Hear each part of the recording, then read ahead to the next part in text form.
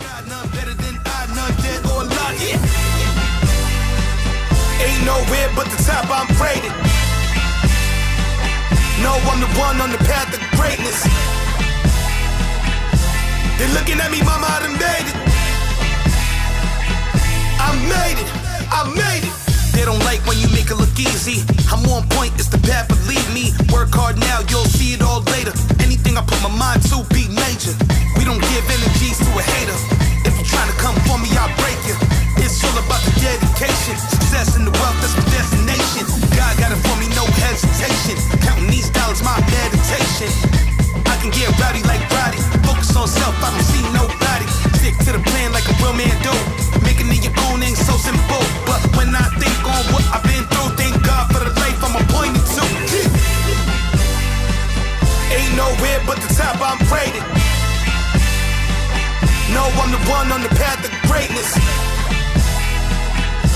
They're looking at me, mama, I done made it. I made it, I made it. When you go up, then it comes down. Do it again, it come back around. When you go up, then it comes down. Do it again, it come back around. Told God to give me some. I'm on my grind of one-to-one. Hey, tell the Most High to give me some. I'm on my grind of one-to-one. Yeah. Ain't nowhere but the top, I'm rated. No, I'm the one on the path to greatness. They're looking at me, mama, I done made it.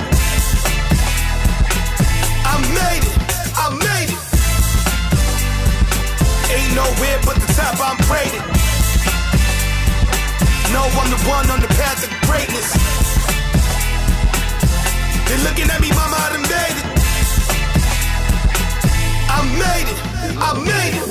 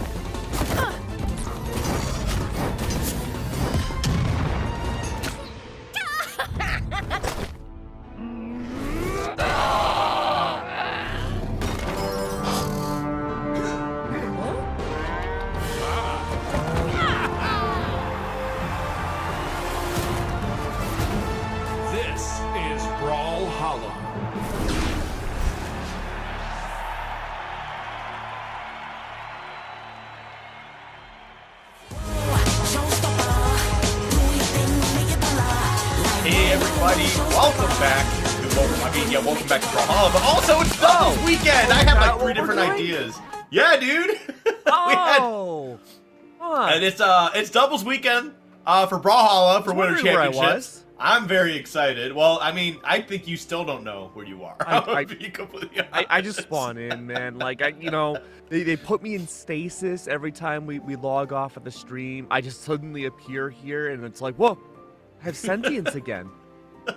Oh, so wow. That's what we're doing. Okay, do tell. I can think. But hey, I'm more upgraded.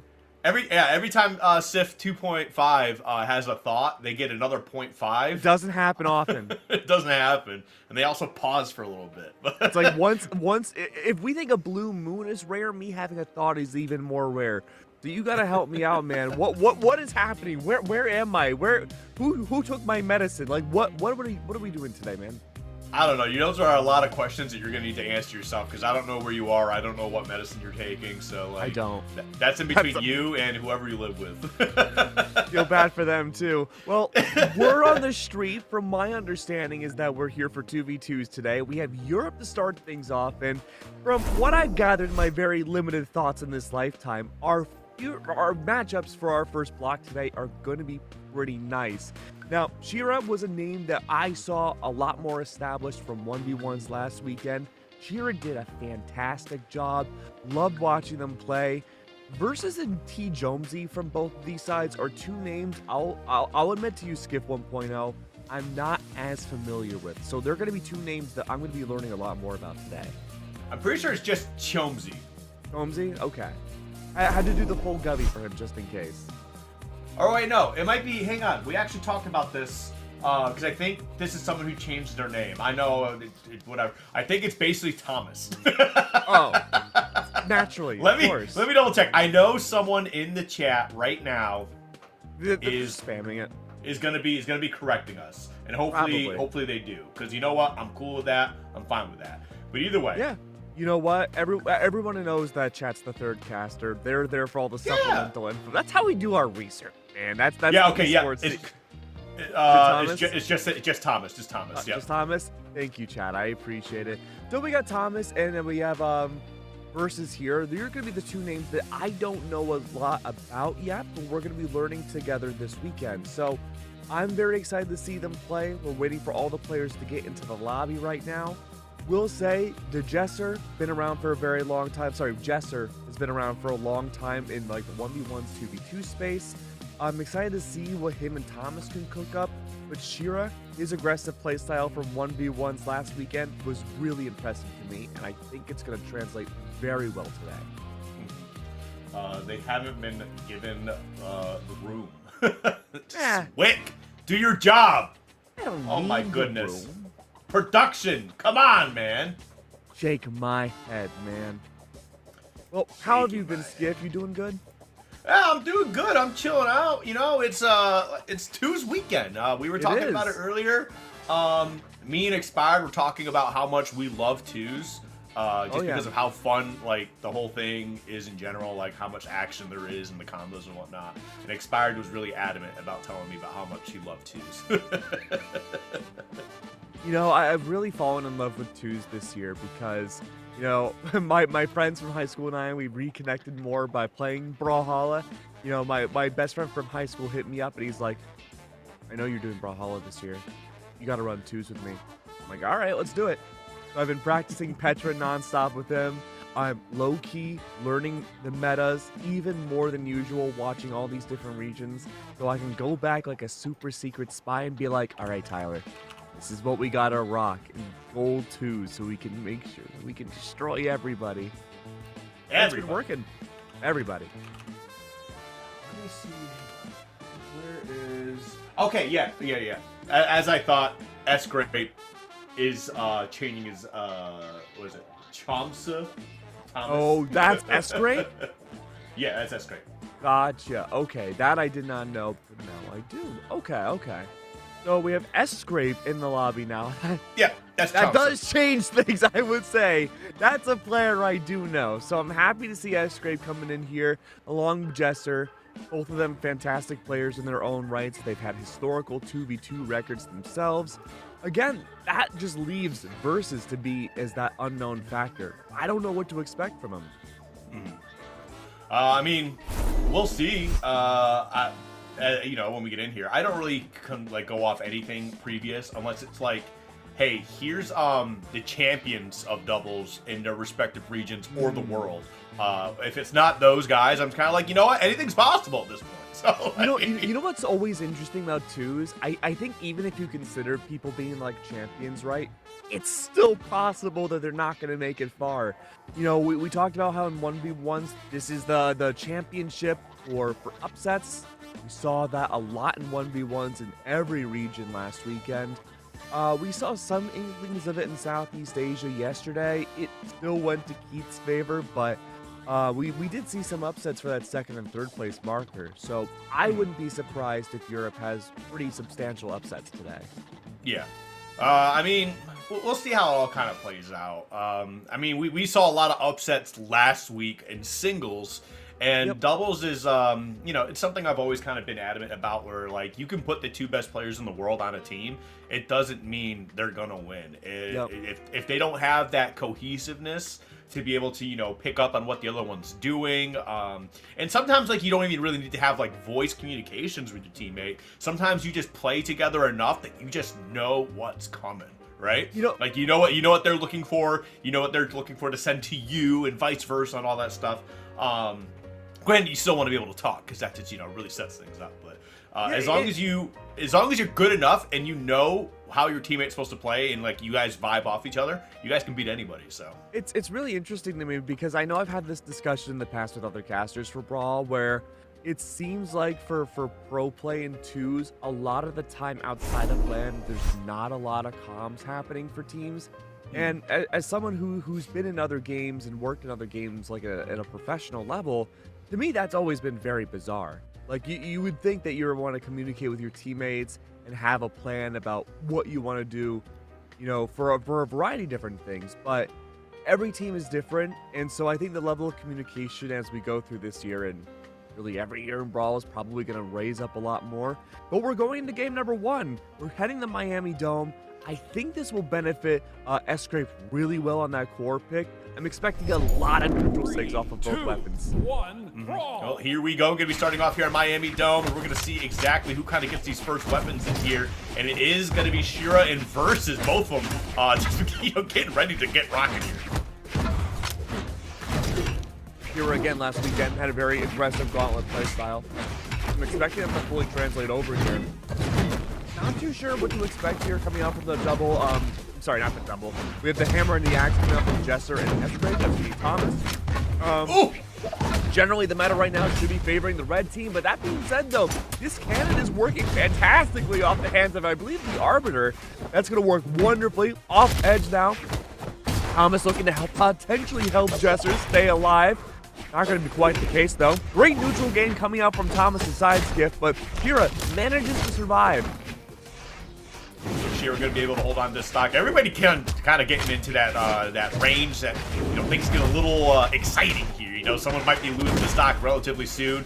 And that's the other thing, too. Cannon, I feel like, is just, like, the de facto, like, twos weapon. There's just so many setups possible for that weapon. It does basically everything you want it to. But, yeah, we're going to be getting a double KO here to kind of get started off as Red Team goes down to their second stock each. That's a wonderful spot to be in now. Of course, the top is going to clean it up. That's Versus gone now. Shira still maintaining that first stock, excuse me. Shira's doing a wonderful job, and, well, normally the Wu Shang does a wonderful job having that survivability. Gauntlets and Spear has that flexibility for long and short range, and we see Shira making full use of that, keeping Jester in the air off of those recoveries. It's forcing Thomas and Jester now to play directly in neutral without really much room to move around. Try to get something going there. All these players are just active right now. They are moving all over the place. You can see they are all looking to set each other up right now. And it's taking a little while. We're getting a lot of onesies, twosies around the place. Oh, yeah. It's definitely slowed down. Oh! Okay, we do get one there. That's actually going to be huge. So after losing their stocks first, Chomsa and Jesser are going to be able to answer back with 4 stocks in a row. Dude, the survivability off of Red Team is incredible right now. The fact that they're able to maintain neutral, there's not a lot of challenging directly in the air. S-Grape, Thomas again, looking to find these punish opportunities off of Hammer. Works out wonderfully. Okay. Oop. Not going to be able to take that one. Just certainly at risk, though. 198 should be disappearing relatively soon. Definitely that Team Red. Oh, man, they might be able to pick up Versus, though. Kind of got the 2v1. Okay, there we go. Great recovery. You're going to be able to create some space for yourself. Oh, jeez, that was a crazy DC up there. Almost being able to get that one. And Thomas finally going down to their final stock here. But, man, that was a lot of extra credit they got out of that stock. Yeah, that was one of the best stocks I think I've seen in 2v2s in a long time from both of Red Team. The fact, though, is it is becoming relatively even. It's just a matter of Shira having survivability again. The fact that we're seeing these small platforms utilized so well by Red Team is making things very difficult for challenging off of Blue Team's side. Recovery's in the air, though. Yes, sir. Very close to losing this final stock. S-Grape doing a fantastic job having that evasiveness around the cannon side, landing directly into the arms of Shira, though. What's going to happen, though? Directly in the air. Oh, wow, that was nearly a stock ender against Shira. S-Grape was not able to find the finish. Versus was able to save Shira's life. Oh, that's geez, Jesser gone. One hit everything's for coming down else. to a last hit scenario here. Literally, almost every stock is dangerous. I mean, we've seen what Thomas has been able to do so far. You know, really extending out that second stock earlier. But now at 181 in a 2v1 scenario, able to pick up one. But wasn't able to clutch it out. But still, a great attempt. One way or another, Blue Team is going to be able to take out that first W in a very close and contested game one. We're in for a series, man. This was a wonderful first game. The fact that we got to see a lot of the onesies, twosies, as you say, and the fact that we got to see a lot of cool macro gameplay towards the end of that second stock really goes to show that there's a lot of adaptation, a lot of thinking coming through from individual players, and with no legend changes whatsoever, we're heading straight back into Miami Dome. I'm expecting a lot slower gameplay, but I think it's going to ramp up towards the very end once we see S-Grape going. Yeah, we'll definitely see how things kind of fall into place here, going right back to Miami Dome, like you mentioned. And we'll see. I mean, the first game, if first game's anything to go off of, we're definitely in store here for a great set, one way or another. Even if it's a 3-0, even if it's game 5, these two are battling it out. Oh my goodness, Jesser wasn't able to pick up Thomas in the process, but still, getting one stock that early into the match, that's huge. You know, my only criticism on Blue Team right now is that Versus in game 1, he had a lot of great cannon value, but I think the sword found even more. And so I was about to say, I don't know how much cannon we'd be seeing into this first game. Proving me wrong right away. Fantastic work so far from Versus. Shira off stage, looking to find that early value off of S-Grape. The answer is going to be yes. Yeah, no way back on. Thomas falls. Wonderful work and a huge turnaround. Yeah, but this is looking a lot like last game. That's true. This second stock here was wonderful off of Red Team, but Jesser's not having a great time. He's getting targeted so much. Oh, that was a huge pickup. Where'd that second stock go? It's deleted. That's what it's gone. It doesn't matter where it went. We just know it's gone now. But there we go. We do find a way to get those first stocks out of Blue Team. But Jesser looking like they're going to be following Thomas here. You know, not too much longer now. I mean, 146 and Blue Team, the way they're playing this game 2 is phenomenal. Not able to take the stock right there. That defense coming in to be able to survive just a little bit longer. Yeah, usually S-Grape's plan in this situation is to play around the soft platforms, high in the sky near the upper blast zone, look for hammer punishes off of Sayre, does not play a grounded game except for small platforms. If that's not going to work for him, we're going to have to see a major adjustment into game 3. Jesser's going to have a lot more pressure in these potential 1v2s. Right now, man, Versus doing a phenomenal job off stage. Was kind of controlling both the Red Team for a little bit here. The recovery is going to disrupt what Versus had set up there, but that's not too bad. They are going to lose the stock there in the process, but Red Team both looking like they are in danger of losing their stocks here and losing game 2 in the process. I like this response too from Escrave. The GCD Sigs working out well. Blue team maintaining full neutral control, looking for opportunities to catch the landings off of both the red team members. Offstage though, Cannon lost versus looking for a recovery opportunity. Double gauntlets out now. Neutral Sig doesn't find any of that value. Recovery's in the air. This Sidra pick working wonderfully for blue team as they secure their second game. Yep, man, that was a much more dominant performance here. Game 1, I mean, we saw how close it was. Thomas very close to being able to kind of clutch it out by themselves. But going into Game 3 now, it looks like we are going to be getting one switch up here. We're hopping off the... No, it's just a skin change. No, it's, yeah, never mind, nothing's changed. We've de-macho manned. Yeah, we de-macho man, which, you know, could be considered a buff sometimes, depending on how you're feeling. Yeah, because you're a wrestler guy, right? I personally think Macho Man is always the right play. That's just me. Oh, this is a nerf. Well, I mean, for me personally, yes. But sometimes you just got to get rid of the special shiny skin and just kind of like get back to your roots, you know? Oh, yeah, okay. Back to basics. Yeah. Okay. Oh, no, I don't think it's working. Let's get... The basics aren't working. The basics aren't working. If Jesser didn't have Lance, I think that would have ended the stock. I don't think there would have been any recovery there, but Jesser makes it back on. Axe in tow. Realizes Lance might not be working too well against this cannon. Versus is playing so great on ledge guard throughout this entire set. I've been so impressed. Yeah, no, Versus have been an absolute monster off stage, and you know that's kind of what the cannon gameplay comes into play. It's just such a big thing. Oh my goodness, a huge turnaround in Game 3 here. Red team able to strike first twice in a row, and this is definitely a much needed change compared to last game. Yeah, really the idea now, win condition if you're looking at blue team, needs to be removing Escape off of his hammer. His hammer value has been instrumental this entire time. Gauntlets have only been used to confirm KOs. He's now off of his hammer, off of that first stock. Jesser nearly losing the second. Versus, again, has just been targeting Jesser non-stop throughout this entire set. Homie has not had a chance to play. Okay. Oh, again! Yes. Man, cannon is just, it is a weapon of all time. Versus cannon, dude. Hey, dude, I love cannon. Let me tell you, I love what this weapon's capable of doing. Oh, jeez! Oh! Gonna be able to survive here a little bit longer, and after, what is a big red team start, the lead is just evaporating here, and now blue team has a lead, and it looks like they're gonna be able to pull this one all the way home. It's just a matter of getting rid of Chamsa. There he goes. Dominating. Wonderful work. Stock lead now from blue team, twofold. Gauntlets back in tow for S-Grave's side.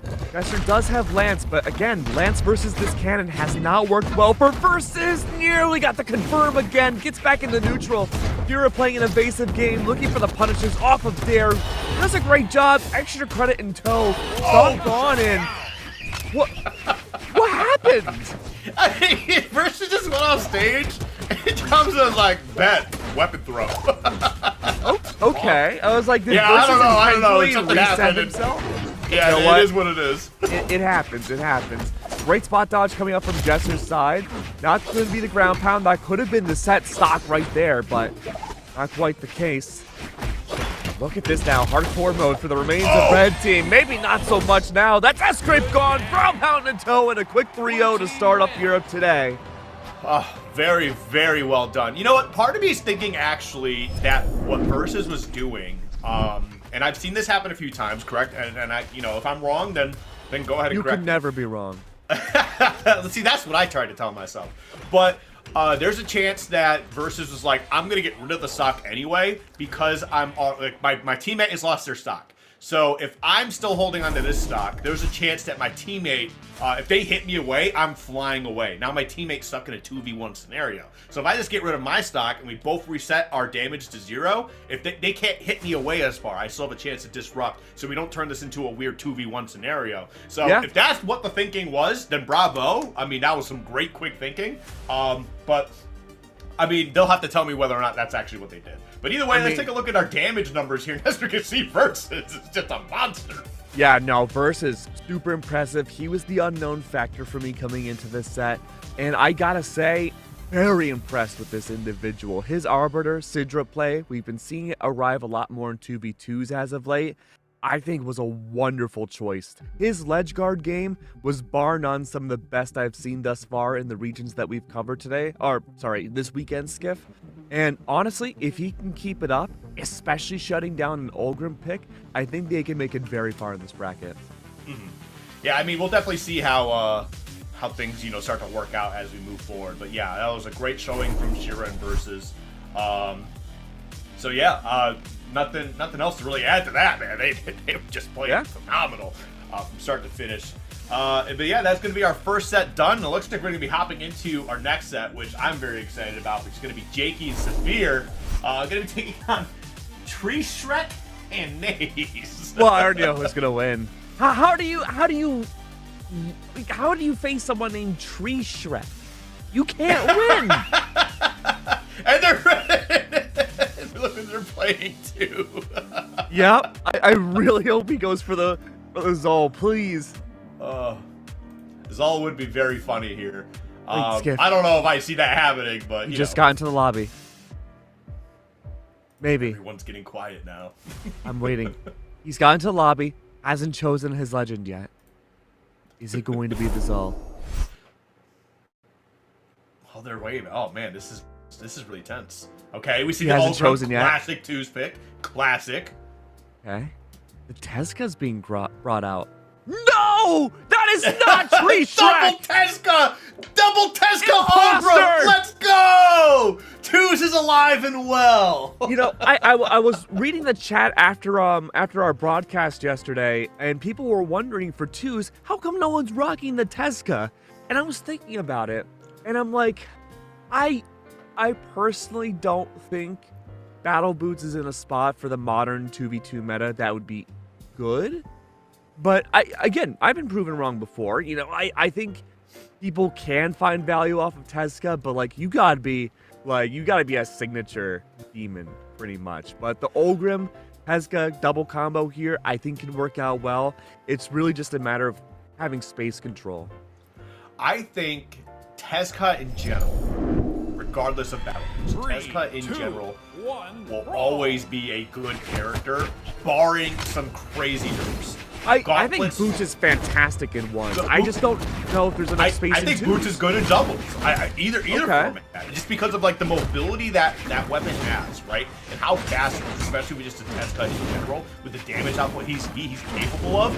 I mean, we already know Gauntlets. Gauntlets is just it's always there's always going to be someone playing Gauntlets because Gauntlets is just a good fluid weapon. I think Battle Boots is kind of the same thing, maybe a little less power, but just how much mobility there is, I think it's something we're always going to see. I think the way 2's is played right now is that Battle Boots doesn't have a lot of advantages because you're looking at maybe a style similar to Gauntlet play where you're in the face of a lot of players for 1v1s like we see Tree Shrek doing now, which is great. But as soon as you get into a 2v1 or 2v2 scenario, you lose any advantage possible with Boots. Especially if you have a team that loves to take you off stage, I think you're going to struggle. Tree Shrek immediately put in that situation, 1v2, could not find any value. The fear still remaining on that first stock. Wonderful work with that grounded gameplay. This is where I think it is. When you get your team combos going with Boots in general, I think there's so many different possibilities of racking up damage. You can either be the facilitator or you can be the stock ender. So, but here's my question for you then: is if you're in a position where Boots is getting those stock combos, why not rock Gauntlets? Because Boots has more mobility. Yeah, but Gauntlets has a lot of mobility already. Boots has a lot more mobility. All right. Plus, as we saw earlier too, we actually saw the combo started facing to the right and then was able to turn it around facing to the left. That is a good point. To toss back. So that's the other side of it too. So. That is a good point, because you do have that big advantage that Scythe would bring out back when it was used a lot more. Double Tezca KO, case in point, Skip, you have a very good way of saying things. Recovery's out. You do have a lot more control about the flow of battle. But again, you have to get that advantage state. Yep. And you know, it started off as a little bit of a rough game for Red, as we almost saw like Jakey lose a second stock very early on. You know, kind of took the back pedal here. Oh no, hit teammate, but that's fine. It's only going to be brief. We've seen Red Team battle back to take a lead, a very strong lead for themselves. As we can see, Saphir going to lose their second stock. Jakey at risk. Will be able to survive just a little bit longer here. Wonderful work, Whoa! Jakey into the air. That's going to be the D-Sig survivability. That is a certified Western Air Temple moment. Oh, no! Okay, Jakey. All right, man. Okay, there we go. Oh, okay, just barely missing out on that one. Oh, great spot dodge. Yeah, very fantastic. Here we go. All right, Sarah's out. You And you know know, what? The most stocks to win it out was the Tesca. Yep. I mean, you also just take a look at some of the damage dealt from the Tescas as well. I mean, it's not as much as, you know, Ulgrim, but Ulgrim's like a different beast in general. But still, just like the KOs, be able to close things out. Still some pretty solid damage considering, you know, just, you know, using battle boots and gauntlets as it is. I mean, Ulgrim's always going to be like, if you have an Ulgrim, it's because they're there to try and close out stocks when needed, so. Yeah, I mean, Ulgrim is the de facto 2v2's pick. I know there's some experimental changes happening right now with dexterity. I'm very curious to see how that's going to affect Ulgrim in 2s. Flambeau and I were hypothesizing yesterday that, you know, we might not be seeing Ulgrim as much if those changes go through. But Tesca on relatively low dexterity, also not in the best spot. It's certainly higher than the Ulgrim pick by. I don't know. We could be seeing a revolutionary shift in 2v2s in the next few months. Yeah, it'll definitely be interesting to see, and it's something to just take note of in general. Because, you know, twos is like always, you got your guy who's going to be able to, you know, get some crazy combos, and then you always pick someone up who's going to be able to close out those stocks without too much hassle. But as we continue to move forward here, we will see where we're going. We're going to Small Fortress Alliance because, of course, we are, and it wouldn't be a complete Brawlhalla broadcast if we didn't see this stage. That's true. One small platform to work with, slightly smaller blast zones than the Western Air Temple. I think the big thing to consider here is going to be the ledges. The fact that we have battle boots again might have better offstage capabilities. A smaller ledge. I know that's a little bit of an oxymoron, but we could see more risks being taken off Jakey, especially to try to get those early KO options. Oh. Okay. Kind of dancing around here right now, as you see. Nobody taking a really hard lead. Red does have a good damage lead, but I don't feel like, in terms of positioning, things are really leaning one way or another. Great work. Great work. I like the grounded neutral coming off from Red Team now. Complete weapon starve off of Blue Team.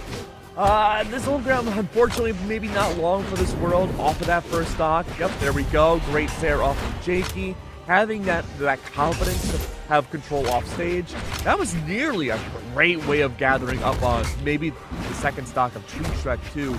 Unfortunately, though, that neutral sig didn't connect. Otherwise, Red Team having very good control of the stage. Yeah, Red Team's doing a lot better job off the jump here, which, oh, just missing out on that Sarah. That is definitely a little bit costly. But yeah, no, I think starting off this game, they're looking a lot more calm and composed. Probably got a good read on what Blue Team's trying to get going here, so they're going to be able to enact their game plan a little bit more smoother than last time. Oh, nice. Great recoveries out. Saphir stuck into the air. No follow through up until the landing's been found. Sarah is out. Look at that damage already from Tree Shrek and Maze. That's a tough spot to be in. Tree tries to find the landing off of Jakey. That doesn't work. Saphir, though, a recovery in the air sends Nyes high up into the sky. There just needs to be a follow through now. Jakey just needs one, maybe two solid signatures in order to confirm both of Blue Team members. That's one. It's Nyes down to their final stock. Jakey's looking for that opportunity. Like you said, the DI input comes on out from the neutral sig and then sends Tree away, completely away from the battle. That's going to help solidify a lot of 2v1 options. Yep, and that's probably going to be stock here. Yo, wow, yeah, with the double dare for sure. Was that game? It almost is. Yeah, I mean, it is 2v1 at this point. It's just kind of like a sandbox, like Gary's Mod type game right now. It's just, what can you do to set up your opponent here to just close this out? We'll see what they can get done. Detective? Let's see. Right now. Off stage. Great work overall. This is just a pummeling against Tree Shrek. No swamps here. Red team wins. Oh, wow. Greatly done. That's just Red Team with another dominant performance here, even more so than last game. Blue Team definitely struggled a little bit more from the get-go, but I think that's partially just due to Red Team just being again, they figured out what they want to do off of game 1 and really establish game 2 in a direction they really felt comfortable with. And now we're going to be going into game 3. I don't know if Blue Team's going to be able to pull this one out because the way game 2 looked very dominant, but we'll see. It's worth noting, too, that Saphir and Jakey are a long-time 2v2s duo. They both won Summer Champs last year. It's gonna be a pretty long road ahead for the Blue Team. Not the discount that they've made it this far in the bracket. They've done a great job.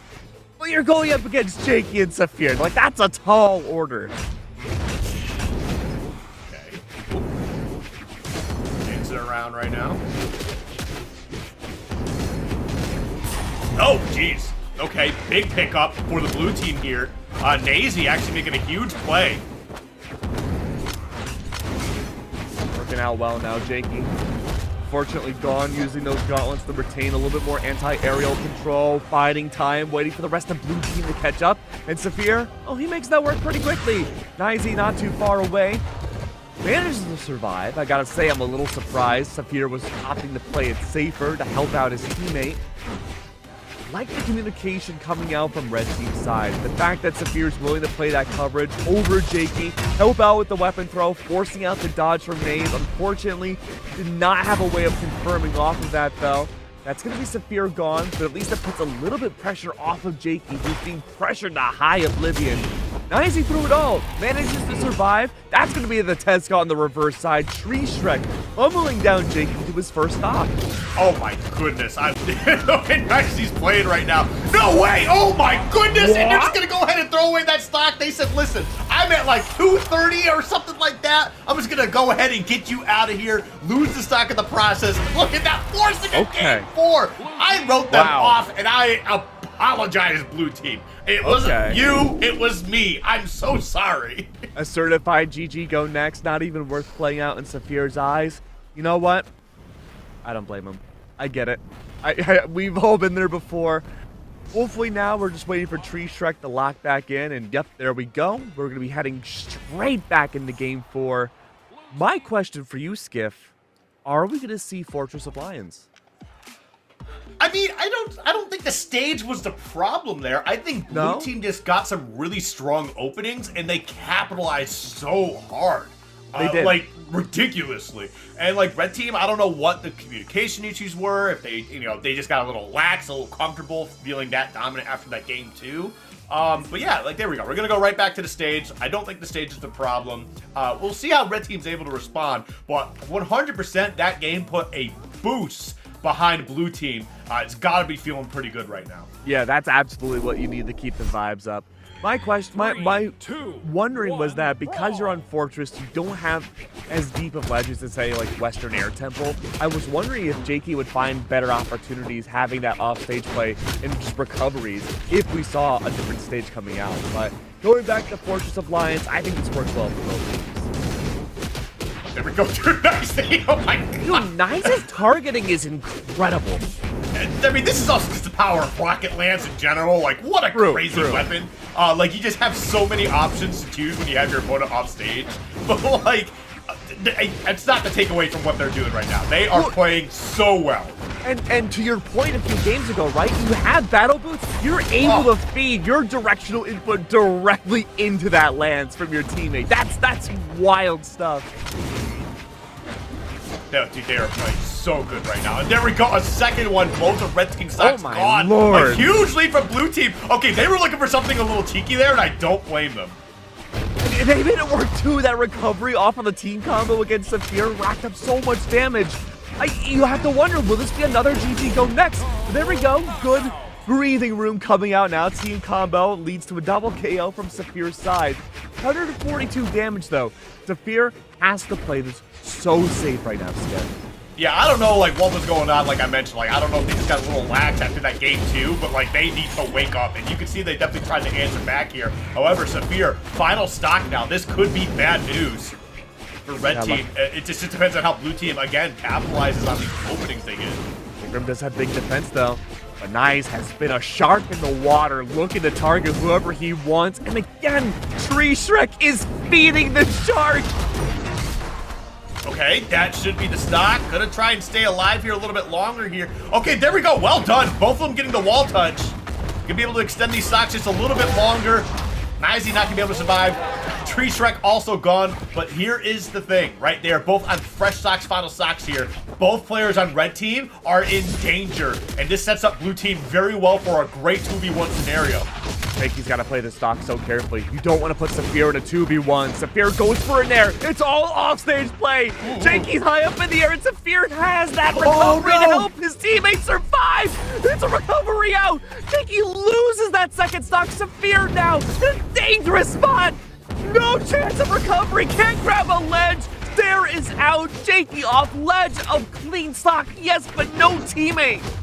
Yeah, and unarmed in the process as well. This is definitely going to look a little bit tough here. You can see Nizy just, oh my goodness. Okay, what is set up? No follow-up to be able to close out that stock. Just going for that raw damage and then reset back to the stage here. Reset the neutral just to see what they can find opening up here. Great. Yep. Awesome. Awesome job there. Tree Shrek got a huge opening. I believe with the Sair to kind of just set him off stage. And then you just got to look at Nazy do that rocket lance. They said, don't worry, I'll clean it up. I got you. Dude, we were at a 2-0, and I'm like, man, this block is so quick today. But the comebacks that we've seen from the Blue Team have been, bar none, some of the best comebacks we've seen also in 2v2s. Again, the teamwork that we're seeing from Tree Shrek and Nizy has been wonderful to see, especially from Tree Shrek's side, that we're seeing the battle boots into the DI, feeding directly into Nizy, who has been fantastic about taking these individual 1v1 early stocks off of both Saphir and Jakey. They have a long road ahead, but honestly, the light is at the end of the tunnel. We're in game 5, Skip. Nazy's just, pretending to get both the Red Team is just the ball right now. They're playing Brawlhalla. Just absolutely bouncing these guys all over the place. Oh, okay, there we go. Red Team, I don't know, maybe they just kicked themselves in the butt in between games 4 and 5. They said, okay, we need to lock it. All right, let's see how this plays out now. Nazy in a wonderful spot, playing for the ground to control. Saphir should be isolated, but manages to get back onto the stage. That's going to be a recovery out. Jakey, great opportunity to find with the dare. Unfortunately, it's a sacrifice of his own life, but so is Nazy's. Saphir's the only one left with a full stock, full 3 stocks, I should say. Just a matter of seeing if Tree Shrek can capitalize. Recovery was out, and Saphir does survive. Second recovery doesn't connect. Off stage, though. Nazy's trying to find the catch landing off of Saphir. Doesn't quite work out that way. Jakey playing a safe game while Saphir is going to be in that 1v2. Or I should say, Jakey's forcing that 1v2 as Saphir loses that first stock. Kind of watching it right now. Again, Red Team started off hot, but Blue Team is battling back. They have shown great resilience so far. Going down 2-0, forcing a game 5. That was actually a huge weapon toss there. Actually saved the teammate. Really well done by Tree Shrek. Everything's gone to a crawl. Oh no! Oh, you caught your teammate in that sick! Oh, the weapon toss! What a weapon throw, man! Holy! Okay, the recovery punish. This okay, still gonna be able to survive here. Blue Team controlling the stage incredibly well all of a sudden. Just looking for a way to just keep Saphir out, but Saphir gonna battle their way back. And both the Red Team gonna lose their stocks. Going down to the final stock scenario. Nazy holding on to 2, Tree Shrek on 1. Nazy had to have lost that second stock during the respawn of Tree Shrek. I think the window of opportunity for Jakey and Saphir is closing, and it's not looking good for them. Great job, spot dodge, led to a dare. That's gonna be Saphir, keeping them in the air. 2 stocks though for Nazy's side. Tree Shrek does not want to fall onto the ground. No weapon to speak of. Jakey's looking to keep him in the air though. Recovery is out. Yep. That's gonna be your Ogrim gone. Yeah, we get that stock out of the way. Now we just add a fresh stock here. Right, so now it's just about trying to protect Tree Shrek as much as you can, right? Try not to let them get caught up in a combo. You can take that damage. You are able to afford that. But Skip, Vicky and Sapphire have not capitalized on these 2v1s off of stock respawns. They are looking to play ultra safe. They're not taking any risks at all. We're not seeing any offstage play. Vicky, forced offstage though, tries to catch the nair off of Nazy. That doesn't work. Catches the landing. Neutral Sig is out. What can happen here? Sapphire, Vicky needs to have that coverage, but instead it's a team hit, and recovery's out. Nazy's gone. Tree Shrek by himself offstage. Oh no, you jumped right into it! What are you doing? What are you doing? Oh my god, he tried to save his teammate from the head and you just cut yourself in the process? Oh no! I am in shock and awe. Replay guy, help me out here. What happened? Oh, we need a telestrator, man. Okay, let's see. So this right here, like Nazy loses the stock, right?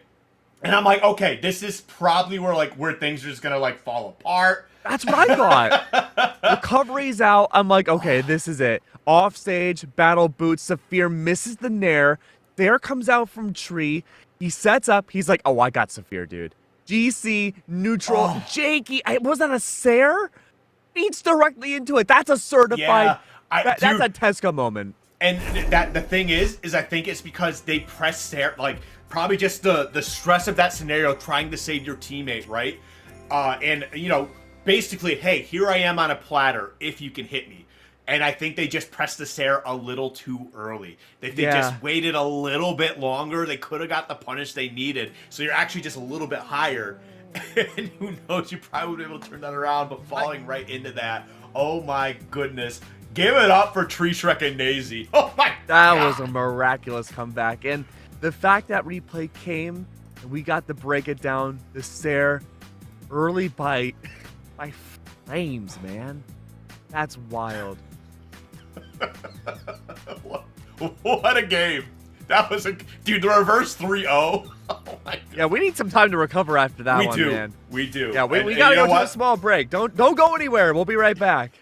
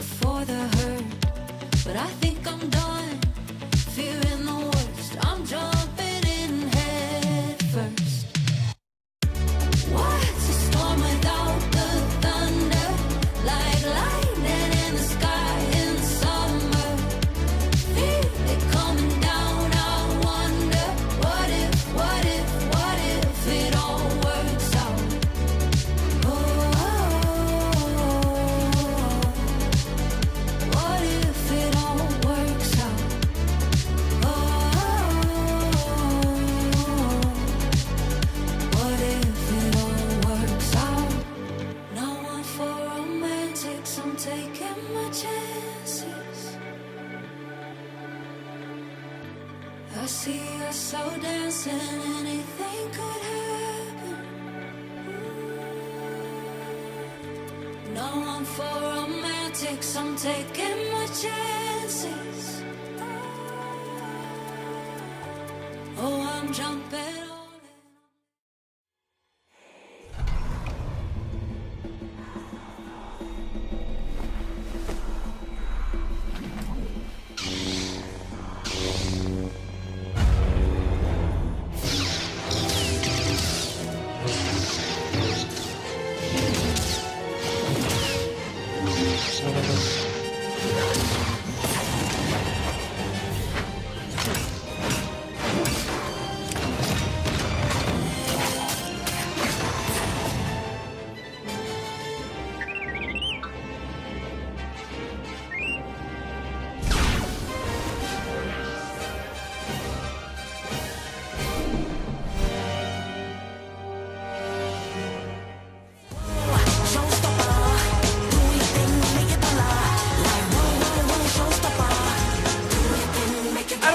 Expect me to follow up with an intro after the amazing Game 5 that we just saw.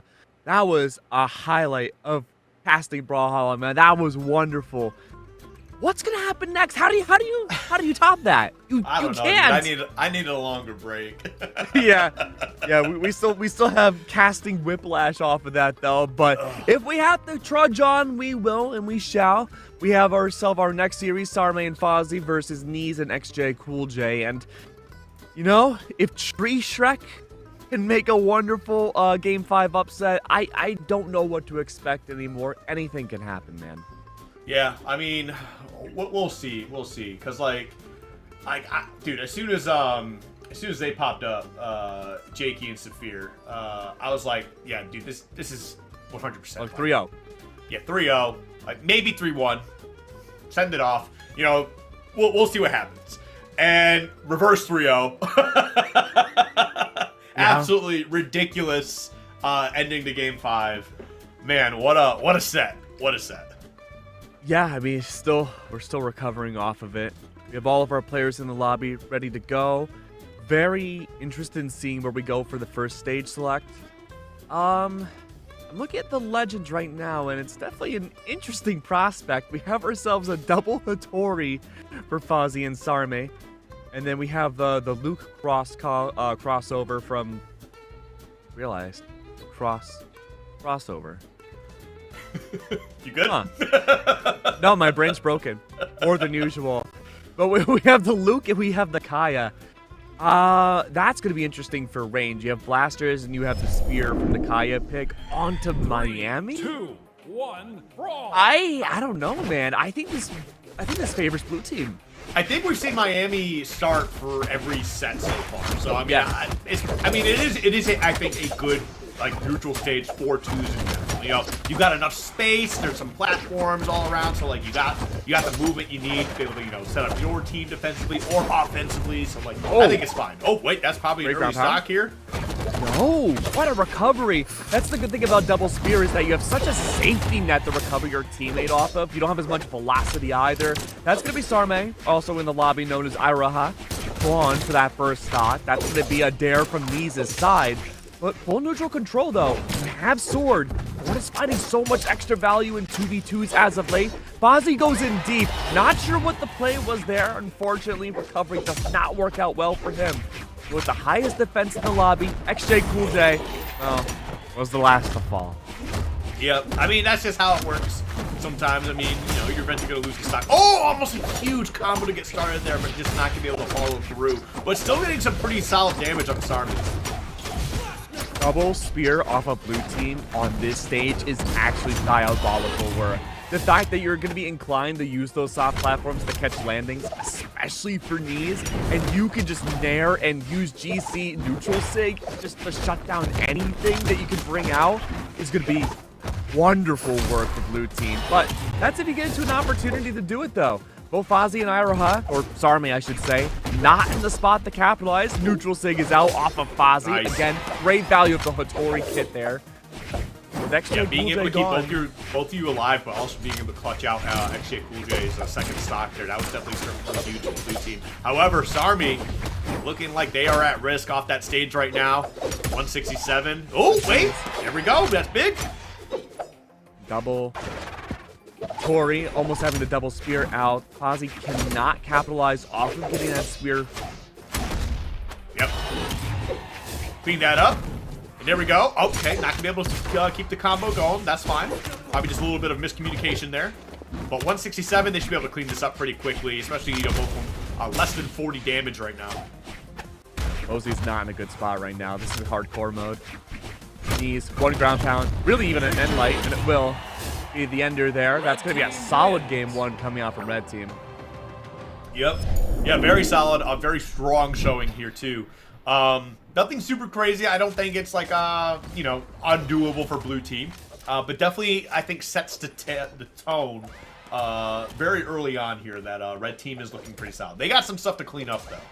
Yeah, I agree with that. I'm not sure how I feel about the double Hattori. I think in theory it's a fantastic choice, but just the amount of grounded value that the Kaya gets right now in this meta, it's really hard to bypass that. Your neutral sig off of both of the weapons in her kit is just such great anti-aerial capabilities. And if your anti-aerial is matched or shut down with a double Hattori, you really lose most of your advantages. Yeah. 3, All right, 2, here we go. Going right back into Miami Dome here. We're gonna see I gotta say, Fozzie historically is always an Orion player, and Lance, great spot in 2s, always the spear. I imagine we're gonna see the swap to that by the end of this set, right? I mean, maybe. I don't know if they just got something that they like that they were doing with the double Hattori here. I mean, they've got, like, again, they're double Hattori. They've got the same bunnies in the background, too. So, I mean, I don't know. We'll see. I mean, they're going to lose that first stock once again. Sarmi going to be losing it fairly early on. It's been a big struggle off stage. Sneeze and XJ great at capitalizing off ground pounds. Fozzie not long for this world. It seems Sarah doesn't connect, but the dare follow up off of XJ. Wonderful work. DC neutral sig off of Sarme. Can he find any follow through? But at least he survives. Okay. Again, both of them holding on to the third stocks right now. Blue team, you know, they do have stage control here. It does get one stock out of the way. Not able to clean up XJ Cool J quite yet. Oh, wow, there's the second one. Weapon toss. Are they going to be able to recover? But they won't be able to. This first stock of the XJ gone. Sarme got some great damage. Sarme has just been a bit of a punching bag this entire set so far. Yeah. No disagreement there, my friend. Dare is out, though. Fozzie not long for this world. It's going to be Ira, or sorry, Sarme, just fishing for ground pounds to get an early stock KO. Anything to capitalize here, but ground pounds in the way. Sarme's gone. A clean break for everybody except for XJ. What is happening up there? Fozzie is turning into a bird, dude. Having full aerial control, surviving off of knees. I don't know if you can capitalize off of this. XJ, all it takes now is that ground pound. Maybe a dare. Anything off stage to get rid of that second stock. I mean, they almost got a super early stock out of that, too. That was really, really scary. I think just like 10 more damage would have gotten it done. Okay, red team, a little bit of a dangerous spot here. Both of them trying to find their way back onto the stage. Knees gets up there, but XJ Cool J already in quite a bit of trouble. 208 now, and that's going to be the stock for sure. 2v1 scenario here. Knees going to see if he can try to... Oh, wait, no, he still has another stock. Excuse me. Safety City, though, for Knees. Did not engage in any fights during the respawn of XJ Cool J. Sarme and Co. playing so safe right now. Look at Fozzie's damage. A hit from anything with the amount of defense Hattori has will end their stock so quickly. That could have been the setup there. Knees was looking for a D-Light into a side air. That absolutely would have sent Fozzie to the blast zone. How do you survive that? Recovery's out from his teammate. The mirror, another recovery. Fozzie is back. Yeah, but look at that, 233. Wow, what a turnaround. Oh, they get one. This could be huge. A potential crazy turnaround here. We're going to see if XJ Cool J really just has to sneeze on both of them. Especially, you just got to look at Fozzie hard enough and they're gone. Fozzie has that survivability. He's playing a pure evasive game. He's setting himself up nearly as bait for XJ to engage, and Sarme's there to follow up. A side sig, no, down sig, excuse me, could have been enough.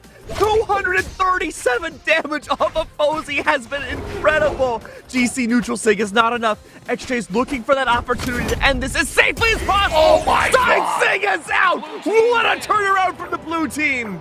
Did you see how dark that red was getting? It had a white outline. 237, surviving at 237. It was darker than barbecue sauce, man. It was looking a little tasty. You can tell it's early in the morning. We're hungry right now, man. Oh, but goodness. oh my, what a turnaround. Love the adaptation coming out from both of these Satoris. Again, the fact that Fozy wasn't necessarily playing safe, but the fact that he was letting Sarme play the engagement role, forcing that back heel off of XJ, knowing when to follow up off of his teammate is perfect micro game. That's what you need from your twos partner. Yeah, you know what? We were kind of like wondering what the double Hattori was going to look like here, but it seems like they're starting to show us, like, hey, this is what the idea was. All right. Sometimes you just need a little time to understand the thought process, and I think I'm starting to understand here. They're playing crazy. Going into Game 3 though, one apiece. We're going right back to Miami Dome. I believe the kids say they just needed time to cook. They're cooking. They're cooking. They're We saw cooking. that barbecue sauce. They're cooking. We saw it. Delicious. 1. Exactly. Brawl. All right, but here we After go. Miami. Getting into Game 3 here. Going to be a huge pivotal turn for either team, I think, that takes this game. Yeah, this is really anyone's set now. After what we had seen, the heroics coming out, as long as we can see a solid early game from blue team, I think this could go in anyone's favor. But again, that was the big struggle early on. Fuzzy and Sarme not finding a lot of value off of their first two stocks. Instrumental lead towards the end. As long as Knees can survive and not put XJ into those 1v2s, it's anybody's game. Oh, what a neutral sig. Oh, I saw the vision. Yeah, they were just a little off target there, but that's fine. They do find a way to clean up that stock regardless, and now in a 2v1 scenario, can they clean up Posey? No, they don't. Just barely off the mark. Oh, geez, double dip. Nope. Okay. DC side sig, that's what you want to see. The reversal. Okay, No. and is going to lose the stock. Yeah, no, they went for that ground pound miss, and then we had a great reversal there to be able to get that stock. Granted, it's just the first stock here. You still got third stock on Knees. I mean, red team, I think, is still in a solid spot here. Whoa, that was awkward. XJ almost could have made it back too, but the baited play there from Sarme ensuring that it forced out the... yeah, I'm not too sure. It forced out the spot dodge a little too early there. Great job, though, for the weapon star. No opportunity for XJ to get a weapon right away. Utilizing small platforms, though, Fuzzy goes for the delayed ground pound, tries to find a 2v1 opportunity off of Knees. Not the case. XJ back with Spear in play. Knees has to be very careful. Everyone has extended range over him. But XJ's there for the follow-through. Off stage, trying to bait out his teammates to get that ground pound for Knees. Sarme falls for it. Hook, line, and sinker, but the fish attacks the fisherman. It's going to be a recovery from XJ instead. Here we go. Pogo. Is that going to be enough? Oh, not able to find them. They do get the wall touch and just was not able to clean that up. Oh, dude, they were tracing them in the sky. They just didn't let the recovery rip. They would have been fine, though. Weapon toss, though. That'll get it done. Posey is so delayed on that second stock, man. It's anybody's game. But again, we've seen these massive turnarounds before. This is the miracle stock for blue team. They made this work once. Can they do it again? It's going to be a tall task, that's for sure. I mean, red team's already getting some pretty solid damage here on these final stocks here, so I don't think they're too worried. But, like, again, you still need to play your game. You can't be taking your time and, taking it easy. Hey, we learned that from the last set. Oh, no. Okay, but they both lost their stocks at the same time here, so honestly, not a bad spot to be in. Surely the idea now is the 2v1 Sarme, right? Anything. I'll take either of them. Because you can just knock Sarme off stage and then just go right for Posey's, as fast as possible. And that's generally what the game plan has been. XJ forcing people off stage. Knees will go for the ground pound. And that has been great for a lot of stock enders. Posey's in a similar spot, though. Full-on neutral game. A grounded game from red team. You gotta play this so carefully. Everyone's safety city right now. Neutral sig. XJ doesn't connect. Posey also looking to get full neutral. Everyone's trying to stay directly away from the blast zones. No one wants to get close. Potentially a recovery. Posey wasn't able to capitalize. XJ for the dare. Posey's gone. Any chance of a recovery is now gone completely. Carme's by himself. Taken down. 2v1. A comeback and a tiebreaker. That's Red Team taking the lead. And that's the thing too, is there was a chance of recovery that first stock there, I believe, for Sarmi, but like as soon as that second weapon toss came out and connected, that was wraps for sure. Oh, okay. I like what's happening here in the Legend Select. We're going straight to map bans.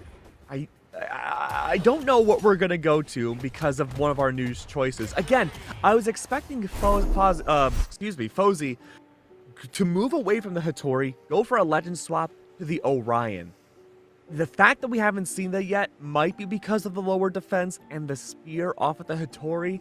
We instead go to the Kaya pick, which might be a little bit more inclined to the meta, but the fact that, again, we're moving away from his legendary Orion really goes to show that we're seeing something different. Yep. 3, All right, 2, well, here we go. 1, Gonna be brawl. getting into Fortress of Lions because, I mean, you said you didn't know where we were gonna go for a stage. Come on, you know this would teach. I don't know. It was all Miami up until now. Yeah, but, you know, as soon as Miami got banned, I knew we were going. I was too focused on the Kaya coming up from Fozy's side. Hopefully Yep. this has better ledge guard control. That was something that we've been seeing lack a lot from the double Hattori pick. It was either complete neutral or very far off stage. There was no ledge guarding.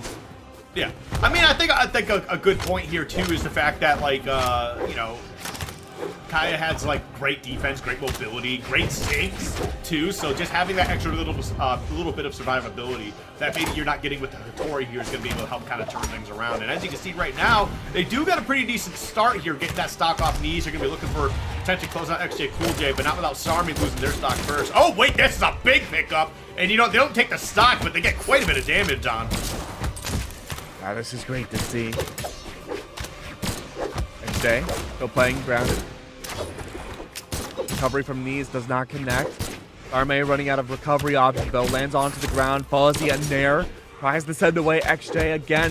Both Kaya still have their first stock. You just cannot discount the amount of defense Kaya has in her possession. 2v1 combo. Knees into a neutral. That sends Knees into the sky. Can Sarme follow up? No, the Nair doesn't connect. Knees is still up there though. All it takes is the recovery.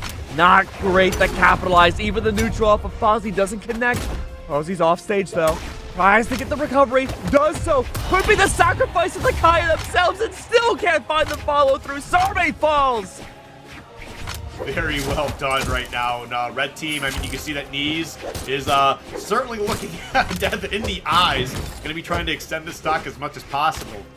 And actually, Cool J, honestly, doing a really good job in this 1v2 scenario, just kind of, you know, hitting them back and forth, not really committing too hard to anything, just kind of watch for the They do get Knees out of here, so now we can certainly try to see some more doubles gameplay happening here.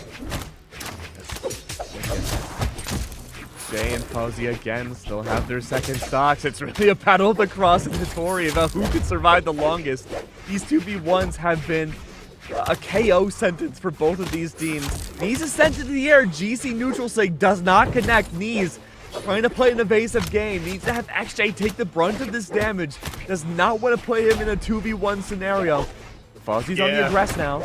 It's definitely looking a little bit rough here. Blue's actually got a really solid lead because Red commits too hard one way or another.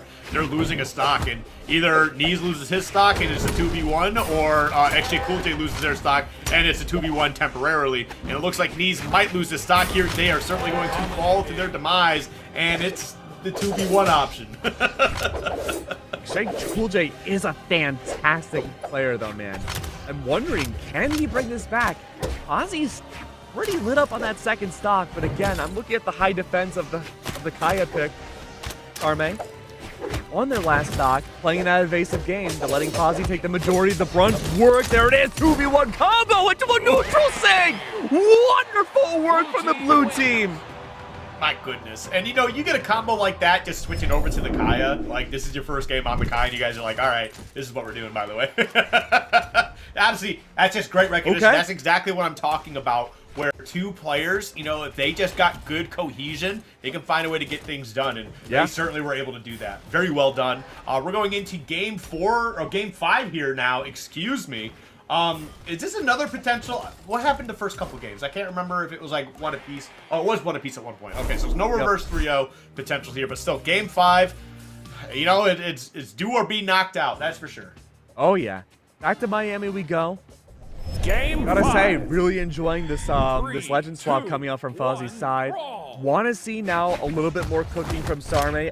We've absolutely seen it so far this set, but again, having that survivability, working the 2v1 combos, as long as Sarme doesn't get knocked off the stage, which is what XJ wants to do, and this could definitely be blue team's win set to win. Yeah. I mean, we'll definitely see how it plays out. Right now, they're looking pretty solid here. Red team has quite a bit of damage on them.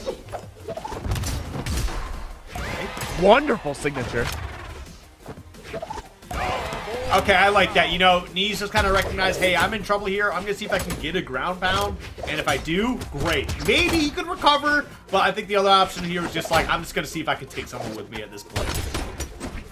The fact that we're seeing so much more confidence from the double spear off stage now is really nice to see from the blue team side. Almost the follow through there. 150 damage off of Sarme. He's got to play this so carefully. XJ tries to go for the ledge guard. It could have worked, but Iroh goes right behind. Oh, recovery doesn't connect either. Any sort of way for playing evasiveness. Let Fozzie take the majority of the hits now. He's got the high defense. Let him.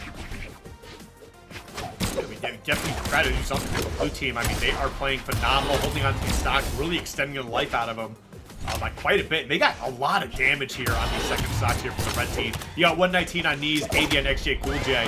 Oh, geez. Okay. I thought that was going to be a different scenario there for a second, but you know what? Hey, we'll certainly take that for blue team. Again, looking very dominant here. Going to be looking for a way to close out XJ Cool J. And there we go. Not going to be able to take the stock quite yet, and they are going to be able to recover. But you know what? They said, hey, look, you're way out there. We're going to go beat up your teammate for a little bit. And Knees has been so shut out this last game. The fact that he has to play so up close against triple spear, if you want to count XJ's too, there's no ground that's safe for Knees to rely on. Now that he's on his last stock, he's got to play evasive. That, again, puts all the damage on the brunt of XJ. There's just nowhere to go. They are looking for a way to just try to find a, you know, single them out. And blue team, man, they still got a lot of resources here too. Like, even if any of them lose a stock, it's really not a bad spot for any of them. But Knees, you got to be very careful. Yeah, so careful, man. Knees is still making engagements, though. He's still playing aggressive. Fozzie, though, follow through recovery in the air. This could very well be it. Sarah is out. Knees, what recovery options does he have? He dares back to the ledge. A save from his teammate. XJ sacrifices himself for Knees. Blue team wins. You know what? I love the selfless gameplay, though. Red team really trying to make it work by all means necessary, and just was not able to get it done. Blue team coming out on top here. My goodness, man. These have been a couple of, like, some great sets, like, all day today. Oh, yeah. Yeah, no. I'm always fortunate when I'm working with you, man, that we've had such great sets. Woo! I mean, our first set today was a 3-0. Then we had back-to-back Game 5 sets. You think we have another Game 5? Man, I kind of hope not. What? It's only because I've got a long day ahead of me, and my voice, I can feel it. It's already starting to go. I mean, That's obviously, fair. yes, give me all the Game 5s, you know, because, like I said, I love 2s. I just find it so hype. Game 5s are always so tense in general. But, man, I could definitely use a little bit of a break. Oh, man. Well, but either way. we don't have a break after this game, right? We still have so many more. No. We got You had at me least scared. one more. No. I meant I could use a break as in, like not as many Game 5s. Excuse me. Good. We're not allowed breaks anymore. I forbid it. You know what? I will unionize. It'll be me. Yeah, the one-man union. But Yep. that being said, though, for our next series, we do have Crestu and Blues versus Seven and Bakonko. Gotta say, I love Bakonko as a 1v1 player. I don't think I've covered him in 2v2s before. I recall him being a very aggressive hammer player. Easily translates the twos. Oh yeah, I mean, hammer's just it's another one of those weapons where it has had some hardships before, but generally, history shows More hammer often than is not. more often than not, hammer is okay. It's just fine. But yeah, we're gonna see. I'm really interested to see like what the characters are actually going to be chosen here, because that's like another thing to consider too, is sometimes the character you play in twos is not the character you play in ones. That's absolutely true. For myself, like when I play twos, I don't play my main in ones Petra too much. I like to go for the heavy hitters like Taros. We're starting to get our legends selected into the lobby right now, but Konko is not rocking hammer. He's gonna be going for you know, like you said, Skip, the 2v2 special. So well, the other 2v2 surprises. special is also here with Onyx. Onyx, I feel Yeah. like, especially what we've seen today, not as prominent, but I do remember a time it was like an Onyx in every game, and for good reason. Onyx and Cross.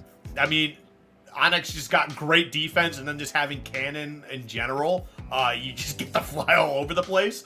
And then, you know, the gauntlets too are always just a great, like, you know, doubles combo tool. So, but we are going to see the Kaya on the other side here, though. So if you haven't seen enough Kaya yet, well, you're in luck, or you're getting more.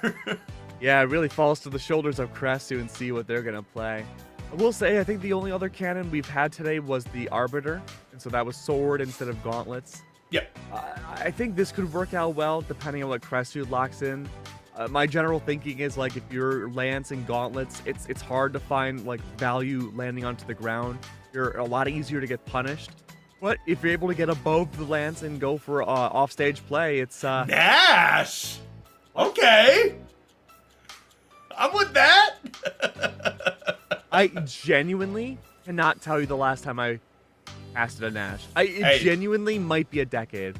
I saw some Nash. I think last time I cast, sometime last year. Actually, last year. I'm serious. Like last year. Probably it was and you know what? Yeah, I had the same reaction. You know, I'm not against it. Nash is one of those legends where I'm like, why don't people play him more? Like, his stats are decent. He's got hammer. He's got spear. You would think he'd genuinely be like part of the twos meta, like a staple. I think his signature kit is just so unpredictable and slow that it's just not the value that you would get off of a Taros. Yeah, no, I totally get it. Like, it's like if you're gonna play hammer in twos, like Taros is right there because you also get access to axe, right? And then you can kind of play around that. I think part of it is just that some people just find Nash boring. Yeah, I will disagree. I like Nash. I think he's cool, but like, you know, if there's another character to play that's a little more exciting, you're probably gonna play that game. Yeah, I think I think a part of it too is just the excitement test. I like Nash's kit. It's just, again, like, finding the value. It's so easy to get out of his signatures. We've seen 3 whiffs so far off of the side sig, one of which was spot dodged out immediately off of D-Light. Like, say, Cassidy, you would not get away with that. Oh yeah, we know. Yeah, you know, we saw a lot of Cassidy last weekend. You know what? After we saw that, my friend and I, we played 2v2s. I'm like, bro, let me rock the Cassidy. He's like, what? No, just trust me. Just trust me. We did not lose a game. What a character right now. But either way, we're going to be pushing forward here. As you can see, 7 looking like they could potentially lose a stock here very soon, but that's that high defense from Onyx coming through here. 264 is where we're losing that stock. Come on. Gigantic stage 2, plenty of opportunities for recovery. That being said, though, not quite for the red team. 240 damage off the hands of this Nash, by the way. Not a lot of defense either. His survivability has been incredible. Still incredible.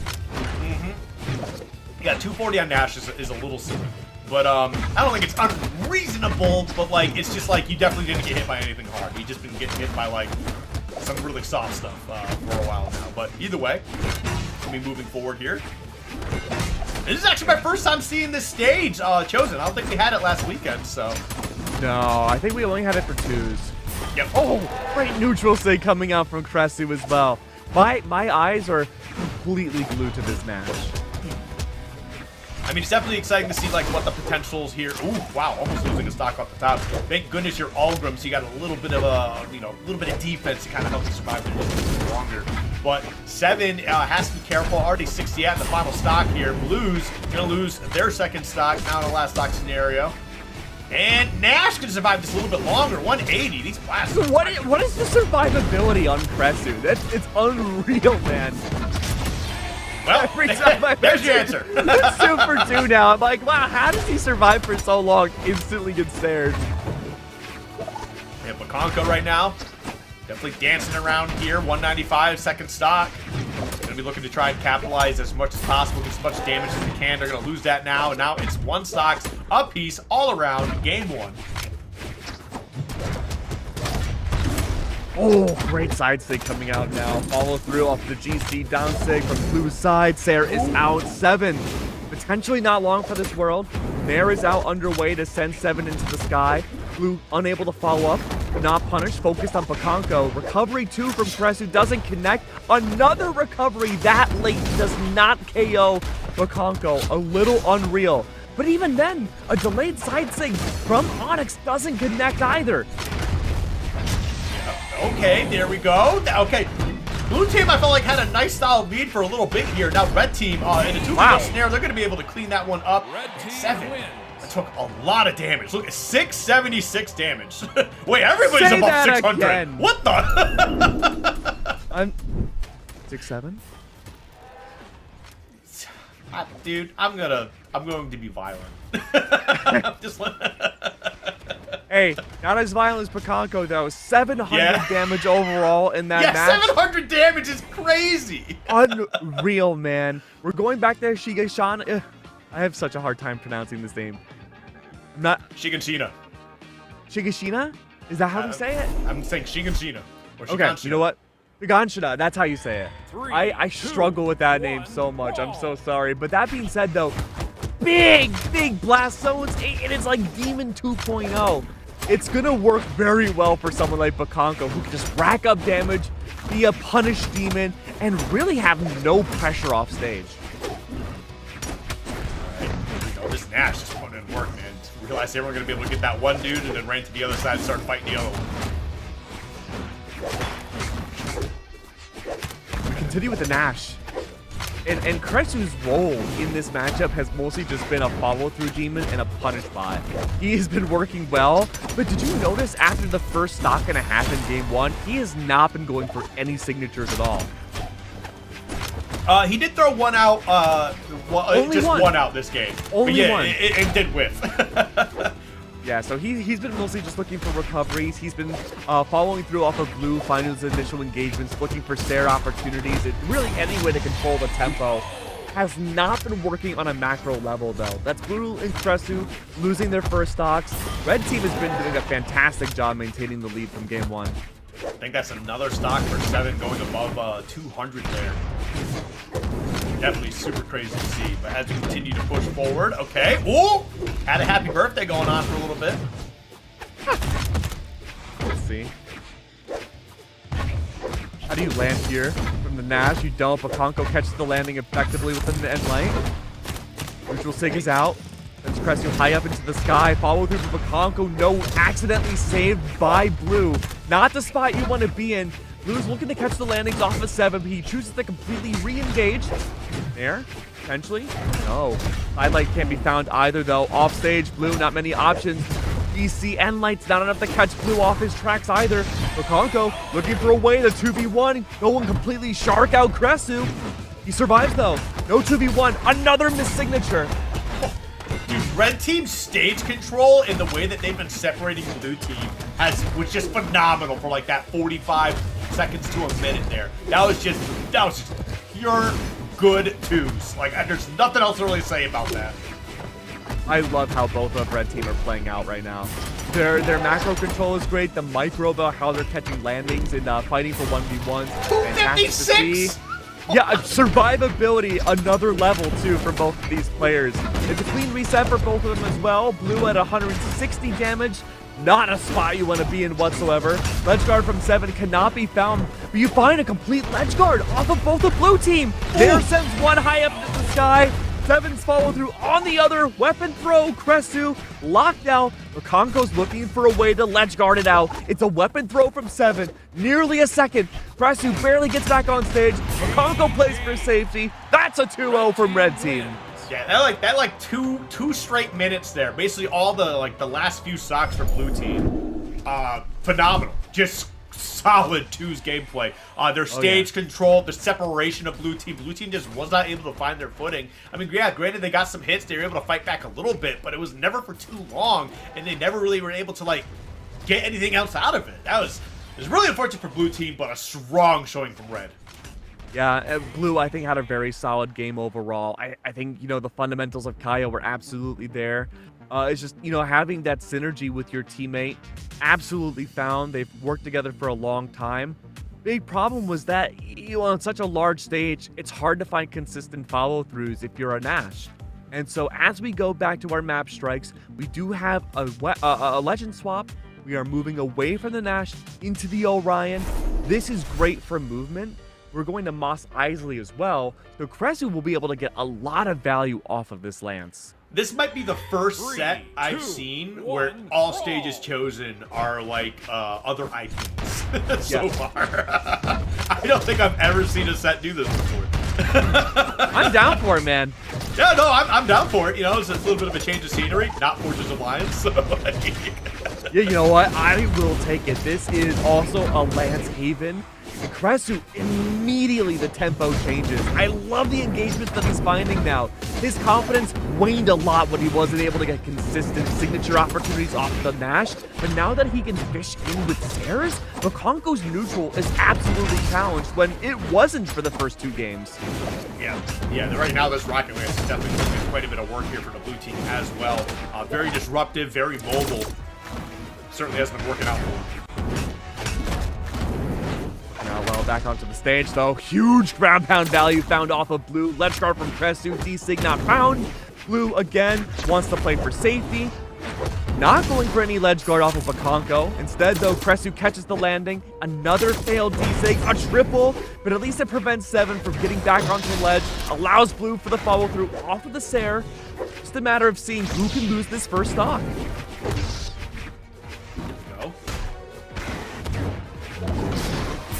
Nice, okay, there we go. First stock on the board here for blue team. And again, these guys are surviving so long. 214 off of Bakonko, man. Sair is out, Blue is gone. Even after that Sair, Bakonko still survives. Okay. There we go. Yep, another recovery. Gonna be able to close that one out. 2 stocks aboard for everybody here. And actually relatively even. There was like a 5-point damage difference. It's really all that there was between everybody. Blue's struggling now. Having a hard time finding that proper footwork on a smaller stage. There's just no safety room whatsoever. Yeah, I mean, it's definitely a lot smaller than Shiganshina. So, I mean, it's a lot easier for them to kind of control like a large amounts of space, relative to the stage, and be able to kind of get some pretty solid damage out there. As you see right now, the red team, after they started off a little bit rough in this game, have certainly found their footing again, and it probably has to do with that Rocket Lance being gone. Cresu, but no, the spear coming through. I'm sorry, I cursed that one. Oh, that for a while, neutral there was just a complete mess. We were looking at the blenderiest of blenders possible. The fact that we saw that neutral sig come out from Cresu, it really should have found both of red team, but it did take down 7. Cresu's confidence is, again, soaring in this 3rd game. This is what blue team needed, and I think they can bring it to game 5. Yeah, they're definitely working for it right now. Okay. Their time here. You can see Blues, they are at risk of losing the stock very, very soon. They're playing careful as possible. Not going to be too much longer, though. They're going to get that stock out of the way. Now, red team with a 1 stock lead here. Bakonko. Gonna see if they can try to find a way to extend this as much as possible. See if they can get Kresu out of the way. They're working for it right now. That's not gonna get it done. These blast zones are huge. Yeah, the goal right now for blue team seems to be to focus on 7, rack up that damage, and hopefully when Bakonko falls, or no, not even when 7 falls, you have the 2v1 opportunity against Bakonko, who in 1v1s has been the best player in this lobby. Bakonko falls now. 2v1 opportunity needs to be abound. 7's taking some damage, but the follow through from blue misses off of that dare. 7, recovery is out. Blue survives. Big blast zone moment. But this is a do or KO moment. Blue cannot lose this stock. Recovery's out yet again. Will not survive another if it happens. Follow through is out. How does Blue survive? Can it This is work a high out, though? defense, man. Oh, there we go. Blue is gone. Kresu, not long for this world and not long for twos. That's the DC for Bakonko. And 1 damage off 600. MVP of this set, man.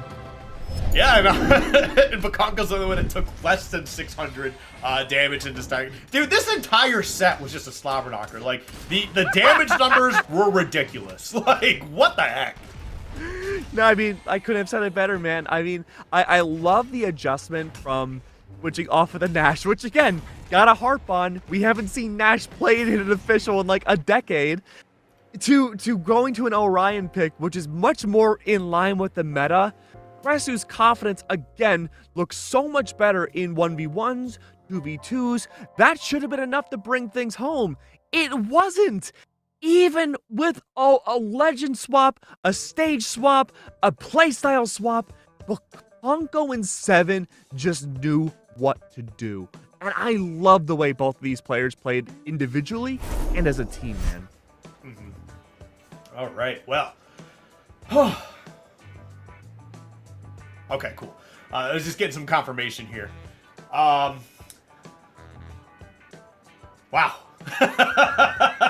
This is our final set. Well, yes. Your final set before you get to take a nice break. That's right. Toast is testing me this weekend. I mean, look, I'll be honest with you, man. I always really enjoy Brawlhalla broadcasts because, you know, usually for esports, you're like, okay, gotta wake up, gotta mentally prepare for, like, you know, 8-hour show day. Brawlhalla, you know, you have a lot of jam-packed action, but the Brawlhalla tournaments are relatively quick, and they're always high octane. There's no slow moments. That's why I love this game and I love these events, because it flies by so quick, man. I love it. It really does. Man, I'm still trying to gather myself here. But we are going to be getting our next set here. As we can see, we got Veox versus Kebab Coco. That sounds like a name of like what Bakonko would evolve into. Kebab Coco. I was thinking of like the evil version of Bakonko, you know? All right, it's just Coco here. Okay, we get it, production. Coco. Gonna be taking Thomas and Jester. Thomas and Jester coming back once again to grace our screens. And yeah, we're gonna see how things play out here. We got red team locked Where's in. my phone? It looks like we're gonna be seeing the Macho Man and the Sir Roland coming out here. Phone alarm's going off. That's right. Yeah, we're getting a throwback so far. Sorry, my phone was telling me to wake up. Can you imagine sleeping? I can't. Yeah, I got a good night's rest. I didn't, but that's okay because I was so excited for today. What are these guys saying in the chat right now? Oh my I'm goodness. conflicted. Imagine a world. It's possible, Skiff. It's possible. Probably in your set that we see Coco versus Bakonko. And if we had to go with his full name in Bakonko, that is a tongue twister nightmare. Yeah, for sure. You got stun locked for a second. Yeah, I'm reading what they're typing in the chat here. These guys are going crazy. Sure, man. I'm reading now too. Good lord. Okay. Yeah, they're saying some things. All right, so we have a Nash, we have a Roland, we have an Olgrim. I feel like I'm 18, 19 years old again, man. Like, Yeah, all it's these Nash legends. and Roland. Usually you'll get like one of them, maybe. Yeah. Dude, you yeah. want to hear something crazy? Go ahead. So, I got this game in 2015 because of a Loot Crate code. Loot Crate's not even around anymore, man. But a code that came with one of the subscriptions, right? It had a code for the White Fang Nash skin, which is what Veox is running right now. And it gave you a free copy of the game back when you had to pay for it, man. So it's like Nash and that skin, very special history. You can go back to our Pretty Faces All You Want production, but we're just about ready to get in the game, one of our final set here. Yeah, it's going to be interesting to see how this plays out. Again, we got the Nash, we got the Sir Roland, we've got the core coming in here too. Like, I mean, I know we saw, we saw Thomas playing Toph earlier, but still, I feel like having these three characters all on the screen at once is just wild to me. Yeah, like fun. This is a silly game. It's so silly, and for the people who are not old heads like us, the oldest released legend in this lineup is the Toph pick, the core from 2017. Yep. Yeah, it's a silly time right now, but you know what? Who did this person type kebab coco bakonka like all one word? Sure, man. 2, 1. Hey, you know what? I saw that, and I'm happy you went for it because mentally I was trying to parse it out. I knew I couldn't do it. Nah, man, it's okay. I mean, some people are just able to say ridiculous things at a moment's notice. Hey, I Those can do people that, but are not with insane. wordplay. Yeah. All right, but here we go. We're going into Fortress of Lions, so finally getting these silly third-party IPs out of here. We can just go back to the Brawlhalla goodness, huh? Well, we have Macho Man and Toph playing up against the Wolfman Oh, and jeez. Knight in Armor, but hey, Wolfman and Knight in Armor both completely gone though. Complete neutral control from the hands of the Axe and Hammer combo. Jesser and Escrape or Thomas, we've seen wonderful work so far in our previous set. They did such a great job parsing out a lot of their 2v1 combos and even 2v2 combos. Ledge guard game looked great as well. Coco struggling to find any sort of spacing to work out. Escrape once again catches the landing. That blue team is actually playing crazy right now. Red team already lost stocks. They're about to lose two more here. There's one. There's Living. Okay. We got high defense over here. All right, there we Great go. work from Escrape. Yeah, that was super cleaned up really well. But man, there's a chance we're gonna see a double three stock here coming out for blue team. They're certainly trying to make it work. That is for sure. It's possible. Escrape picks up Hammer again. In the previous set, we only saw Gauntlets brought out as a KO confirm option. Never all to get damage racked up. That's one gone. Berserk off the hands of Escrape. A flawless game, no longer possible. But we're coming pretty dang close. That's the first stock gone. Coco realizes, I got 4 stocks left to take out. I got one, man. No teammate. We got a GG go next. I'm gonna get these stocks out of here for sure, but that's still a JV6. Yeah, that's Oh, unreal man. work, man. That was wonderful. Wild. That was wild. He let them know. He said, "Hey, I'm just gonna let you know that you're mortal real quick, and then we're gonna go next." Veox swaps away from the Nash. We go to the Roman Reigns. Much more in line from what we see normally in 2v2s. I guess the idea is like maybe I guess the term isn't scrimming in Brawlhalla, it's more so just like sparring. But for 2v2 practices, I feel like a lot of top level people are trying to lab out Nash more because he has the potential as a legend. It's just that man. Potential man, yup. You're just so limited by how, I don't want to say it, but like how outdated the signatures are. Hey, sometimes the truth hurts. You know, that's just Well, what it he's a is. caveman. He's quite literally outdated. Yeah, he's literally behind the times. That's what he's all about. As you see right there, only 144 damage from one of the players on red team last time. Yeah, I believe that was Vey. No, I'm sorry, that was Coco. Did not find a lot of value off of that Lance either. That's something we have to consider going into this next matchup too, is that if Escrape is going to continue to fish out against Coco, ensure that the Lance just can't find any value at all, that's going to put a lot more pressure on Coco's sword. Yeah, we'll definitely see how things like work out here. I mean, I hope that this swap to the Roman Reigns is going to be at least somewhat more beneficial, because you're getting a little bit more damage, but you're just getting, I feel like, again, just a much more consistent character in general. Yeah, so. yeah, I agree. We'll see how it works out. Right now, though, red team doing a pretty good, decent job of controlling that center stage. Blue team, they're going to try and keep this momentum going from game one, though. Very unlucky for Escape to get gauntlets first. This is a nightmare scenario for, unless you're playing anti-aerial, which Escape is, fishing for any KO opportunities now, realizing again, in this set, you just cannot get damage rack up off of gauntlets. You're using it just to fish his signature GC D-Sig combo.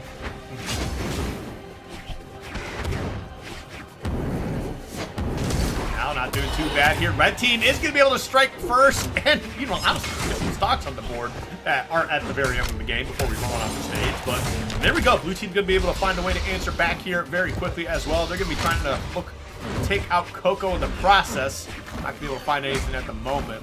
Jesser also in danger of losing this stock. Going to survive at least a little bit longer here. And Coco's remaining on that sword. That's going to be fantastic for neutral, especially to combat the aerial gameplay that we see from the gauntlets. That's the Roman Reigns taking down Jesser. That's going to be a huge stock opportunity gone. Does promote the 2v1. Coco does not engage. Doesn't take a lot of damage off of the respawn either. Nice. Oh, wonderful work. Yep, Wow, okay. Wow. Okay, Yeah, I wasn't starting up. expecting the stock to disappear, but that was 200 damage, so I mean, hey, well done.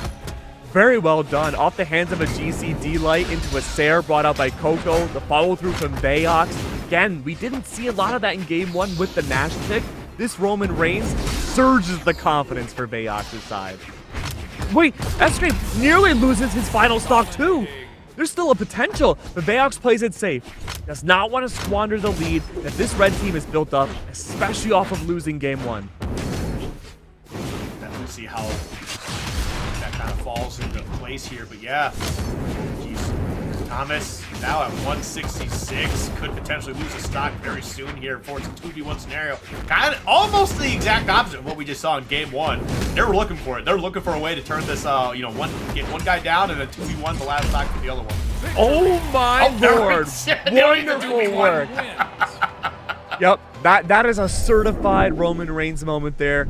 Coco went game one having 150 damage, just surging and having 600 for game two.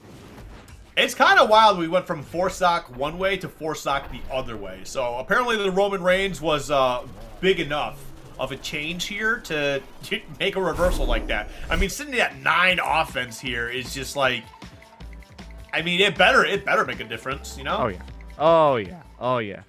And I think the pressure now goes on the Jesser. The fact that in game one we saw Coco never having an opportunity to engage in 1v1s, never having a chance to use Lance. Coco switched up his game plan, has been using exclusively Sword in game two, and found so much value off of it. Jesser's got to help out his teammate. Escape already losing first stock. That was off of the better weapon pickup too.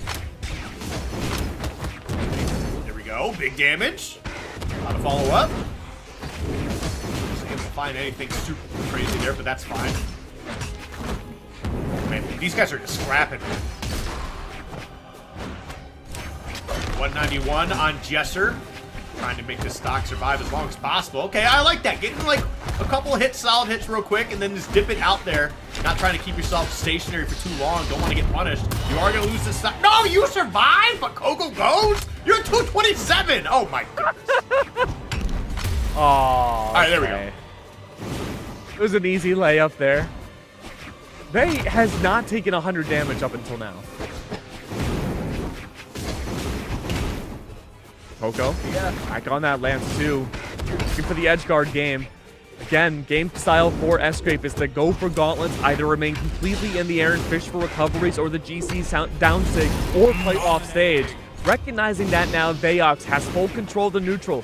Coco can look for the ledge guard and help out his teammate off stage. But Escape does take down Bayox. Very well deserved, well played game one. Stock one, I should say. This Roman rank swap has been phenomenal for the red team so far. I feel like it's just complete night and day from that terrible garbage Nash. What a terrible character. Wow. Are you talking about the Nash? Yeah, Nash. Oh, my heart is breaking, Skip. Sorry, he's not relevant. It's just a pick to try and prove a point nowadays. You can see, look what Roman Reigns is doing compared to Nash, man. That's true. That's true. That's true. All right, well, here we go. Yep, getting that Sarah. Just create a little bit of space for yourself here. Jesser. Good corner away to just kind of, they're doing a good job of kind of slowing down the pace here. As you can see, red team was in a pretty solid lead. Oh, that was a little too committal. No punish from the blue team. What a weapon throw. What a weapon throw. Resets Vayux, chooses not to be committal like you mentioned, Skip. Works out well for him to get back onto the stage, allows S-Scrape to get the follow through into a team combo, gets dropped. Not enough damage applied to Coco to follow through. DC neutral sig doesn't connect either.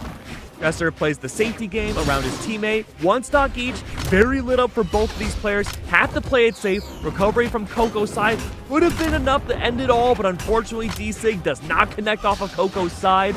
Down to 1v1 city. Population who? We gotta find out off stage. They are working hard. They want Coco out of there as fast as possible. They are working for it too. And Vayax, like, he's doing his best to try and disrupt any of the doubles combos going on. But, like, unfortunately, Taros is a little slower compared to other people. True. One Sarah, and both of these players are gone. And Vayax nearly had it. Forced out the spawn dodge into a recovery. Coco, great recognition. All that's left now is going to be S-Scrape. EC, side sig. Same with the neutral. Didn't connect. Off stage, though. Exclamation marks are out. There's really not a lot of opportunities for S-Scrape. He finds one. What great recognition there. Recovery's out. Coco plays it safe. I saw the vision from the top. But I'm wondering now if there's diminishing returns. I thought we could see a legend swap here, Skip. We don't. Well, I mean, no, but yes. Okay. All right. I see what you mean. I mean, even looking at these replays, right, we saw really fantastic work overall from the macro from both these teams. That's mostly the big focus right now for them, is how you operate as a team dynamic and who can find what opportunities. Unfortunately, I think, you know, if the pressure last game was on Jesser, I think it swaps over now to S-Scrape. I feel like the amount of value he's getting off of his kit for the core is just not a lot. Okay, yeah, looks like we are kind of sticking to the same thing here across the board. So, oh wait, no, was Jesser? Yeah, Jesser was playing Macho Man, right? Yeah. Okay, yeah. All right. For some reason, I don't know. I just saw Thomas go from Toph to core, and I'm like, for some reason, Macho Man's not the same here.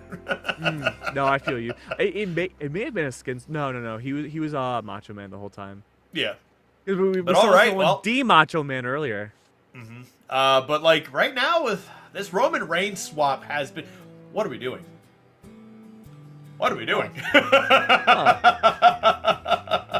Why are we here? Why are we in small terminus? Yeah.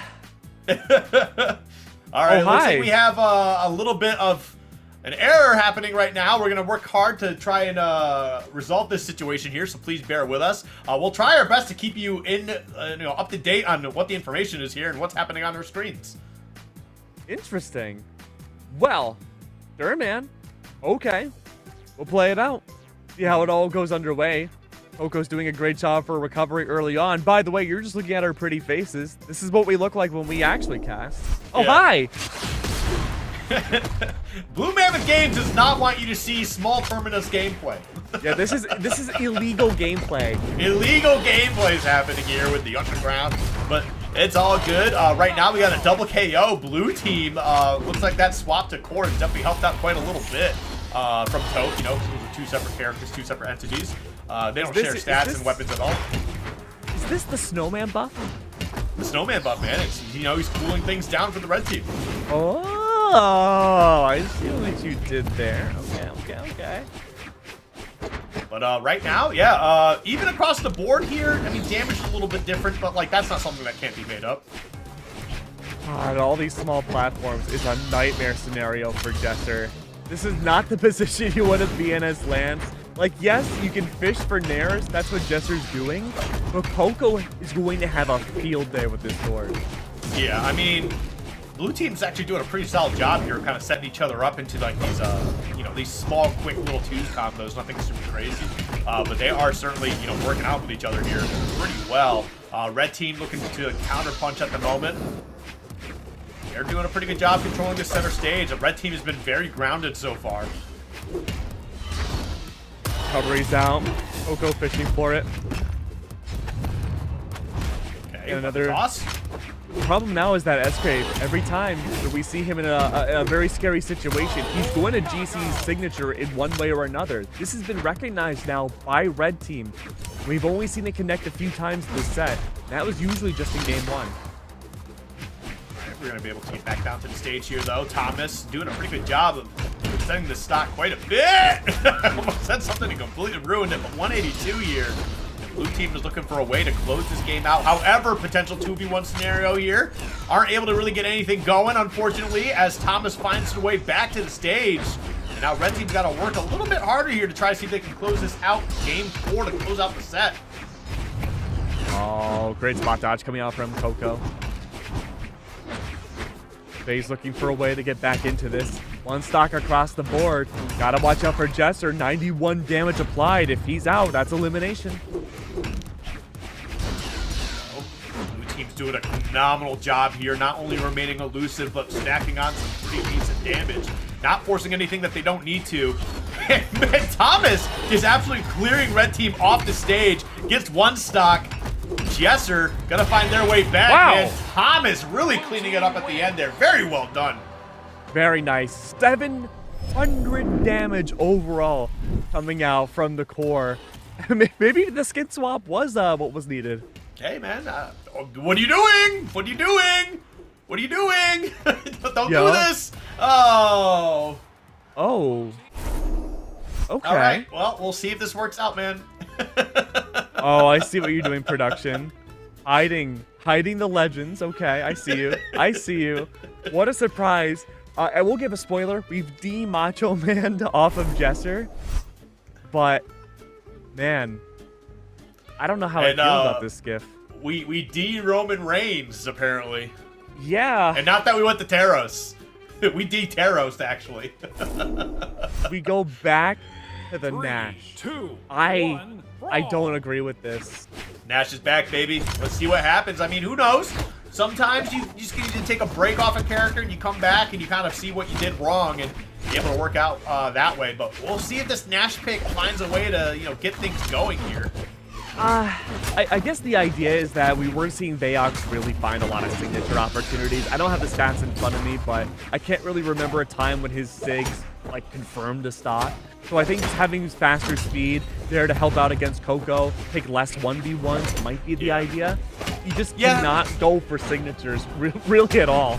Yeah, but I just feel like that damage was just like it was just so good, you know, even without the sigs. But well, who knows how? But you're only going down by 1 attack point. Yeah. Yeah. You know, sometimes that can be a whole difference. You know what? You I'm don't not see going to that disagree. scenario pop up. And unfortunately, Coco the first to fall. We're kind of seeing elements of game 1 where Coco, when he had Nash as a teammate, was facing a lot of pressure in these 2v1s, regardless of Veox being engaged or not. That was Coco, though, using Lance. Since then, he's been only using Sword, and he hasn't been pressured out like this. Ooh, Now he almost is able again. to pick that one up. Jesser was really on top of that, just barely off the mark, though. Dancing around here, blue team doing a pretty fantastic job. Again, controlling the pace here. They got 2 stocks out of the way, just need 4 more. You're gonna see Jesser lose their stock first on blue team. And Thomas almost able to answer back here, getting another stock. Yeah. Oh, big. Okay. Yeah, there we go. Complete evasion of the GC signature. At this point, Great again, up Red toss. Team's very well aware. And that's gonna be another one down. My goodness. And finally, Thomas goes down. Thomas has been an absolute nightmare since switching to this the snowman core. Yeah, man, I guess that's all you really needed, huh? Whoop! Oh god, that was almost Okay. really scary.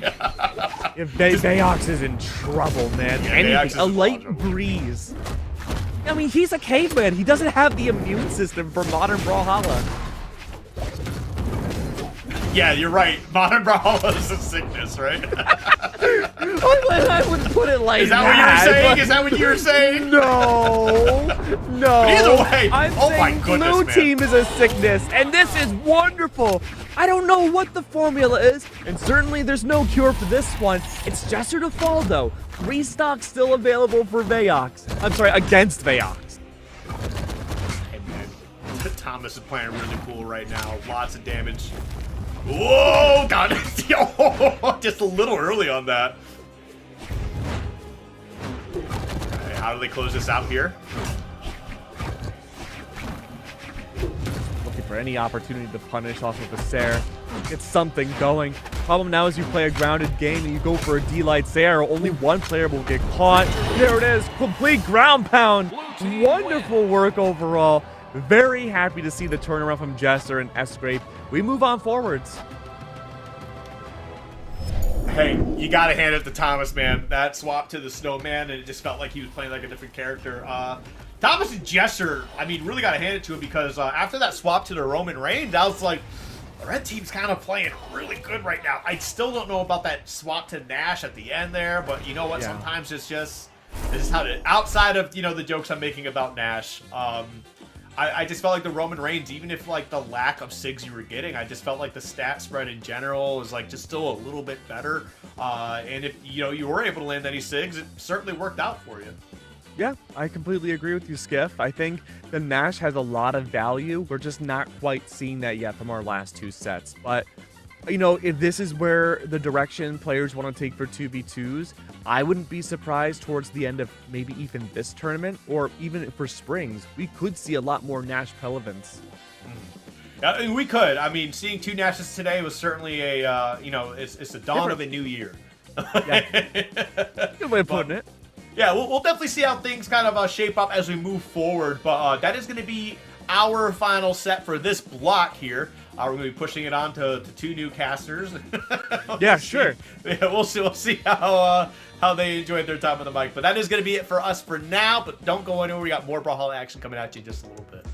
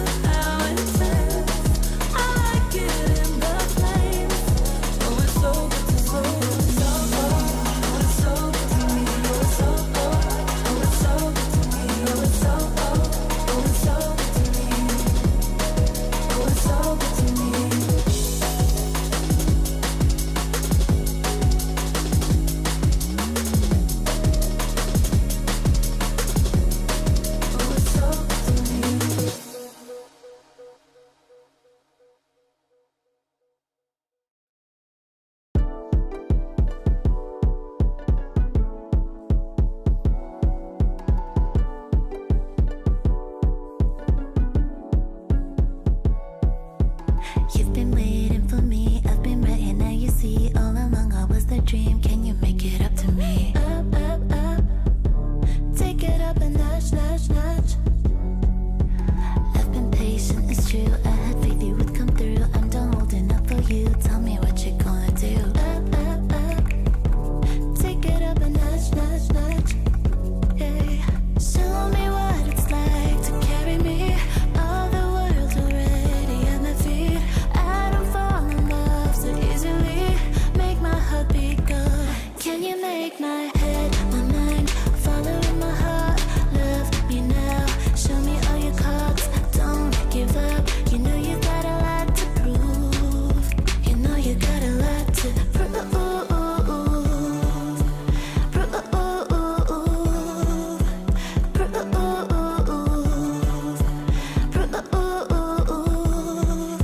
to go, go, go. Player mode just stuck at level 4, 4, 4. Final levels, boss battles galore, law, law. Now you're feeling all uncomfortable, bro. Uncomfortable, bro. Show me what it's like to carry me. All the world already at my feet. I don't fall in love so easily. Make my heart beat hard. Can you make my head my mind? Follow my heart, love me now. Show me all your cards, don't give up. You know you got a lot to prove. Can you make my head my mind? Follow my heart, love me now. Show me all your cards, don't give up. You know you got a lot to prove. You know you got a lot to prove. You know you got a lot to prove.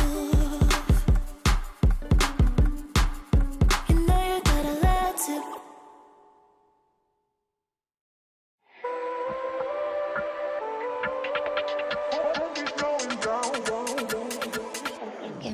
Give me a second, a minute before you go. Our little secret, we can keep it on the low.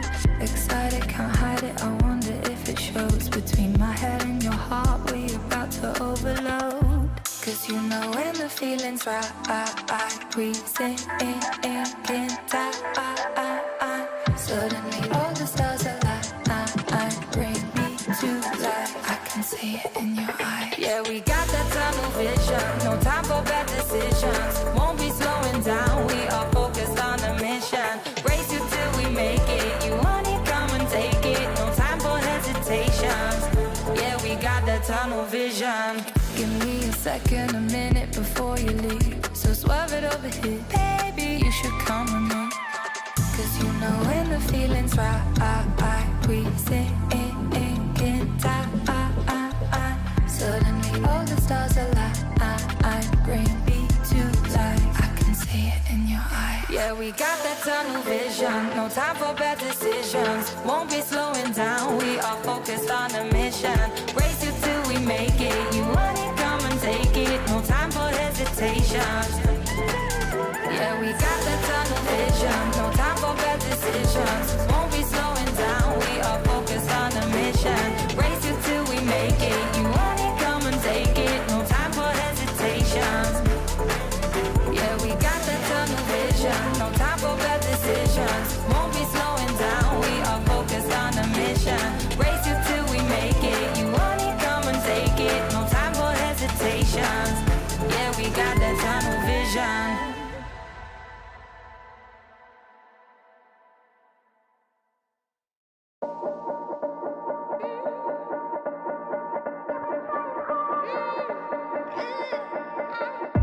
It's hard to do what you've never done before. So I needed to know what it's all for. You've been trying harder. Rise up and show 'em as a mother and a daughter, sister, brother, son, and father. You've been trying harder. Rise up and show 'em as a mother and a daughter, sister, brother, son, and father. You've been trying harder. You've been trying harder. You've been trying harder. You've been trying harder. You've been trying harder. You've been trying harder. You've been trying harder. You've been trying harder. Rise up and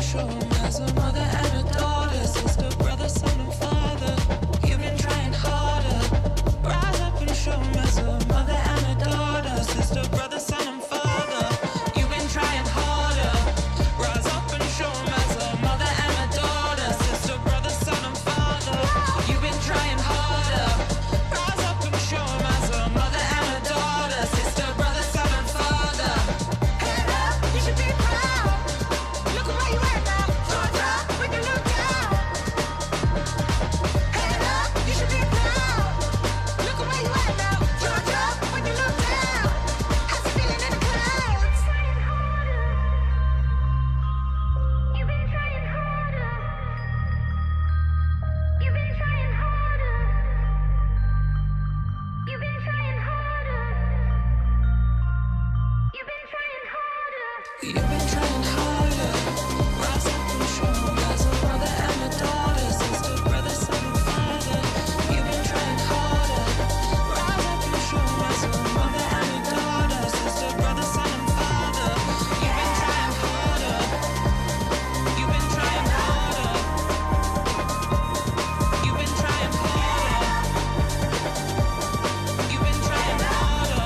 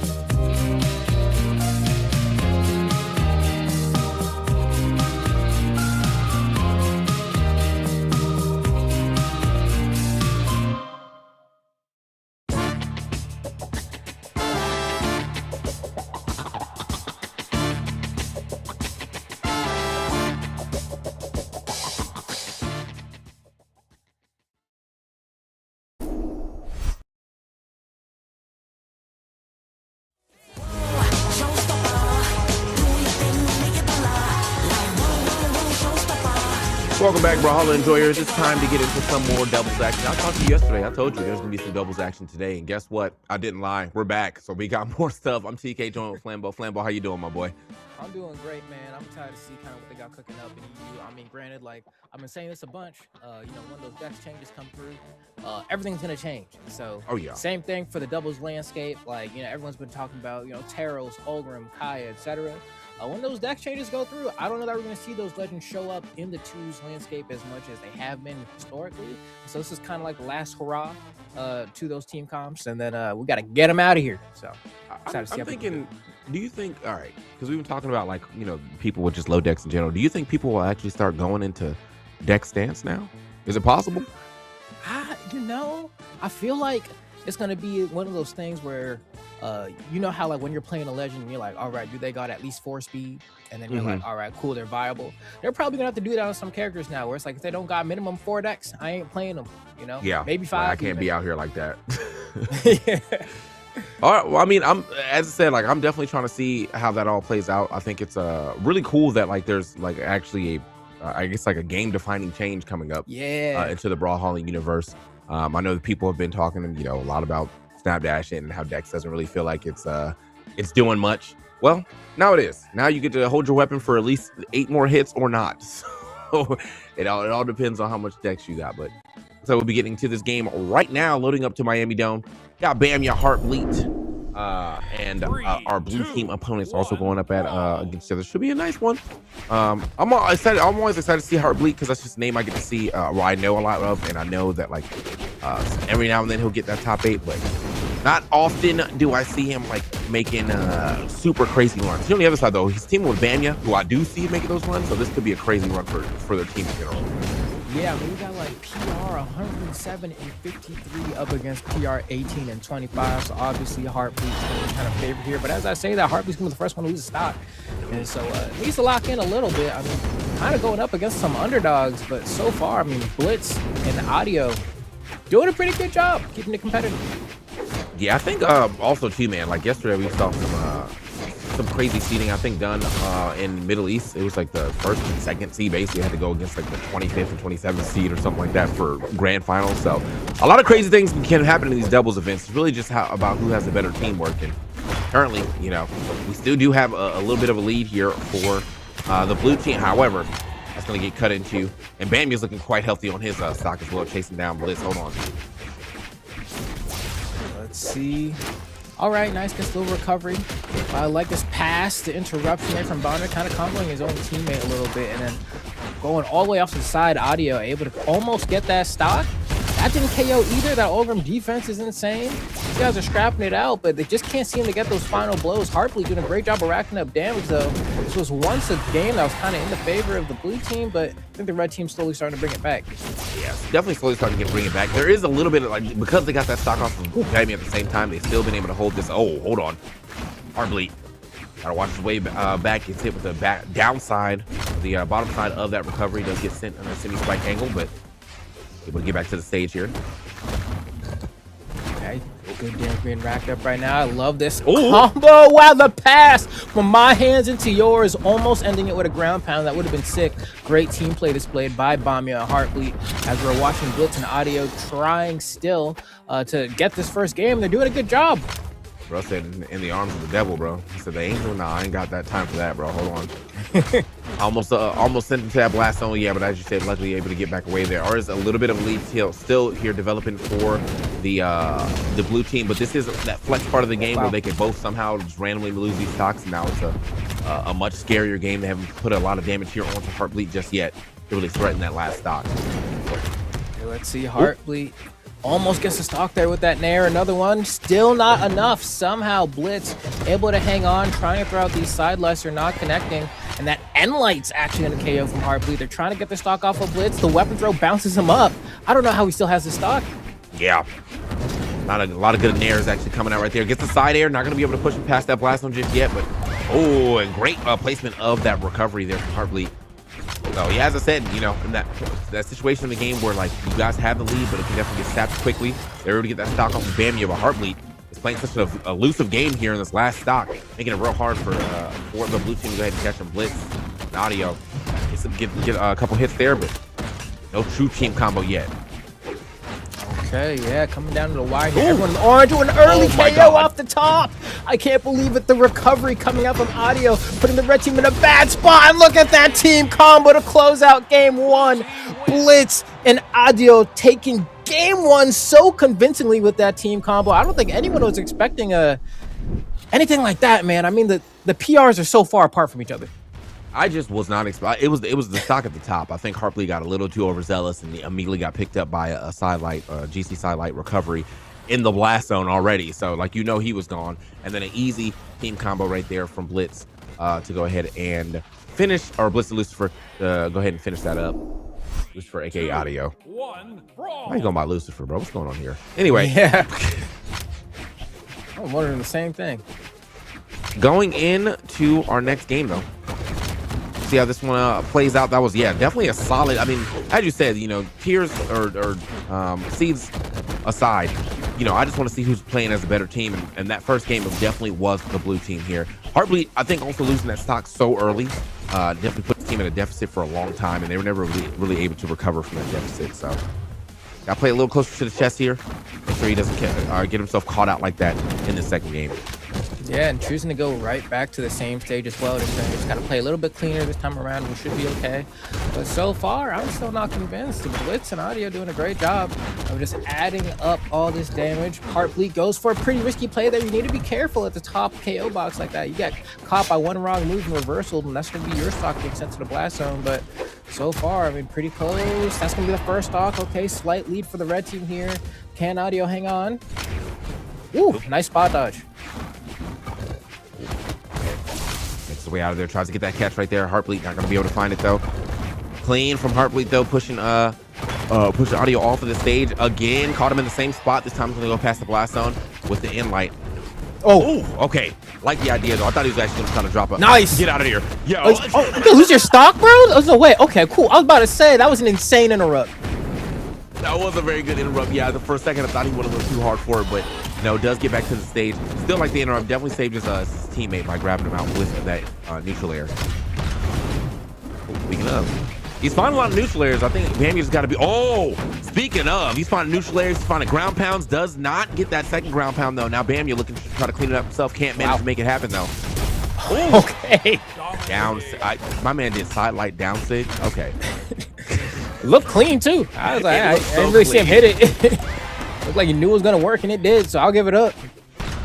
Audio trying to, bring things back a little bit, but the blue team, despite having a pretty strong showing in that game one with the nice team combo that ended out, is trailing behind by quite a bit. Speaking of team combos, that's gonna hurt. Into the ground pound, and Lucifer is not going to be able to get back after that. A stage spike with the recovery, and just more disrespect from Heartbleed. None of this is necessary, and you can see Audio just runs over there and runs off the stage. They're not coming back from that one. Commanding victory from Bamya and Heartbleed. That was messed up on the low. Yeah, I mean, look at the. You can see the end screen right here. Bro actually literally got smoked like that. Like that's.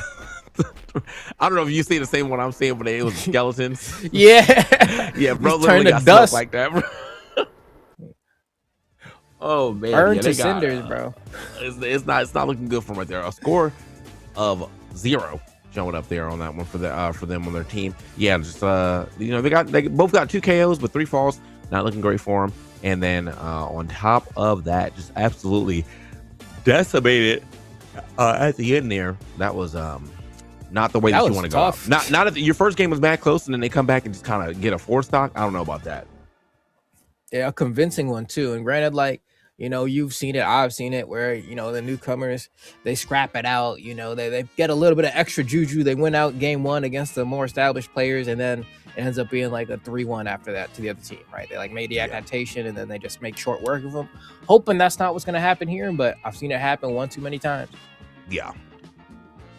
All right, 3-2-1 brawl situation. We get into our next game here. So we're taking it to Fortress Alliance. We did get a swap here, bringing out the tried and true Wushang, aka Chun-Li.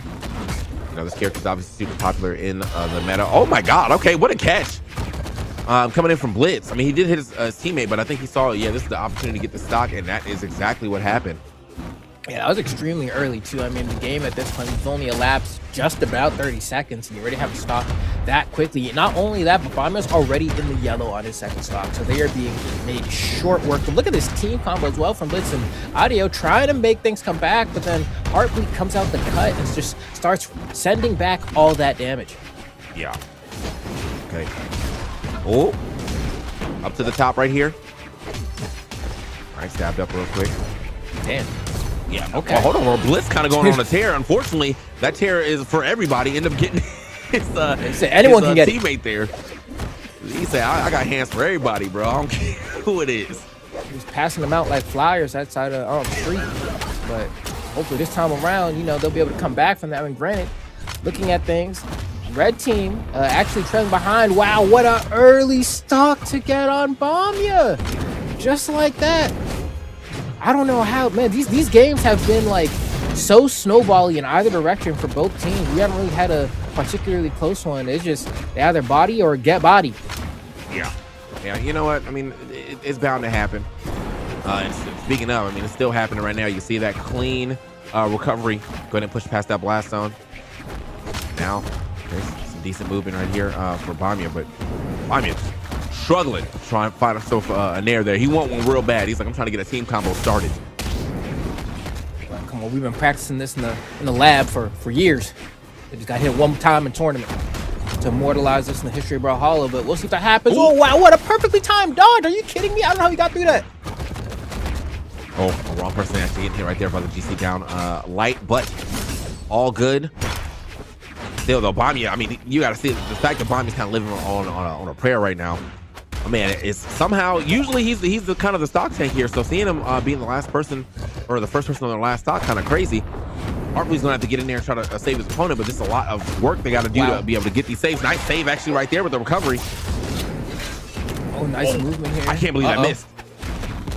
Oh, nice. Yo, Bamia, Heartbleed right now actually going insane, keeping Bamia alive. Can we get a team combo here? We surely can. Well, that's so much damage. Oh, they got to be careful here. Blitz trying to get the anti-air, trying to save Audio, but they just can't get a clean hit on a Heartbleed. Heartbleed's throwing out these N6. He's trying to catch somebody jumping. Wait, that's a team combo. Gets interrupted. Perfect timing coming out there from Bamia. Bro, this is going to be close. They cannot catch him. Bamia playing the perfect support role right now, staying behind Heartbleed, but also still getting him out of danger. Whoa. Okay. I like that, bro. Don't put him in harm's way. He's moving. Bamia dashes in, gets a couple hits, and then runs around. Heartbleed immediately recenters. The blue team can't get an opening. That's a dunk. Big damage, but not enough to lead to a KO. Bro, blue team cannot find this hit on Bamia right now, bro. He's ultra instincts. Oh, he finally finds the Sayer, but it's not enough to get him from the middle of the stage. Nice. And the Pogo's gonna do it. Okay. Good cleanup there. It was getting dire. Now this is still, I mean, Bamia did enough work to put Heartbleed in a position where he should be able to make it. Oh, can't make it back to the stage, though. Hit too far away. But that was definitely a very doable 2v1 right there. Yeah, for sure. Wow, that was crazy, bro. Like Bamia literally survived on that in that red for like a minute and a half, dog. Oh, just skating on ice, bro. Just absolutely. I don't know what he had for breakfast or what. They couldn't see him. You know, classic. They could not see him. They threw on the cloak, bro. Unseeable for sure. I was like, man, they're just punching air, shadow boxing. When players have that level of evasion in a game like Brawlhalla, especially in twos, I always got to give them credit because, you know, you got, you know, all these different hitboxes on top of the weapon throws. Like weapon throws in twos are so hard to sneak past, but he was just doing it. Not only was he doing it, he was sneaking in hits too. I think that's the other impressive part. He was finding his counter punches while also avoiding getting hit. So definitely got to give it up. I think that was probably the biggest part for sure. Like seeing bro actually save his teammate too and not put himself in a position where it was like a bad save, like, oh, okay, you got hit, let me jump in here with, like, I don't know, a down air, right? So you get you down air, long move, they're gonna be able to punish you. He was just getting a quick hit and then he stepped right back out. Like here's a side light to get you out this combo. I'm moving. I'm back out of here. Oh. Okay. So far, I mean, the blue team's keeping that momentum going, you know. Oh, big damage. Okay, double weapon toss right there. Was able to slide through both of them, but yeah, they could have got a little more aggressive off of the stage since they already got his dodge out. But either way, Heartbleed still taking quite a bit of damage here. It's really up to who's gonna lose the stock first between Heartbleed, Bleed, and Audio. Audio should be able to make it back. Nice weapon toss. Go ahead and cover his head. Oh man. Oh, damn. Okay, found that out of nowhere. These recoveries are going absolutely crazy for Blitz. Ooh, okay, there we go. We get a side air. Oh, wow, great neutral sig. Not enough damage for it to be really threatening, but the ground pound to the down air should be enough. Oh, but the miss on the final blow gives a chance for Heartbleed to get back. That should not have been the way. That should be a knockout on Heartbleed, but that's going to end up mattering a lot here as Audio No down in the second stock when they should have that lead. Oh. Okay. The movement right here, Bamya. Getting scooped by his teammate, though, unfortunately. That's going to put him in a real bad spot, though. That ground pound does hit the ground, but also hits Bamya. Bamya going to get back for free, though. They both kind of turn their eyes at Heartbleed. Ooh, and nice. Oh, my gosh. Bamya and Heartbleed are kind of getting, like, that one game that they got was insane, but now it's happening to them right now. Blitz has not lost this stock yet. They are having the hardest time finding a knockout punch on them. Meanwhile, the double KO putting the blue team so far ahead right now. Yeah, don't let the scoreboard fool you. We did have one game going to Heartbleed and Bamya, and it might stay that way based off of the way this game is looking. We're going to see if they're able to bring things back, but ooh, that's a huge attempt from Blitz, and then a turnaround from Heartbleed. Still not enough to get the stock. Can we get a side air maybe on the way back? Well, I like the weapon throw, and Bamya's trying to clean up. That neutralize should do it. That's one stock, but we still have 4 more to burn through. Okay, chase them all the way to the top. Nothing going, though, for it. Now, big movement. Oh, wow, nice. That's going to be a pickup. Okay, I actually couldn't get the extra pickup. That's so unfortunate. Yeah, I could have got some type of combo. I think, honestly, he should have thrown that reverse, like, back the other way so he could probably get it back. Oh, okay. Nice patience. Yo, Audio trying to do it all. He trying to do it something serious down there. Hope we don't regret it, though, because now we kind of got a one-stock game, at least for Audio. And Heartbleed and Bamya, they're kind of doing it again. Bamya's not getting hit. All right, I say that, gets smacked by a side air, but oh, God. Never mind. You can't do this. Not after Heartbleed gets snacked like that. Come back from. Could potentially, get some decent damage here on Blitz and maybe get the stock, but, like, getting the... Ow. Oh, not going to happen at all, man. Just a quick Sair to go ahead and close that game out. What a turnaround and what an unexpected result, too, if we're talking about seeds. But Blitz and Audio, man, looking like the more polished team this time around. Blitz doing 627 damage. My boy was out here ready to play. Yeah, that was rough. I really thought we were going to see a bigger response from Heartbleed and Bamya. And then, that game, too, was massive. And then after that, they could never really recreate that magic. Absolutely just kind of getting tossed around a bit in those later games.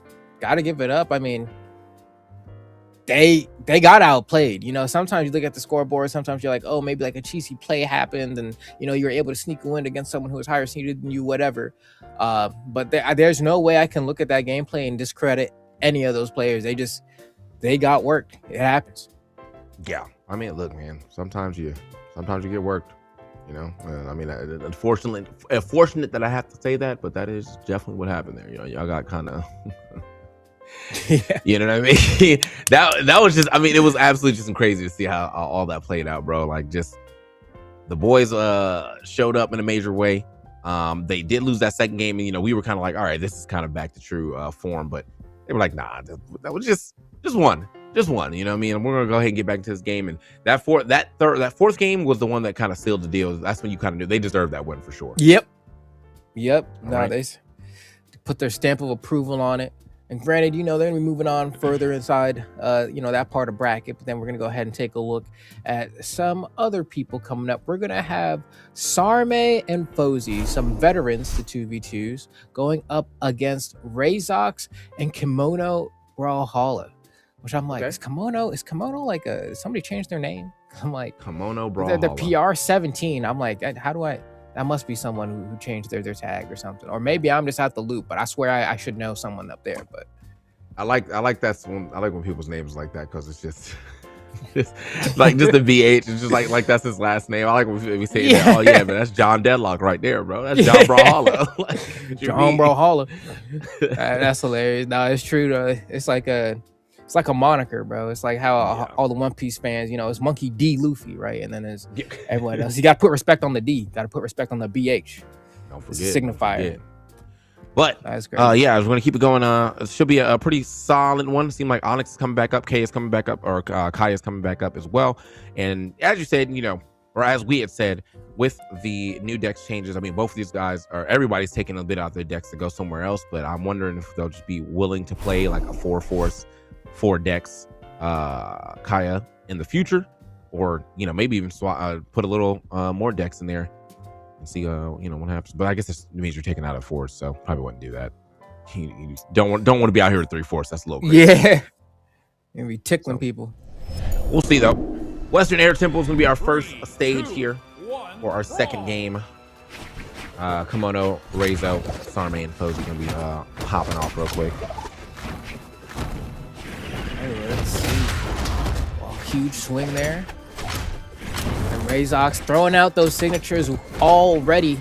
A great team combo starter as well, so I respect it. Tries to convert into the end sig, gets interrupted though, but Razox is getting so much damage. You get an interrupt? No, Kimono kind of slow. Oh my god. Okay. Oh yeah, try to scoop him up right there. Not gonna happen though. Hold on. Let's step back. Nice smack. Weapon throw to go low. Oh, that stage spike off the corner. Mono getting back onto the stage. Yeah, that is like the worst spot to be in with that recovery. So perfect angle though to get sent to that blast zone. Come on now. Trying to keep nice this not gonna happen with a pass. Oh, again? Wait. Oh, he missed. Yeah, missed it down there. Wait, they're still kind of putting a little edge guard on him right now.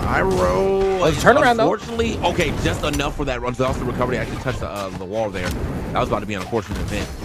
Seeing that they were both trying to get that edge guard on Ray. Almost got a turnaround on him. This is some crazy gameplay we're seeing right now. The blue team having, looks like Iroha go down to the final stock already. So kind of trailing behind. But not by too much. Oh, team combo opportunity though. Okay, not gonna be able to complete it, but huge amounts of damage racked up. Okay, movement. Throws out of there. Oh my god, not again. Thought he was gonna be out of there. Definitely not gonna be out of there far enough. Okay. Honey's help. Okay. Oof. Yo, save my mans, bro. Right. Okay. Yeah. Rizzo back in the building. I was like, yo, it's looking a little rough for him right there, but he was able to touch that wall in the last second. Okay, looking for a read after that downlight. I thought he could have just pulled the trigger on the recovery, but oh, nice. Right. Okay, hanging out a little too long, bro. I'm surprised he didn't see that coming. My man was hovering over him for a good minute. He said, "Don't say I won't." Because I surely will. Oh man, just like that. I mean, kind of a swing here, but Ro has so much damage racked up that it really is anyone's game. That recovery doesn't KO Frozy off the top. Roja's in the corner here. Kimono's trying to get a weapon. That's going to be a side sig. It doesn't get the pass quite right. That's going to be a combo. The Nair doesn't KO off the top. Somehow Frozy's still hanging on. They need to get Iroha yesterday. Oh my god, he's so evasive. There we go. Iroha's out of the game. Bozy probably going to lose the stock here on the edge guard. Nope. Sneaks his way back on. There we go. And that's going to be the combo. Yes. All right. But this is still possible, though. Very possible for him. Both of the red team is in like the deep orange / beginning of the reds right now. So I'm expecting to see my man be able to get like a clean recovery on somebody to get a stock here. He's playing it safe with the pogo. Obviously, a good poke with the spear. Missed that one, though, unfortunately. Yeah, just needs like a little bit more damage, and then he can start threatening with like slide charge down sig. Oh, she just went for it already. Ooh, do we have a combo off of this? Okay, Pogo himself. Bro's having a hard time getting back. Oh man. Okay, 3-piece. Nice. Okay, another recovery from like center stage might be enough. It's definitely enough to get Fozy now, but Kimono still needs a little bit more damage. Oh, that was brazy. Oh! You know what? Has to charge it all the way. All right, you know what, I give it up. I like the idea was there though. He's like, all right, let me send the ground pound way far away. I know you're gonna try to catch me as well. And if he had hit that Sair, easy chase dodge up back to the stage. But yeah, unfortunately, he didn't get the Sair, so he had to full charge it. And then the recovery is gonna be very obvious after that. So big pickup. Good try though. Great, excellent try. Like I saw the vision, it just didn't come to fruition, and so. Maybe this time around, we're able to change things up. We got a bit of a swap here. We're saying, what was it? Was it also Onyx before? Because he wasn't playing Val before. My brain's smart. Was he playing Onyx before? Who was Brawlhalla just playing? Wait, 3, who? 2, The Val. In the first game, I'm pretty sure he was. I don't think he was on Val. Oh, Man, dang, you know what? We're getting old, bro. Oh, I was like, dang, my short-term memory, bro. But I'm pretty sure it was not Val, though. I will give you that. So, either way, we'll see what this Val can do, though. Yeah, this is going to be a swap over to see if this Val can make something happen. Unfortunately, that first game going in the way of. Oh, hold up. Oh, huge damage. Okay. Okay, everybody, let's scramble there on the left side, but apparently nobody willing to give up the stock there just yet. Still a lot of damage on Iroh, and also a decent amount of damage on everybody on the red team, but it's not going to happen for the red team or the blue team first. Wow. Side Side tick barely not KO'ing. A little bit scary. Side air, still not enough. Somehow Fozy hanging on. Gets the touch. Oh. Not again. I might regret this. Okay, this worked out. Oh my God. Okay, what a message being sent right here. My bro Iroh is off this stage, willing to scrap anywhere, and managed to make it back to the stage. Clean usage of the insig to go ahead and get that stock, or the down stick, sorry, to go ahead and get that stock. But wow. Ooh, try to get an early stock off the top two with the exhausted recovery. Didn't connect, but I love the idea. And that's a pass back. Maybe should have just been a finisher, honestly, but I think this is the fastest move that you can think of. Oh. And speaking of, let me try to go ahead and spike him down as well too. Couldn't get the stair to hit. Another side six stance right there, trying to get that spike hitbox.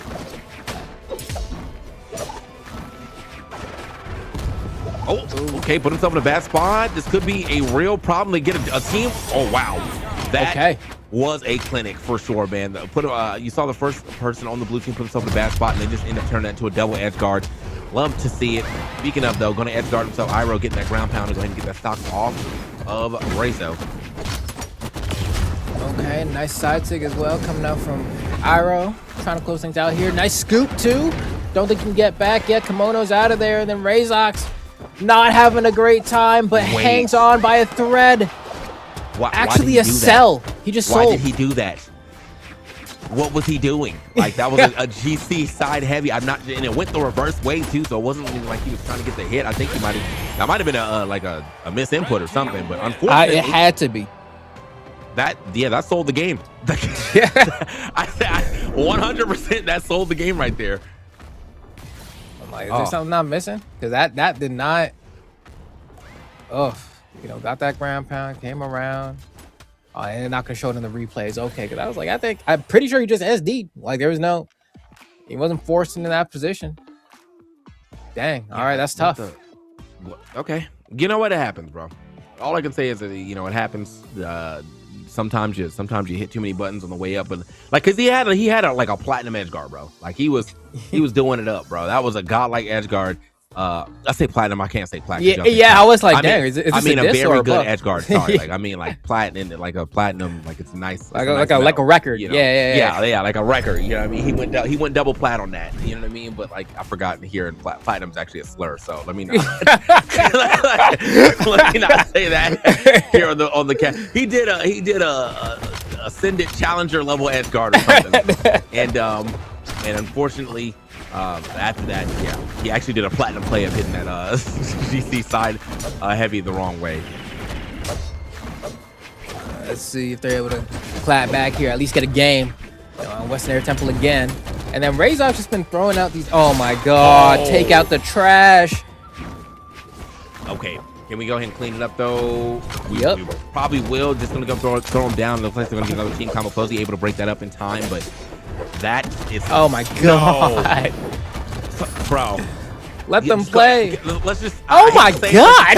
Let's just pack it up, man. Right now, the red team is on a tear. Don't let them be down 3 stocks before anybody else loses one. They looking at him again. I think they're trying to make it happen. Oh my God! Oh, he's gone. No. Oh no, he's gone. Goodbye. Okay, well. I don't know if you really want to try to play this out right now. 3 stocks for both people on this team. This might be the quickest game I think I've ever seen in Brawlhalla history. Oh, you got one? Got one though. Hold on. Yeah, it did not work. The start rolling swap. Didn't matter. Oh, hold on. Unless. So rolling cooking. Backhand. Let me see. Oh, I'm getting the backhand. Let me get one. I felt it coming though. Bro, this was one of the quickest games in Brawlhalla history. Now it might be the greatest comeback I've ever seen. Nah, it's not happening.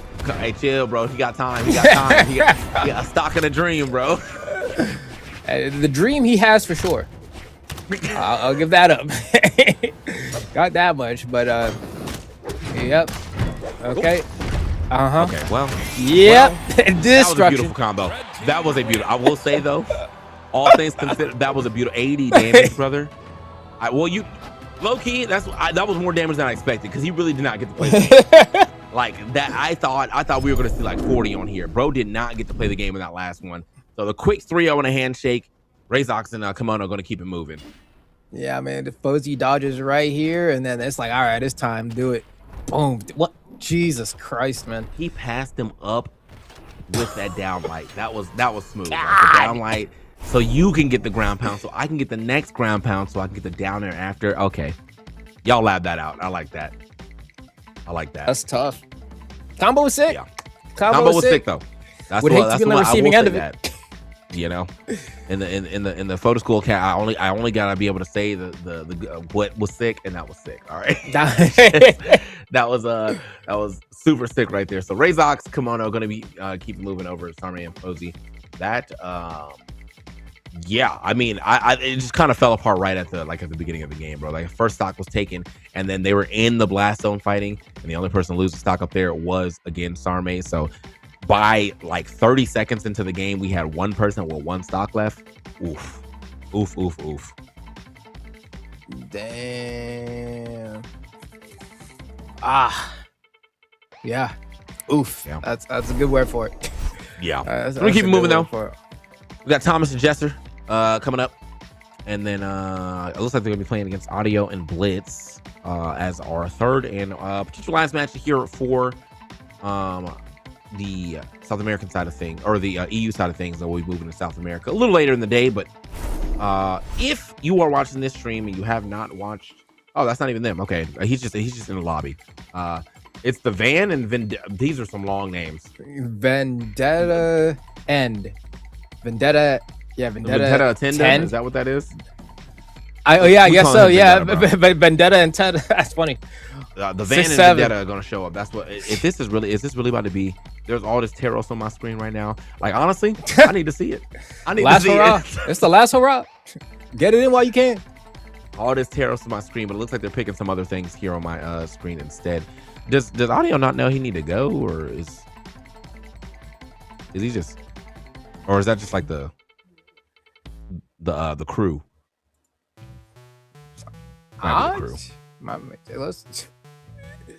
Okay.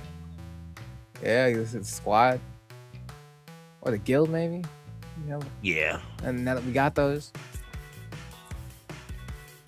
All right, man. Okay. So yeah, we're gonna be getting into it relatively soon, though. Thomas and Jesser. I'm seeing Toph, which means we're seeing Core, which is not a character we get to see a lot of. That character does not get a lot of playtime here, but I do like Core Sigs, and I do like Toffee as well too. So we'll see how this one plays out. Yeah, no, I mean, hopefully it works out well. I mean, especially since that new Avatar fighting game been dropping the betas. I've been seeing those Toph combos, bro. Trying to see that in Brawlhalla. Okay. Summon the rock, pull them in, OTG, do the whole thing. Some pretty decent stats here on this character too. It's taking a little bit out of the decks to go into the force. Hit a little harder here, but we'll see what happens on the other side. Then you got two Obrams. That's the EU standard, to be honest. Obram is going to show up in these matches. Oh my god, huge team combo to start. Wow, the blue team's just doing whatever they want. Yo, red team, are you plugged in? Bro. Plug in. Okay. Yeah, blue team, I mean, so far it's been the blue, like that was just them multiple times making things happen. And what a pickup quickly with the sideline recovery, and the pickup right after that with the down sig. Top going absolutely crazy. And it's supposed to be, I mean, as far as like, PR goes, these teams are pretty even. So hopefully, you know, we'll get a stronger answer back, but the blue team has been so commanding. There we go. We're getting a little bit of a response coming out here from a Vendetta and the van, but so far, okay, there we go. We got one. We're on the board. Oh, well, God, getting thrown straight up out of there. Okay, couldn't get over there and get the team combo though, but that's honestly great for Vendetta, because yeah, he was probably about to absolutely combo to oblivion if we were able to get that down here from the top. Either way. Hey, Jester, making it back to the ground here. Good, all right, good save, because that was definitely going to be a clean stair to hit, but nice. This top is still living. He cannot find the stock on this character. There Finally we go. does it right there, though. It's going to be that stair, you know, big Taros. Get that big swing right there. I saw Jester stay back real quick. Didn't want to get too crazy. Ooh, got a haircut. Bro. Like, I was in his mouth, bro. Yeah, okay. That's crazy. Just aura farmed in front of him, too. Just like, get this all on my face. Okay, down stig. Fly charge down stig. See, Top's trying to do the same thing here. Thomas. Just really earthbending over there and throwing out them rocks. There we go. Nice sidelight recovery to go ahead and secure that stock. Now slight lead for the blue team here. Jester hasn't taken too much damage yet on this final stock. The same can be said for the other team as well. Really got to be looking out here for the van, because in the red already. Oh. Okay. Movement. All right, move to the other side right here. Hold on. The van. Oh, nice. Clean right there. The weapon toss, re-grab into the ground pound, and now it's just all up to Vendetta. But I mean, with the way that first of all, the way that Thomas is playing, it's him they got to shut down. Thomas has been going absolutely full. Jester has been, you know, obviously playing, being a great teammate. My God, bro. Y'all gotta find a way to cool this man off quickly. Just like you've seen here on the screen, he's definitely balling on y'all, man. He no ball. That was rough. Yeah. But, you know, all things considered, I'll give it up. The red team did wake up a little bit. Not enough to bring the victory back, but based off the way the game was starting, I was like, is this just going to be like a quick body bag? But they were at least able to bring it down to kind of like a close to, God damn, final stock situation. Like, bro, like you could have been in like egg white. You was losing that stuff. Oh man. Okay. Oh my God.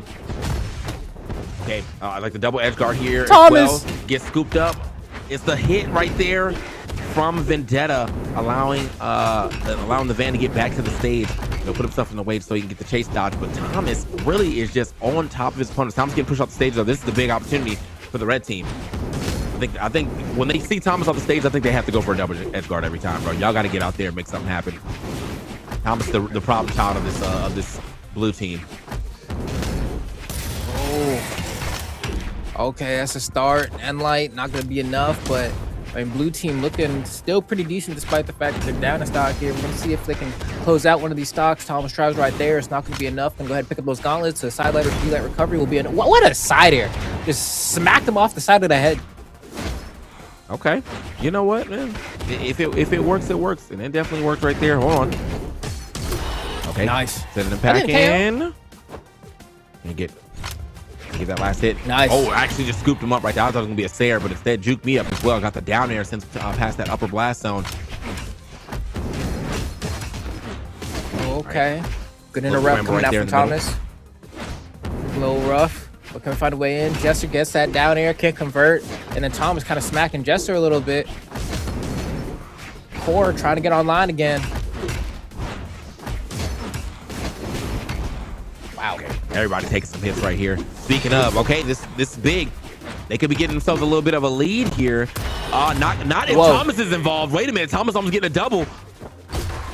He's still trying to get it too. He's trying to get the delayed one. That's gonna be the punish. Yeet!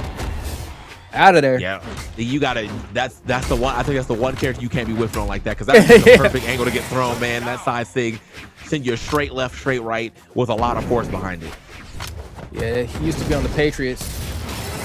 Oh yeah, absolutely. I mean, they might have looked better than that Super Bowl if they was that was type of throw. Of course, still on the roster. Okay. Oh man. Thomas though trying to get back down to the ground right here. Still though, I mean, you know, all things considered, I do think they slowed Thomas down, which is good for the red team. This is a much more competitive game. Yeah, for sure. Oh man, but the hammer's trying to get online for Thomas again. Jester with the double sidelight there, and then they get the team combo off with the Sair from Thomas. Thomas almost dropping the hammer on him. Not able to get that one to connect, but that probably would have been the stock. That move hits really hard. Yeah, I'm actually surprised. I was like the hammer was right on his dome. So yeah, lucky. Like he's trying to set it up one more time. Ooh. Just a little early on the time, and he definitely had the read. A little early on the timing. Okay, he's going to end up losing that hammer, though, but now he has the gauntlets. The hand might just get yeeted out. Good movement here. Weapon throw. Wow. Oh, just barely get that dodge out in time. Down light. That was a recovery. And get a slide charge down sig. What's it going to be? Oh, that works. Cover the whole platform on that, bro. He's not. Stop all that movement. I don't stop all that movement, but I don't like that. I had enough. Yeah, I mean, slow him down. This is you know, he has Thomas did like 6-something last game, 497. Everybody else in the 400 range too. So that was just obviously just a close game. They were able to slow him down, just not go ahead and not take the entire game there. But I do like the fact that they were able to get much closer. I'm seeing we might get to at least a fourth game here.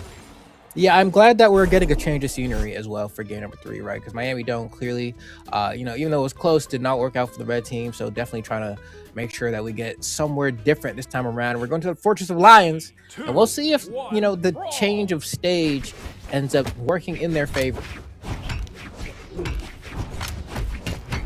Okay, up. Nice. Thomas out there swinging. Ain't hit nobody yet, but he's swinging. Yes, something y'all. One thing about Thomas is getting swung. So first stock gonna be off of the van though. Only person. I mean, he lost that stock with not a lot of damage here on the rest of the people on this screen. So Jester doing a great job right now, kind of putting on this extra damage and kind of acting as if he's playing on point here. And they kind of have Thomas as a support right now, but Jester's gonna lose that stock off. Clean team combo. Nice pass coming. Oh my god. Nice little delay there from Thomas. I got scared. I saw that chainsaw and I was like, that might be your stock, but that might be your stock. Luckily though, it was not his stock just yet. Okay, big combo. You won't say it was a big combo, but ended up getting caught. There at the top is gonna lose that stock as well. But that was the first stock there from Vendetta. So did keeping the team in the lead. And as I was saying, you know, they were able to slow down Thomas, which is like a huge thing to do in this matchup. But Jester's gonna find himself a side sig right there. Get the stock weight. Oh, that would have been nice for a good pass back down into Jester, but a little off the mark with the insig. Yeah, just couldn't quite get there in time, but despite all that, I mean, the game's still close. So that's going to be a stock taken there. So blue team now has the lead by a decent amount. We'll see if the red team can answer back, or is it going to be a clean 3-0? It might just be. Oh, Thomas hooking up. Jester, nice anti-air, and Thomas with the follow-up. And it's still more from Jester. Ooh. Jesus. Dude, I don't know what happened. This game is just straight up escaped them again. Okay, good. That's nice. Get the stock off of Thomas. See if you can get the stock off of Jester too. But Jester handling business right now by himself. Yeah, no he's locked necessary. Oh. Okay, still not enough to get Jester. To get a longer combo. Jester's gonna get out of there. Hold on. Thomas got to survive. Get the hit. Can't get the cross up neutral air though. The van has so much damage racked up that, you know, it's starting to look scary for the red team. No punish there. An attempted KO from Jester. The van gets away. That's going to be the stock, though. Okay. The van. You got to terrorist it out. Yeah, you got to terrorist it. That's not going to happen, though. Just a man off of the off the jab, bro. Off the inside. Yeah, you know, boy had damage for sure. Getting sent up out of there. This time, though, Jester happened to be the person to kind of run the game. This is still, I mean, still good damage numbers for everybody on the screen. Everybody over 400. But Jester, 591, almost 600, and got a lot of stock takes as well, like in the mid game where it really mattered. Yeah, no, I'm inclined to agree. Really stepped up in that game. Kind of took our eyes off of Thomas for just a little bit. I mean, the van you know, they tried. It was a closer game still, right? It kind of come down to those final stock moments, but just at no point did it ever feel like the red team had control of what was happening to them, right? They were fighting back, but they never took the wheel, so to speak. And so kind of slowly but surely ended up being taken for a ride that they didn't want to be a part of. Yeah. I do think, though, straight up, it was like, that was still good to see that they were able to slow down like what I think was the problem. It kind of forced Jester to have to like play a more of a front role.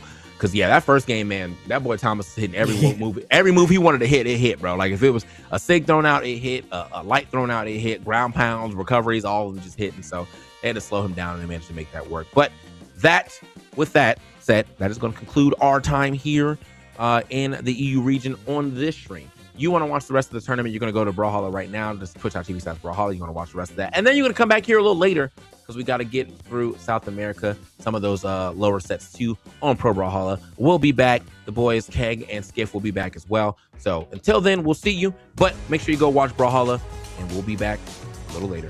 Stick around.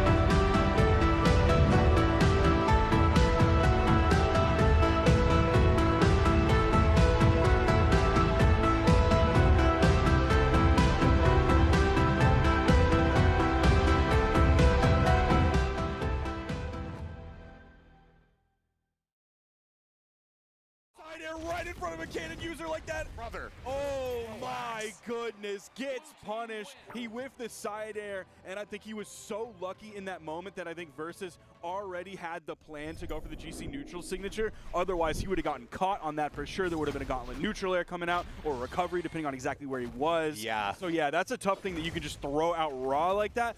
Definitely, he had a lot of confidence in that, I think, to throw that out. I mean, look, if is you it well placed? Who knows? Yeah, it's tough to say because it's like, dang, if I hit that, maybe I pull off the 1v2. I mean, the scoreboard is reflecting otherwise right now, but that's such a big deal in Brawlhalla doubles, right? Like, you cannot go for risky plays like that. You have to kind of understand your risk tolerance, especially when you get into that 1v2 situation. And I think Blitz went for broke. It didn't quite work out, and now we have to see if we can make it a Game 5 situation. It was reasonably close, though.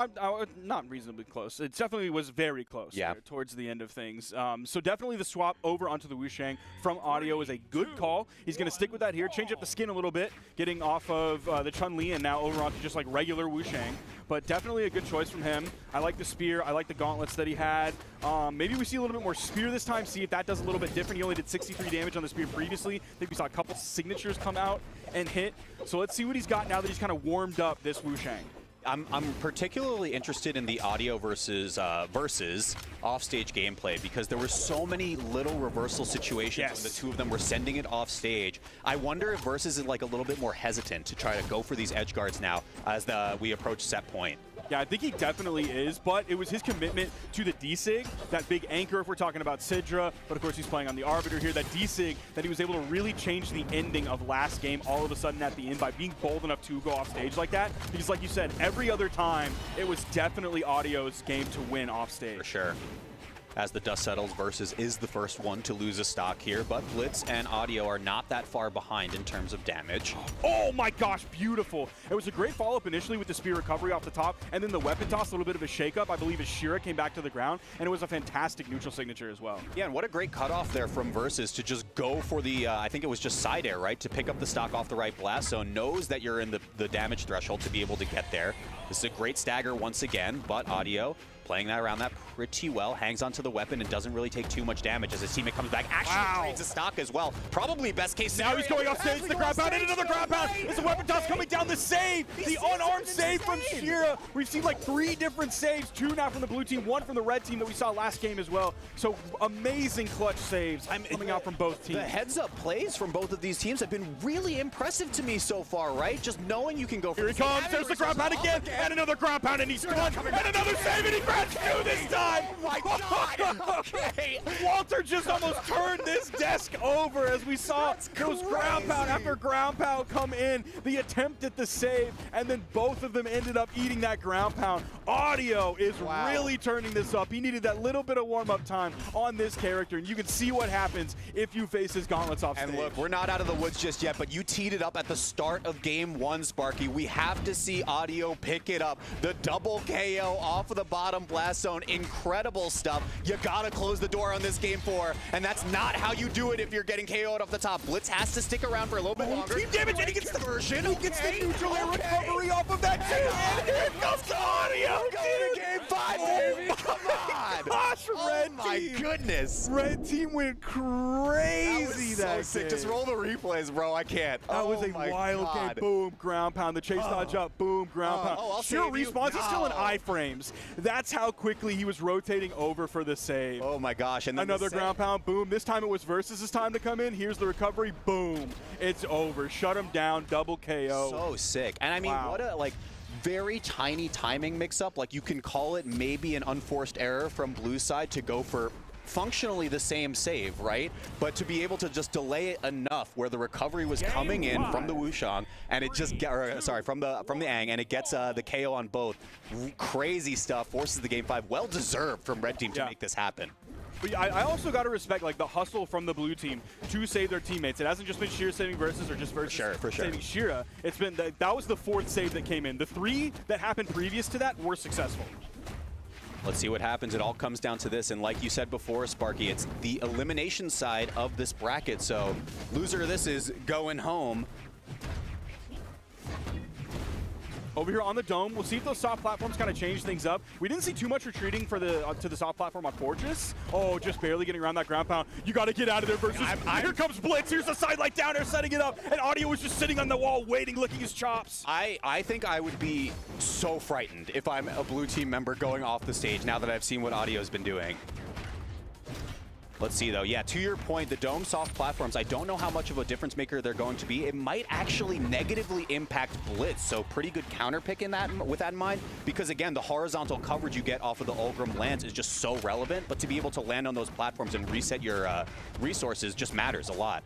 Now, one thing that I love that we saw from Shira just a second ago is he hit the gauntlet neutral air onto Audio and sent him over onto the wall, and then he just backed up. He's like, I don't want any of this, and if you shut down that opportunity, like, Shira is a gauntlet player. He hit 3 people with that D-Sig. He gets a KO. See if they can turn it into... Oh, Shira's going in. Oh, the overlap, and he grab outs his teammate Versus. What did you just do, brother? And then he loses his stock right after. The blue team thought they had the one-up onto Audio for just a second. There was the hit onto Audio and his teammate, and then Versus just really wanted to finish his teammate off. There was nobody else there, brother. Listen, you get a little thirsty for the KO. You talk about unforced errors. That was definitely one. It opened the door back for red team. Evened up across the board, 2 stocks apiece for everybody.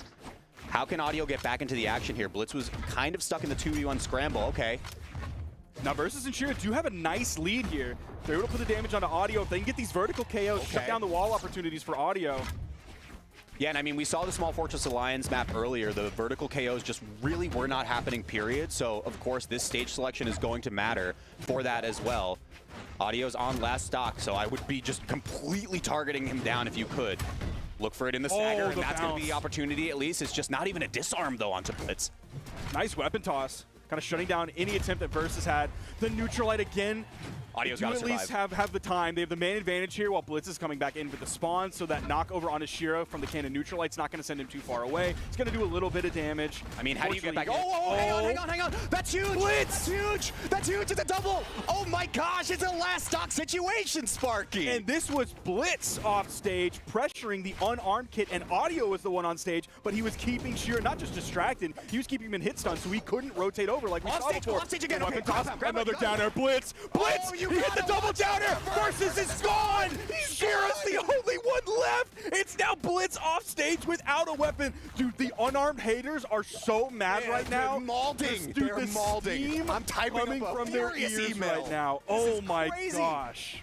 Once again, a 2v1 situation that has completely flipped on its head. I don't think any of us predicted this to be the outcome of game number 5, but Shiro's got his work cut out for him. Dude, Blitz just hitting 2 pieces. Even his own teammate was just with a weapon toss. It's all you need at this point, right? Okay, the Cider comes through, no weapon in sight. Recovery comes through, you're running out of resources, you're on the wall, exclamation points are coming in a moment. It's only a matter of time, Sparky. And I love that Blitz, even though he caught like 3 different amazing unarmed KOs off stage, doesn't choose to press the off stage against Shiro here. He knows the smart play is, I'm going to maintain stage control, I'm going to grab the weapon, and we're going to play this smart so we can win. Oh my goodness, okay.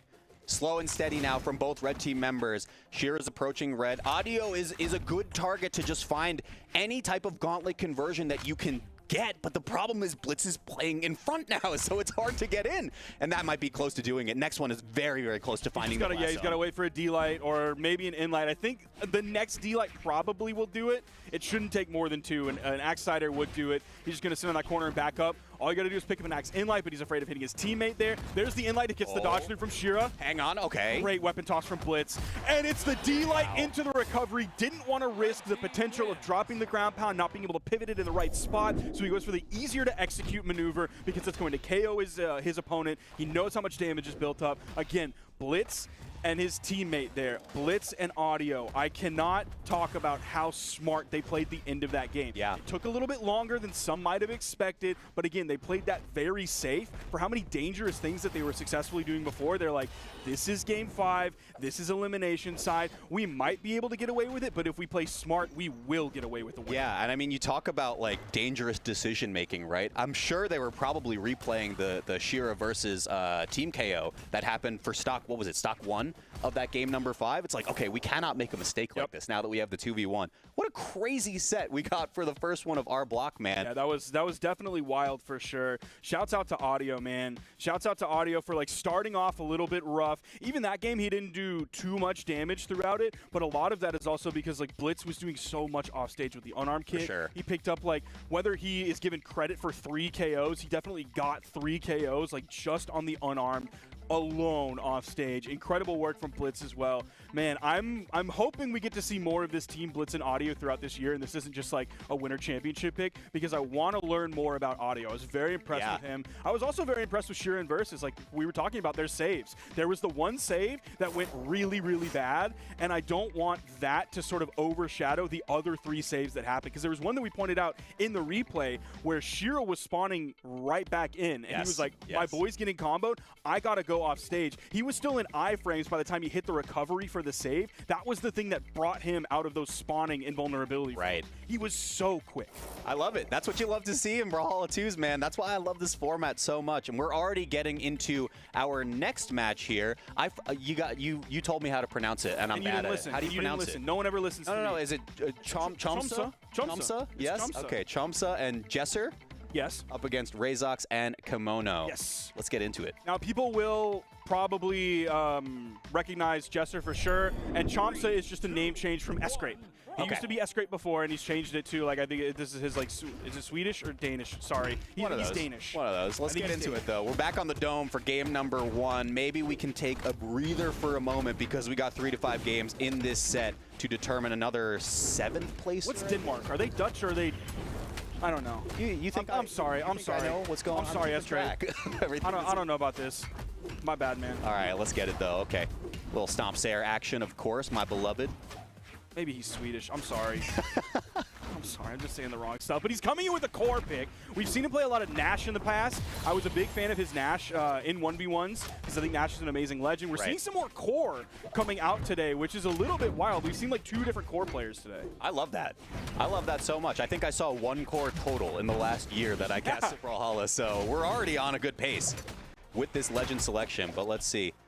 It's going to be Jesser is the first one to lose the stock. Second one off the side is going to equalize it for just a moment longer, but it's a stomp Sayer away from any blast zone. I love that Chomsa came in with these the side air as well, following up off of Jesser's inlight, so that he could get that rather than sticking to the ground and going for the neutral signature. They both hit in the same kind of general area and would have been the hit there, but he knows he can do it with the side air. It has less startup, and he doesn't have as much of a threat of getting punished for it, interrupting what would be a KO. So really smart decision making in that moment on the follow-up from Chomsa.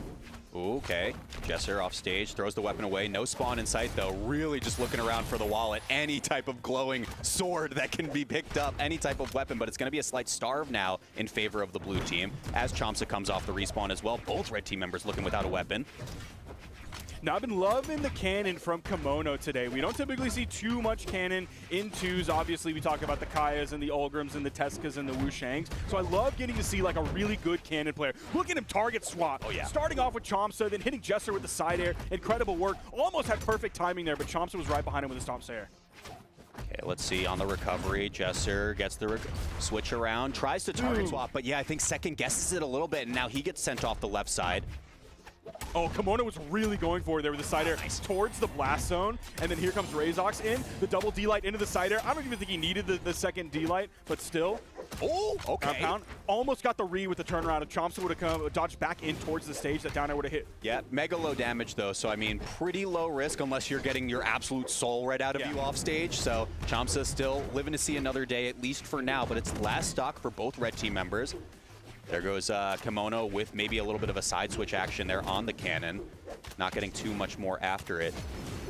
Can't find the opening. Look, yeah, Kimono just had to watch Razox lose their stock at that beating. Oh, and now he's taking one as well. Oh, Chomsa really dropping that combo, which certainly would have been a KO if he found the right signature. I don't know if that was a misinput or what it was. It was a little bit of a goofy angle to pick it up at. Maybe it was because that soft platform was in the way and he wanted to just like be in the air where you could gravity cancel it, but couldn't get there in time. But everything before that final hit that Chomsa messed up was a fantastic combo. Okay, a little bit of an awkward chase dodge from Razox, making it a little bit ambiguous on if you're going to go towards the platform or not. Surprised that didn't KO, with the recent little bit of love that Cannon got on that side air with the force. Ground pound from Razox, there's a downer from Chomsa. Down air again from Razox, that's going to disarm. Chomsa still wanting to go with the GC down light. He's going to burn his dodge from that, get hit, end up losing his stock in the long run too. Razox with 616 damage. I gotta praise Chomsa too. He did 617 damage. Dang. Okay. Not bad, not bad. Yeah, I don't blame you. As soon as you get the disarm, you're kind of like, oh man, I'm cooked. I guess it's just over, huh? So it's gonna be first game over to Razox and Kimono. Decent showing from red team. I think there were a couple of 4-player clusters there where maybe the wires were getting a little bit crossed on who's supposed to be taking the true combo and who's supposed to be going for like a follow-up position. So maybe with a little bit more space, I don't know where we're going. I think it's Small Fortress. Maybe this will help them a little bit, just like a larger blast zone, to be able to position themselves in a little bit better spots to find the pickups. See what happens though. Ooh, he gets the like reverse slide charge. You saw him move down just a little bit on that D-Sig, whipping it up very early in this. Nice downer from Chomsa. You're seeing Jesser just kind of zone out with the neutral areas, doing the things that Lance players are supposed to do in 2s. Great follow-up there as well. It was the downer from Chomsa after the setup from Jesser and the side air right after that. A little bit of an interruption, but the red team had quite a bit of damage, or the blue team had quite a bit of damage before Jesser found that interruption, and he gets caught here. Wow. And the D-Sig, wait, okay.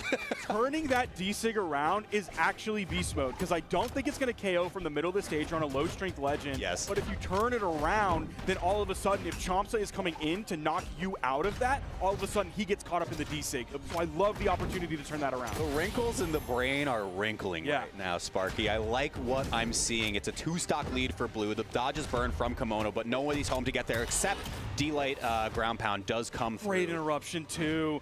You saw Razox throughout the recovery over the corner. You had that kind of like swoop up and then the blast on it. The swoop up hit, and out came the interruption from Chomsa right away. The neutral area is going to go in with the ground pound. No! He gets the target swap onto Razox, who was coming in to help his teammate out. That was a pretty crazy reaction, too. Yeah. I feel like the core was just coming down to try to survive for a little bit longer, but to be able to aggressively take that stock, super necessary. Dodges through the recovery as well. Really nice from Chomsa to stay alive for a little bit longer. I think if Chomsa had a recovery there under his belt, he might have stolen the stock off the top with the recovery. Oh, but it might be a double. Okay. Nice D-Sig looking for the double that he got earlier. Razox, he burned a lot, but he was holding all the way to the right. Didn't want to burn like his final dodge or anything like that. Was going to have that off a cooldown. Dips onto the stage, gets away from the down air. Does he live from this? Yes, he does. Oh, but just gets the signature off the right blast zone anyway. So even after that crazy edgeguard scramble, Razox ends up the better end of that exchange. Love to see it. Okay, another equalizer stock, but you need to find this in the stagger. At least get a little bit of damage, just a single aerial. Yeah, you saw Razox playing around that left soft platform. He was up there. He only got hit once. Another D-Sig coming through. This Kaya working really well for Razox. Oh, he stays deep enough. Okay. You're getting reversed all day, bro. Both of you And the ground pound. Oh, yo. Oh, wait, but Sweatbeats came on, so you lost your teammate. So I don't even think that's that great of a trade if you're red team. Yeah, that's absolutely worth for the blue team because Razox still has a stock to play with.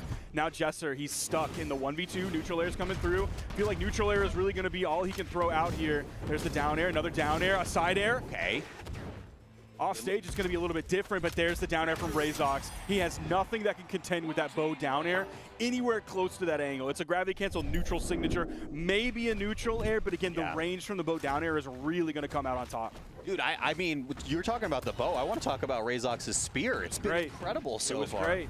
Really, really great stuff. Signatures are grabbing KOs left, right, and center. We're seeing the offstage play with the pogos and ground pounds that are just displacing both red team members, forcing them into these really awkward, like, 2v1 save positions. It's working out great for them so far, and again, the scoreboard's reflective of that. And that's not even to mention the D-Sig that he was throwing out on the spear as well. He was whipping it up. 12 signatures that he threw out the entire time. He hit 58% of them. Now, that number is going to be a little bit funky because he hit a D-Sig on 2 members. Right. So that ends up, like, messing up the numbers if you're just trying to read them raw, but knowing that context, still, he did great work with that down signature. And the spear, 505 damage compared to 79 on the bow. So the bow was like just at the end right there. Yeah, really, the rest of the time really it was spear time. Let's see if the addition of another soft platform going back to the dome is going to help out Jesser and Chomsa. Yeah, we're seeing Chomsa swap away from the core over onto the Wushang. I believe this is the Ascended Wushang skin, so hopefully he can ascend to at least one victory here, if not getting the set, as he almost gets taken off the top. To the top blast zone for a second there, Sparky, but not quite going to lose that stock. It's both Chomsa and Kimono in pretty deep red are approaching it right now. Nice ground pound, and the follow-up from Jesser. Can he finish off over there? Another down air. Goes in with the ground pound. He pulls out of it like right at the perfect time so that he doesn't get caught below his opponent because Razox had the dodge, and then you saw him going for the ground pound right after. So that's what Razox was looking for, and Chomsa saw that coming. Yeah, I was going to say challenging the recovery on that right side was a little bit ballsy, but it does work out. Razox off stage with the bow, throws it away. GCD light, not going to find its mark. Nobody home to get the ground pound after the fact, so everyone on red team is safe, at least for now. Jesser stuck over on the wall. Chomsa stuck over on the wall. You saw Jesser completely avoid what that D-Sig was coming out from Razox. He ran past him so he didn't get caught in it, but he ended up getting sent back into it, or they found a hit anyway and finally got a stock off of it. So yeah, Razox and Kimono, they're looking really good here. Kimono's just got to be a little bit careful. Yeah, and I think there's a lot of respect on Kimono's side, right? Because those D-Sigs that you pointed out, they're not slowing down at any moment, right? So even if Kimono gets wrapped up in a couple of them, I don't think they really mind as long as the stocks are falling. What stopped his momentum there after the D-Sig? Was it a weapon toss? Was a little flabbergasted by this as well. Yeah, I think you're right. So much going on in that moment. Again, these D-Sigs still coming out from Razox. They're always a threat. The down air, another down air coming in. Okay. The axe ground pound is huge, but that might have been an interruption from Chomsa that took away the potential. That axe ground pound, yeah, Razox is going to lose that stock. It's going to be a 1-for-1 trade. Still a little bit in the lead with blue team here. Wait, that spawn positioning from Razox was crazy, too. It put him right on the right soft platform, next to both of the weapon spawns as well. Really good position to just zone Chomsa out while Jesser was getting edge guarded. Razox is just going to be floating above while he waits for Kimono to come back in. It's going to be the gauntlets rather than the cannon that Kimono's mostly been relying on so far in this set.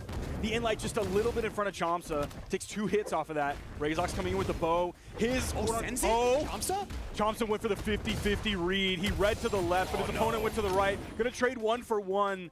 And now, all of a sudden, Kimono is all by himself. He has his stronger weapon between the two. There's the downer. He instantly gets punished. There's a beautiful follow-up as well from Jesser. And that's going to be it for this blue team. And Jesser and Chomsa are going to take the victory. The swap onto the Wusheng is exactly what they needed. I like it. I like it. What else do you think changed as we're looking at the replays here, aside from the legends that we're seeing on the screen? I mean, gameplay-wise, it looked like they were both just as aggressive as before.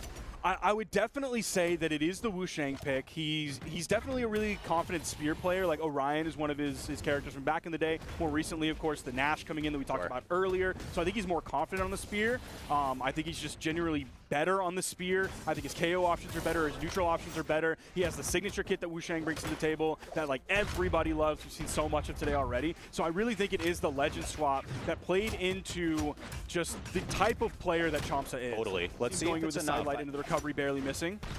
They did get a pretty close 2v1. I think it was a 2-stock at the end, so maybe this is enough to carry them into another Game 5, Sparky. Let's see if it's enough.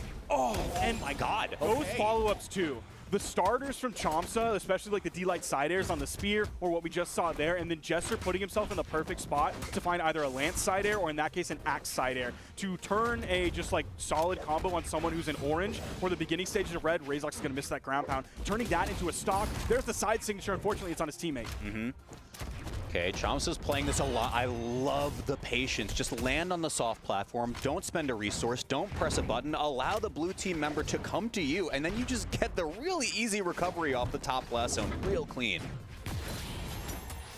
Okay, 2v1 situation. Got an easy pick up the double. Great follow-up. That's the follow-ups that Jesser and Chomsa have been finding so far. Now we're seeing Razox and Komodo hit that as well.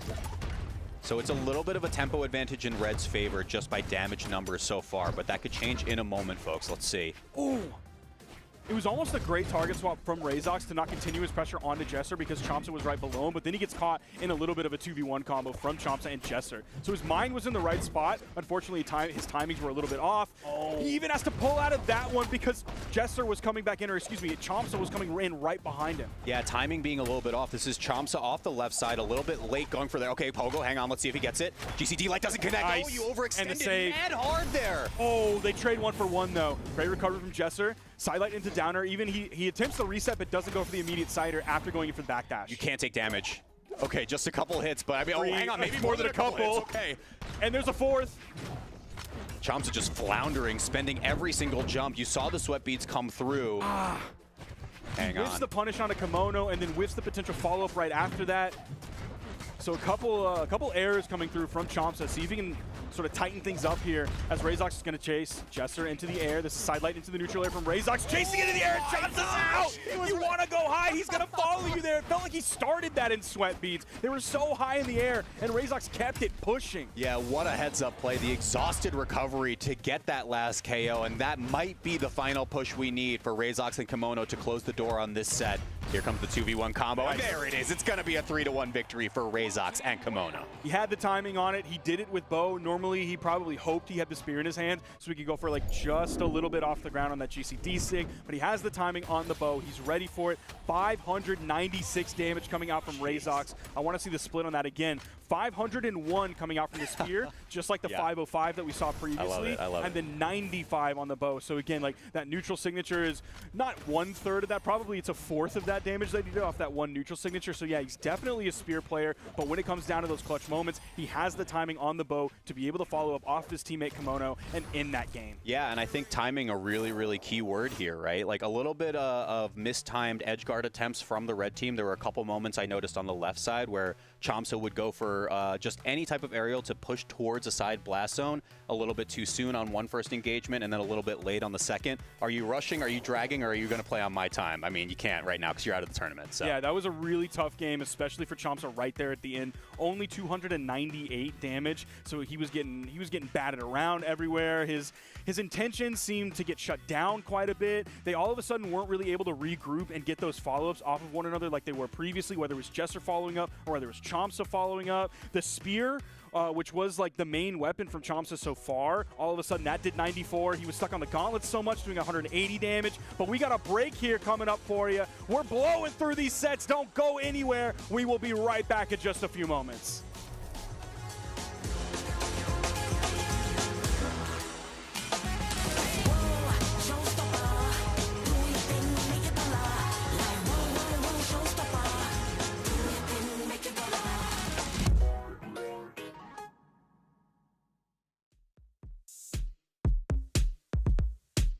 Feel like I've known you for a million of my lifetimes. So welcome back to the show.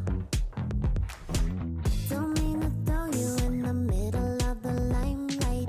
You got me deep in the flow. Butterflies, am I alright? Butterflies, I can't disguise. No, feeling kinda drunk, hit me like a sucker punch. I know it's kinda dumb, but I'm young and having fun. Don't want no other. You melt to me like butter. My pulse so fast I can't breathe. Don't make me suffer. Just wanna be a lover. Why can't you see? Stomach is sinking and I got no self-control now. It left me out the window. Running so fast, you know, I think I need to slow down. My body telling me no. Butterflies, am I alright? Butterflies, I can't disguise. No, feeling kinda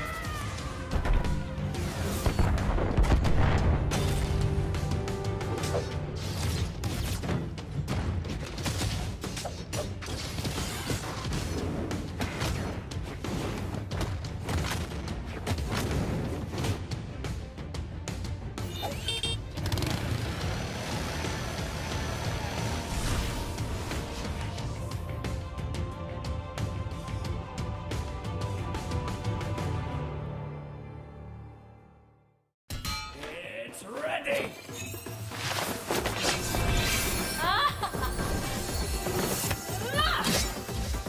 My motion is graceful, but my precision is deadly. Watch closely. My chakrams dance better than you fight. 2 blades, 1 warrior. The odds are against you.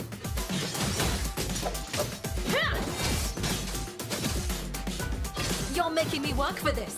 Well done. You've earned my respect, but you will not earn a victory. Try to keep up. My sword is sharper than your skills. Every spark of my blade burns with purpose.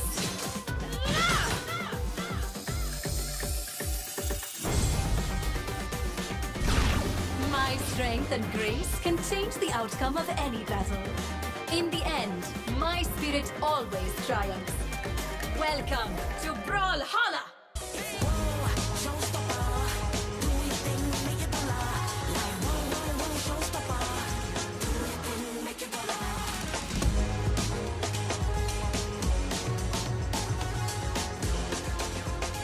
I don't have any audio.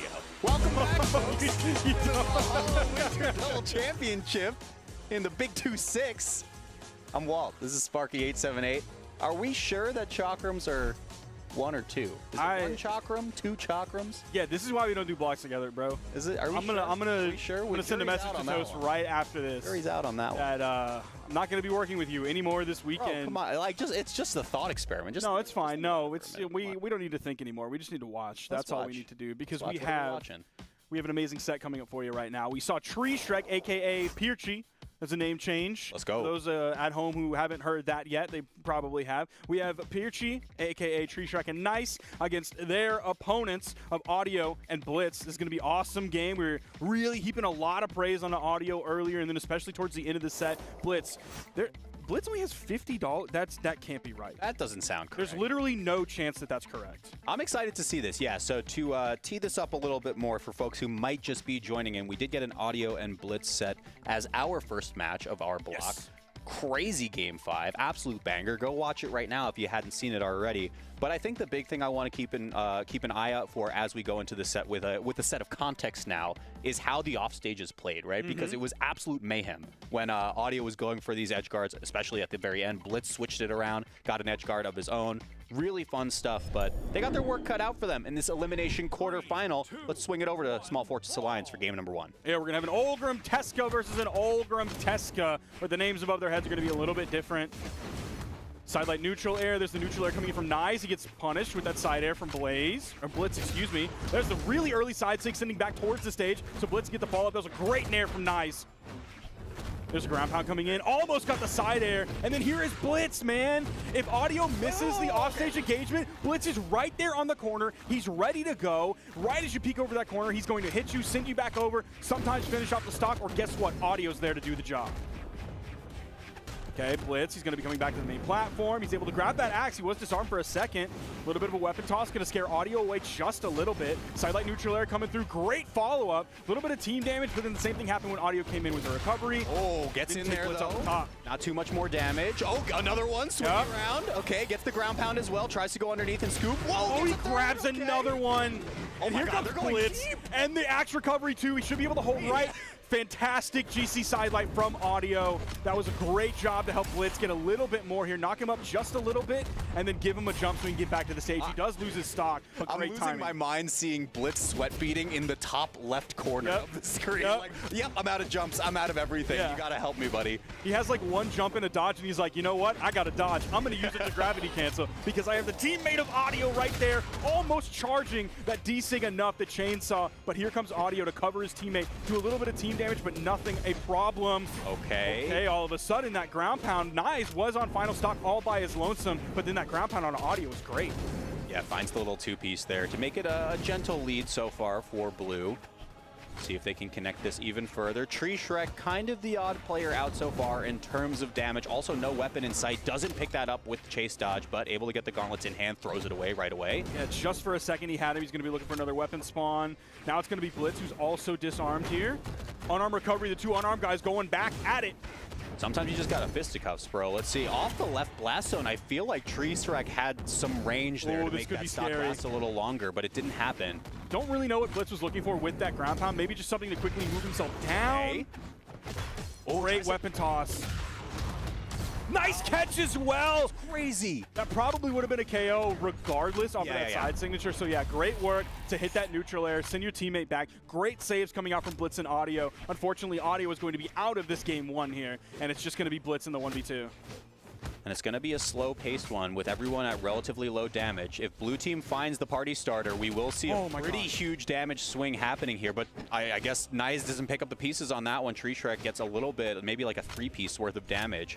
Yeah, I thought we were going to see a huge landing punish on a Blitz as he was landing back on the main platform, sweat beating, but Nyes really prioritized that weapon spawn, and they've been prioritizing keeping the weapons away from Blitz this entire time. For sure. Because, I mean, yeah, I was going to say Lance is queued up, right? So that's actually pretty good for Blitz if we can find an opening. We're going to be naring for just a while, though, or maybe just saring. A little bit of an early dodge coming out from Treestrike. Oh, that's going to be it right there. And sometimes that is all it takes against a Lance player off stage. If they dip down just a little bit, you have a massive opportunity there because that recovery, once you're down there, you have to charge it up or you're not going to get any distance on it whatsoever. And while you're charging it up, you can get things interrupted. It can be a really tough spot to be a Lance player in. The babiest of hits right there. Secures game number 1.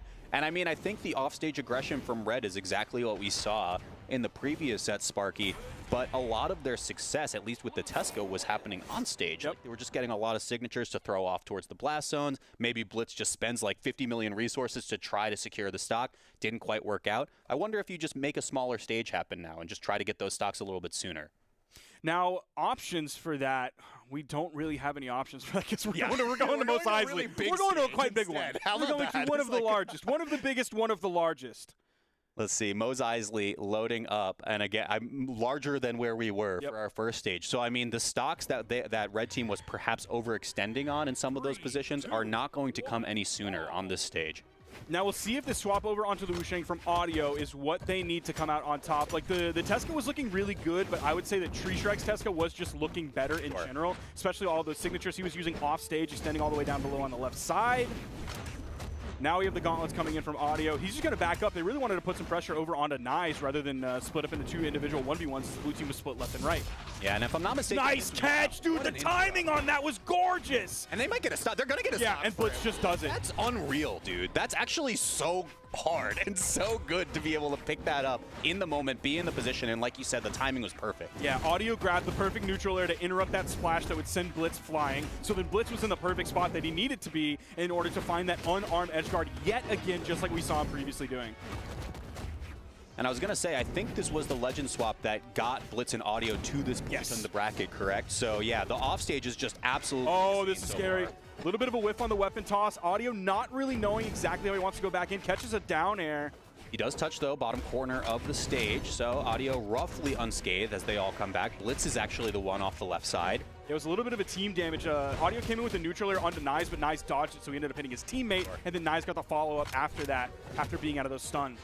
No weapon in sight, though, so Audio has just been doing it without. Finally gets there, but just baits it for the pickup. I like that a lot, GCD light, but it doesn't matter. It's a double. Yeah, great pickup using the strong version with the active input of the boot sider, so he doesn't chase after and gets a little bit more damage, or force, excuse me, on the end. That's what you use when you want to find that KO. Audio hoping to pluck out of the air with a neutral sig. Here comes the down air. There's a ground pound, but it's the wrong side of the stage ground pound. Could set up for the stock here. Goes in with the ground pound. Again, oh my gosh, you gotta expect Audio to pull out of that sometimes so that he can set up for something right after that. Whether it's a spear dare, whether it's a weapon toss down, maybe a ground pound follow-up, something like that. But anytime Audio goes in with those ground pounds, you have to be potentially reading a pullout coming out from Absolutely, absolutely. Let's see. As the dust settles, Red slightly in the lead here. See, oh, great little weave through. Just gets underneath the D-Light from Nyes, but still taking a decent chunk of damage is Audio. Playing a little bit of neutral now. We got the Lance and Gauntlets back online. That's given this Red Team a ton of success, at least in the last set that we watched of them. Ooh, a little bit of team damage interrupting Treestrike there. I think that sider was good because otherwise Nyes would have gotten hit. He is the more damage between the two, so that could have set up into an edge guard situation for the Red Team. Sidelight down air, neutral air, goes for the recovery read the other direction. Another neutral air coming out from Blitz. He's looking for a jump side air, barely misses. Not able to follow up right away off of the neutral light from Audio. And look at the red damage on the right, top right of the screen, folks. I mean, anyone is going to lose this stock except Tree Shrek, I would assume. So far, recovery, yeah, just hits with like the last couple of it and still gets the KO. It's a good window to get the knockout onto Blitz as well, and there it is, finds it. Now it's up to Audio once again. A lot of onus to not take a ton of damage. You're already off stage. Dude, go for it. I would be so afraid to press Audio off stage when I have Lance and he has Spear. Obviously, the same thing would be true for Gauntlets as well, but especially the Spear because all it takes is that faithful down air, charging it up. Wait. Tree Shrek almost had the timing. Hang on. We're going to need a replay on that. Let's see it. Okay, off stage. Grab out from Audio, dude. How does he have the timing? He is literally the Tesca understander. He 100% knows how to punish those. Reading the books. Oh my gosh. I mean, he's a Tesca player, so we shouldn't be that surprised, but he just seems to have such a handle on it. Wow, okay. Tree Shrek in really bad shape now to lose this stock. We just go, our sights go over towards Nyes on the right side. We can target swap over to Tree Shrek. Because it's in big damage, left side doesn't get the disarm, doesn't get the KO, doesn't get anything from it, but both blue team members off the left side of the stage. Weapon toss keeps them out of trouble for now, but look at this positioning, Sparky. Yeah, that was a great weapon toss. Unfortunately, it wasn't enough. Tree Shrek. Oh, okay, took everything, and now again, they're going to play this smart, just like they did in their previous set towards the end of it. Like, they could go for those crazy clips off stage, or they can play smart and get the win. They care about getting the win. Yeah, and I mean, the good thing about this was, versus the game 5 before, was I believe it was Audio who was like super red damage. Yep. So like, it was very obvious who was playing front and back when they got to that 2v1. And this one, they were both at like orange. They're pretty safe for the most part, but to your point, no real overextensions, no risks being taken. They easily secure that game number 2, and we're in an even set so far. He's charging that up, goes past. The dodge came just in time, and the diagonal dodge to make sure he got away from it. Man, I'm loving Audio and Blitz. They're really showing us some really cool stuff on the edge. I'm enjoying that so much. Even that weapon toss up and the recovery to send him off of that top blast zone. Mos Eisley Spaceport is banned, and we're going over to Miami Dome. Let's see. I mean, we talked about the implication of the 2 soft platforms on the Dome maybe being not so great for Ulgrim, being able to kind of cut off those horizontal angles because it gives the blue team another place to land. But like, there's an Ulgrim on both sides, so it doesn't really matter. Audio's going to start off with the gauntlets here. Let's see if he can get maybe an early edgeguard situation. He's looking for one. Oh, he's not able to punish that with a neutral air. Oh, there is the neutral air. So much from Audio. Dude, and here goes Blitz, man. They do this every time. What is happening? I'm losing my mind, Sparky. Almost got that neutral air again. You see the neutral signature coming up from stage. It's not safe down there. What are you doing? Go coverage that they have from Audio to force the offstage and then Blitz to sit on the corner and guard in case they get past Audio. That coverage is so good from this red team.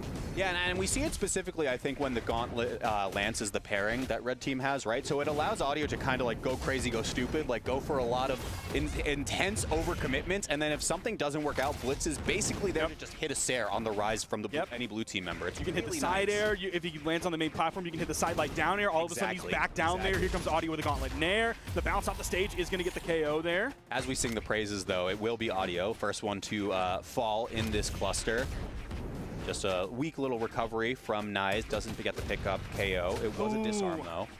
He was aerial enough on that you shouldn't be going for the side signature. Maybe he felt like he didn't have enough time to pick up the neutral signature with the startup frame, so he had to do a signature that was moving along with the direction, the vector that his opponent would be going, which is why he maybe went for the side signature.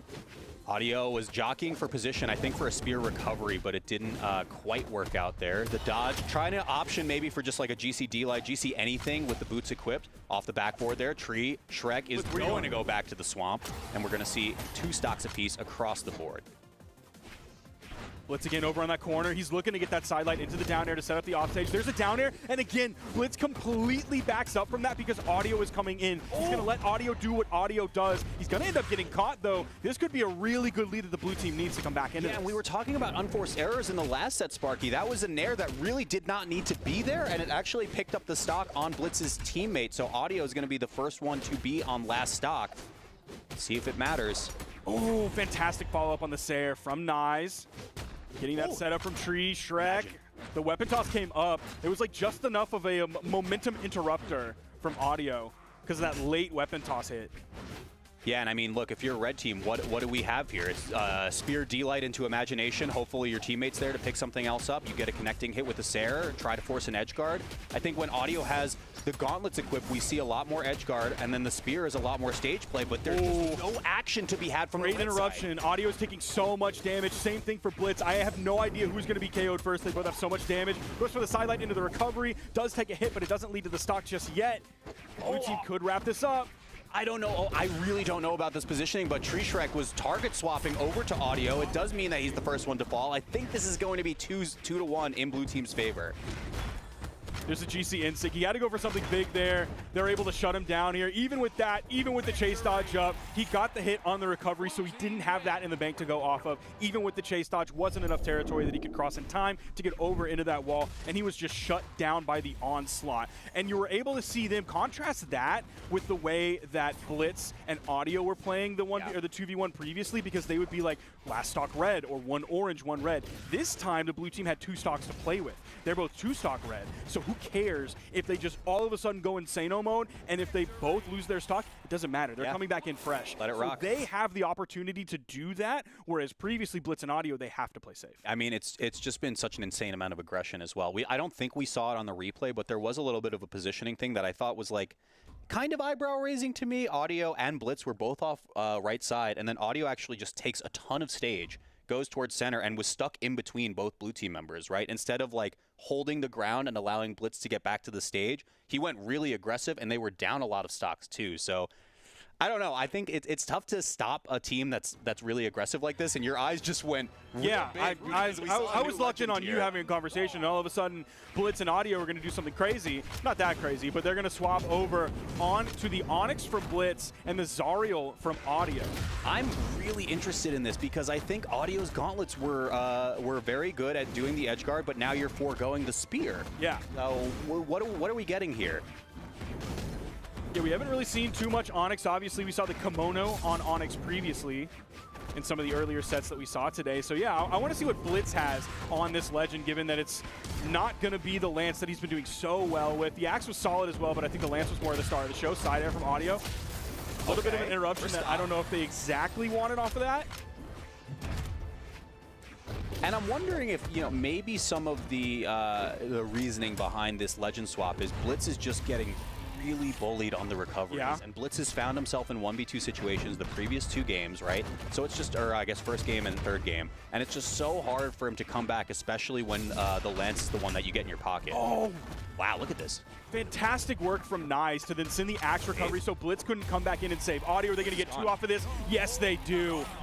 Incredible edge guard. Both on stage or really on the corner from Nyes, or recovering back to the stage from Nyes, and then the real setup coming from Tree Shrek. I mean, listen, if it was the theory that I thought that Blitz doesn't want to have the Lance equipped for a 2v1 situation, Red Team might be finding the 2v1 sooner than we think, unless they start tightening up their game plan. Yeah, they've already got Audio on final stock. He's over all the way on the left side of the stage as Tree Shark is just getting boot hit after boot hit after boot hit, hearing all the boot sound effects coming out from him as Blitz is getting manhandled. Oh my gosh, absolutely kicked off the right side. That's kind of more of the positioning I want to see from Red Team. Swoop in, allow Blue Team to overextend, trying to get a KO off an edge guard, and then find your openings. I can't believe that weapon toss into neutral air didn't KO. He hit that like up at the left soft platform in its raised position, and it wasn't enough to KO. They finally get that stock off of Nyes. He's on final, but Tree Shrek's very healthy. Let's see if Blitz can survive for a really long time on the second. Audio's going to have to do the same thing. The problem is, as I say that, the double recoveries come through. Send Blitz off the top. Audio retreats to the wall. It's such a tough position if you're Audio on last stock, because it's like, how do you enter that engagement and not take damage, right? Especially every single little hit matters so much, because if you lose last stock, Blitz is in a 2v1 for the 3rd game in a row. Crazy situation here. Oh my gosh. You got to take one off Tree Shrek. Yeah, you see it. Look, Audio all the way off the right side. Just knows they need to find this window of opportunity. Finds it off the backboard, and Nyes is way out of there, bro. That's something he's done a couple times. Last time he did it, he had the Lance, so he was able to charge up the recovery to almost send himself off screen all the way on the right side. This time it was with the Axe jumping really high on the left. They take Audio out of the game. Blitz has got to do something magical. I don't know if he wanted to lose that weapon there. You saw him kind of moving left to chase after it, but there was a member of the blue team there. Oh, that Axe Sider's going to keep away from the weapon. He's not going to have enough, and just like that, even off of multiple Legend swaps, they couldn't find the solution that they needed to take out Tree Shrek and Nyes. Dang, I mean, I feel like we were really zeroed in on Audio and Blitz because of how crazy the first set we saw from them was. But Tree Shrek and Nyes were just consistently good the entire way through, right? Like, you kind of talk about these as a commentator. You talk about a lot of this stuff from like the perspective of one group to give a little bit of like framing for the people at home. But blue team was just quietly like, yo, shut up, dude. Like, we're good. We're going to be all right. And they're going to advance one round further into this Winter Doubles Championship. Yeah, Tree Shrek really... he leveled up on the edge for sure, and then Nyes was doing a great job of giving him the room that he needed and the support that he needed to be able to do the thing that he wanted to do. It wasn't just like he was beating everybody away. He's 1v9 here in this game. Like it was due to him initiating things or getting the support. The starter came from Nyes to send into the offstage, and then Tree Shrek is able to go to work, or Tree Shrek starting to go to work. He needs a little bit of pressure relief. Here comes Nyes. He's there to be that support in that moment. Yeah. So Tree Shrek can really shine. I love seeing it. I mean, even that instant recognition from Nyes, knowing, oh, my teammate's down. I don't want to blow this lead that we have. Let me just escape into the topmost corner possible where no one can reach me. Even if someone does, they're only getting a hit or two. It's not going to amount to a stock. I mean, really clean, really coordinated play from blue team there to advance one round further. Yeah, really smart gameplay. But we're going to be moving on into our next set. The tournament keeps going as we knock more and more people out. We're going to have Akno and Moonir against Razox and Kimono. We just saw a little bit of Onyx in that final game from Blitz. Now we're going to get the team that we've seen playing Onyx all day, and that's going to be Kimono and Razox. Yeah, I mean, Razox really impressed us in the last set that we got to see of them. We have not gotten to cast a Moonir Akno set, at least today, for our block. I'm excited to see this one. This is a pretty heavy hitter matchup. Yeah, they're going to be coming in with a little bit of the mix of some of the legends that we saw previously. We mentioned the Onyx. Haven't seen too much Kaya today. There's been a couple teams running the Kaya today. But then, of course, on the other side for Akno and Moonir, we're getting the Devil Jin that we just saw the swap from Audio. And then we're also getting Moonir coming in with the Teska that we've known him on for so long. Absolutely. One of the few people who like were playing Teska for a while before we got to like this point where everyone's like, oh, yeah, doesn't it feel gauntlets, it must feel so good being Moonir, where you're just like, I have such a, he's like, I got faith. Yeah. I think it's going to work out. Teska, I'm all the way in, and it's going to be so good. And now it's super meta. Like, it's great. I love it. I love it. Let's get coming into this game. I think all the people in chat are probably thinking this is going to be the Akno Moonir sweep. I would tend to agree with them, but who knows what will happen as we go to the Fortress of Lions here for game one. Razox and Kimono. Let's see what Razox's first weapon is. He's not able to grab that one out of the air. Akno actually steals it, so that is a full weapon grab. As Kimono, dude, instantly off screen. Oh my gosh. So look, aggression was something I mentioned from the red team in our last set. I think Moonir is like one of the most aggressive players ever. Like, it's crazy to watch him just go absolutely balls to the wall, especially when there's a teammate in the back. So having the respect of someone like Akno, knowing that Moonir is going to go really deep, really fast, is really, really important. But let's see, though. Moonir already took a decent amount of damage, about even. Nice timing. Swings it off the left side. There's a disarm as well. And that's going to be something that Razox probably can't get away with as much here, because you're going in against a team like Akno and Moonir, who, I mean, they've faced all of the Kayas in the world. They faced the best Kaya players in the world. They know the timing on that signature, when they can punish it, and the best way to punish it, rather than just being like, I'll punish it with a side light. Yeah, I'm very interested after this first game ends to see what the percentage of specifically the down signatures hit would be, because it was pretty high in the last set that we saw from Kimono and Razox. But let's get back into the action. Both red team members about to go. There's a recovery for the one. Is it going to be a ground pound for the other? No, Akno actually finds a little bit of damage. Chip on the way out. I'm going to try to find the neutral air after that. Great follow-up with the side air from Razox. Oh, they even get that! The neutral air lasting through the dodge frames. Razox, he was able to hold right far enough. He was high enough in the air that he could touch the wall. Recovery juggle's coming back in. Dude, he's right on the heels. Razox is right on the heels of Kimono, just in case he can find the follow-up there. I love that really dedicated team play. Great neutral air. Razox did get the touch. Here comes the recovery. Akno sends him back over. And the follow-up. I mean, look at this. He went for the down air rather than the side air based off of where Moonir was going to hit. Almost booted his teammate. Okay, we're going back to a little bit of neutral. Moonir way downtown. A lot of time to have to come back, and that's plenty of time for Razox and Kimono to set their sights on Akno, especially after that top blast zone KO. Weapon toss finds its mark. Oh my gosh. Well, really nice. Dude, this is 4 stocks to 2. Granted, Kimono's very damaged. Razor's is very damaged. Kimono gets knocked out. The neutral light, not going to be the big impact move that Munir really wants, but it is going to be a little bit of an interruption. He was going with a ground pound. Razor's goes pretty deep. Instantly throws the weapon toss over his head. Neutral air. Juggle opportunity follow-up. Another neutral air. And the ground pound sends Munir back to the stage. Potential act, no turnaround. This is cooking, bro. This is crazy. I love the just crashing on top with the nair.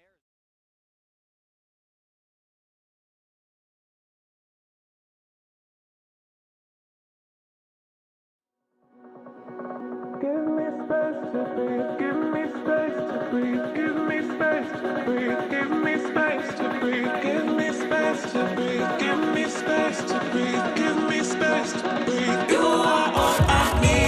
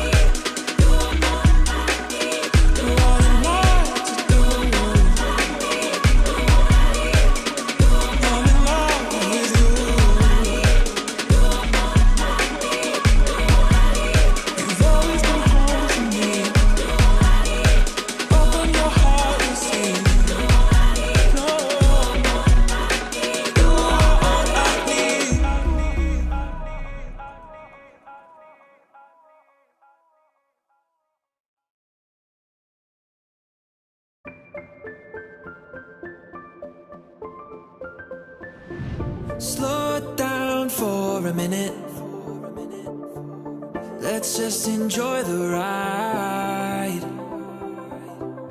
'Cause we're living in the moment. Don't let it pass us by. I've been looking for a start. You've been running around my heart. Then you pulled me in and held me in your arms. Now I'm never going back to how it was. You give me that feeling down inside my bones, yeah. I just can't control it. You got me believing that this love is real, and it makes me wanna feel it. You give me that feeling.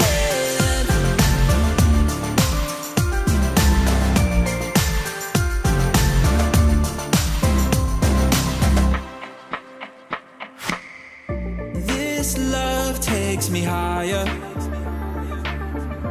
than I've ever been before. Your spark shines brighter. You always leave me wanting more. I've been looking for a start. You've been running round my heart. Then you pulled me in and held me in your arms. Now I'm never going back to how it was. You give me that feeling down inside my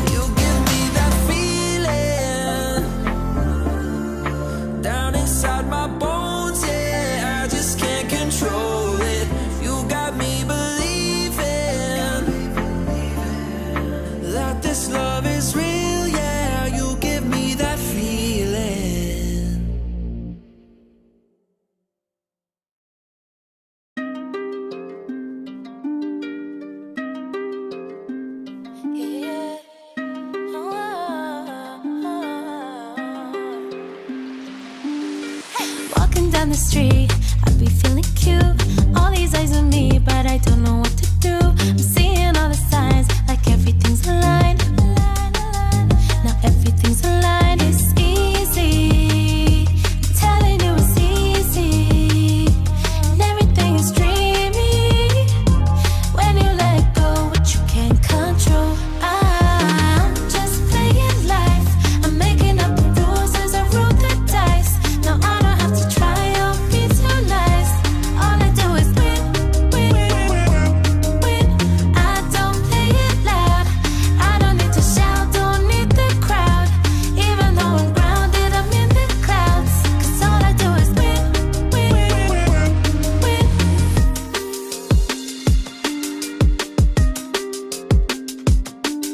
I'm skipping to the beat like everything is blessed. Got angels telling me you don't have to stress. I'm staying in my lane and I do it with finesse. You know I do it with finesse. It's easy. I'm telling you it's easy. And everything is dreamy. When you let go, what you can't control. I'm just playing life. I'm making up the rules as I roll the dice. Now I don't have to try or be too nice. 'Cause all I do is win, win, win. I don't play it loud. I don't need to shout, don't need the crowd. Even though I'm grounded up in the clouds. 'Cause all I do is win, win, win.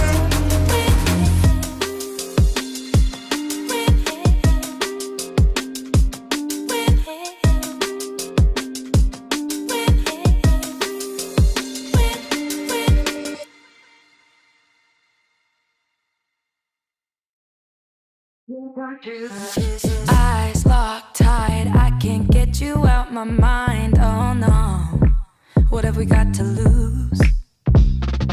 Holding your stare, I feel the lust in the air. Don't you? What if we run with it tonight? Hands all over me. What if we heat it up in time?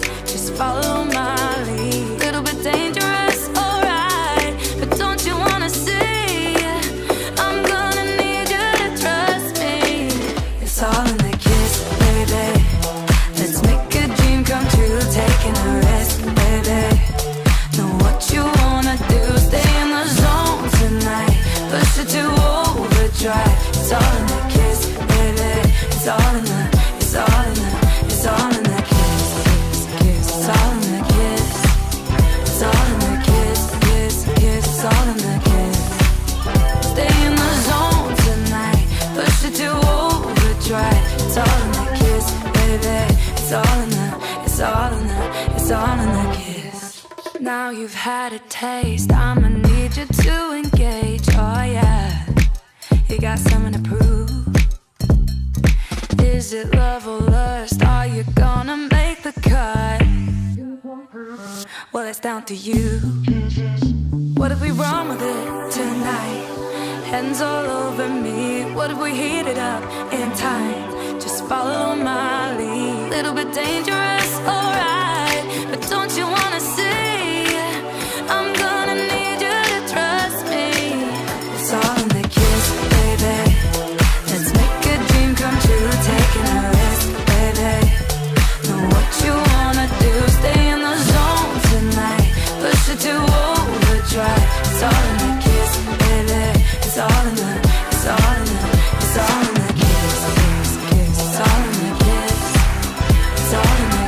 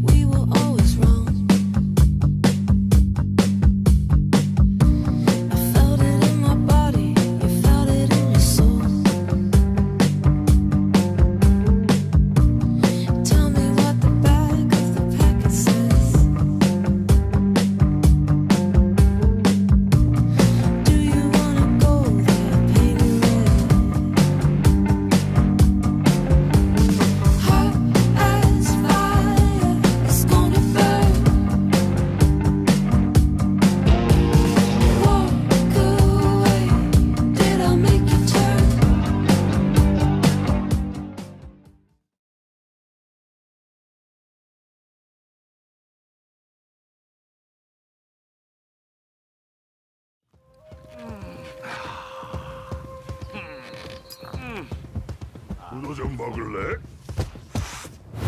그거 없어.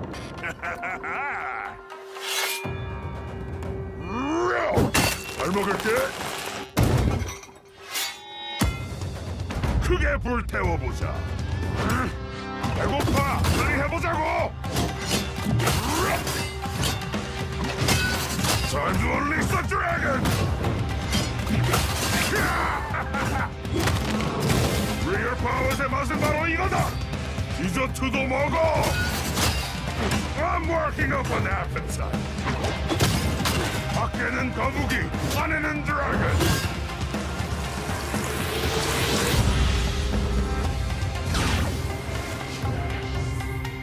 이기는 건 디저트만큼 달콤한 거야. 뭐 거의. Welcome to Brawlhalla.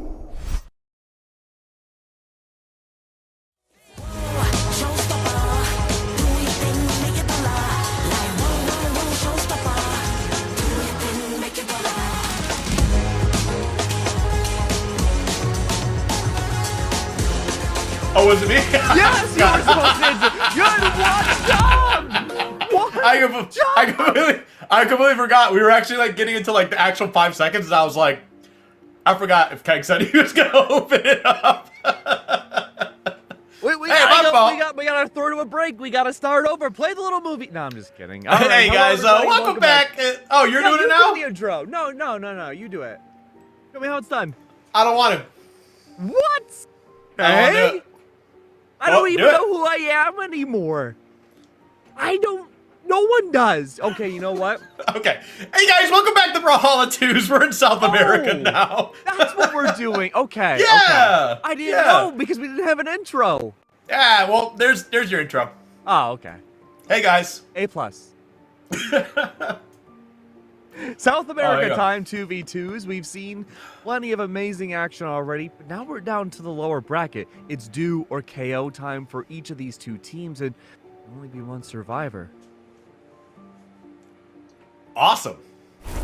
Yes, it is awesome, Skip. But yeah, we got a special set coming up here. We got Max United 2 and Capri Sun. Remember Capri Suns? I do. I'm going to be taking on Depth 1 and Michael Jackson. Can I tell you a horrible secret? Yeah. Never had a Capri Sun in my life. You're a liar, dude. No, I don't believe it. Okay, no, I'm partially lying. I had one when I was very young, the ripe old age of 24. Why would you even lie? And then say it happened like last year. it may have been last year. I'll be honest with you, dude. These last few years have all blended together. But I'll be honest with you. It gets worse. I'm sure it does. You're 26, so it's like, I get it, man. Okay. I'm not 26. I'm older than 26. Okay, 27. But yeah, I mean, all these players. You got to pump those numbers up. 28. To be honest with you, I don't know a lot about these players. This is going to be a really experimental time for both of us to see how these four players, excuse me, play. 34? 34 what? Capri Suns? I drank a lot more than 34 Capri Suns. My God, your bloodstream is all Capri Sun, dude. No, not today. Oh, I would die if I did that today. That's not like not a daily intake for you? No, God. We're really trying to ruin lives here. But hey, you know what? What's up? We got some Brawlhalla coming up here. We got the do teams we? action coming on. Yeah, dude, we got our teams in. They are locked and ready to go. We got double Barraza. Okay. And then Tezca Macho Man, you know, which we actually saw earlier with EU. So that's coming through again.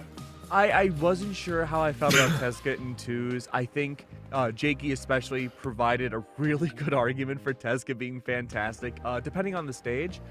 When it comes to Tezca versus the double Barraza, there's no middle ground. It's either going to go very, very well for Depth, or it's going to go horribly bad. 3, 2, 1, brawl. I can't tell you which way it's going to go. I'm just surprised we're seeing double Barraza. Like, it's not that I think Barraza's bad by any means. I just wasn't expecting a double Barraza.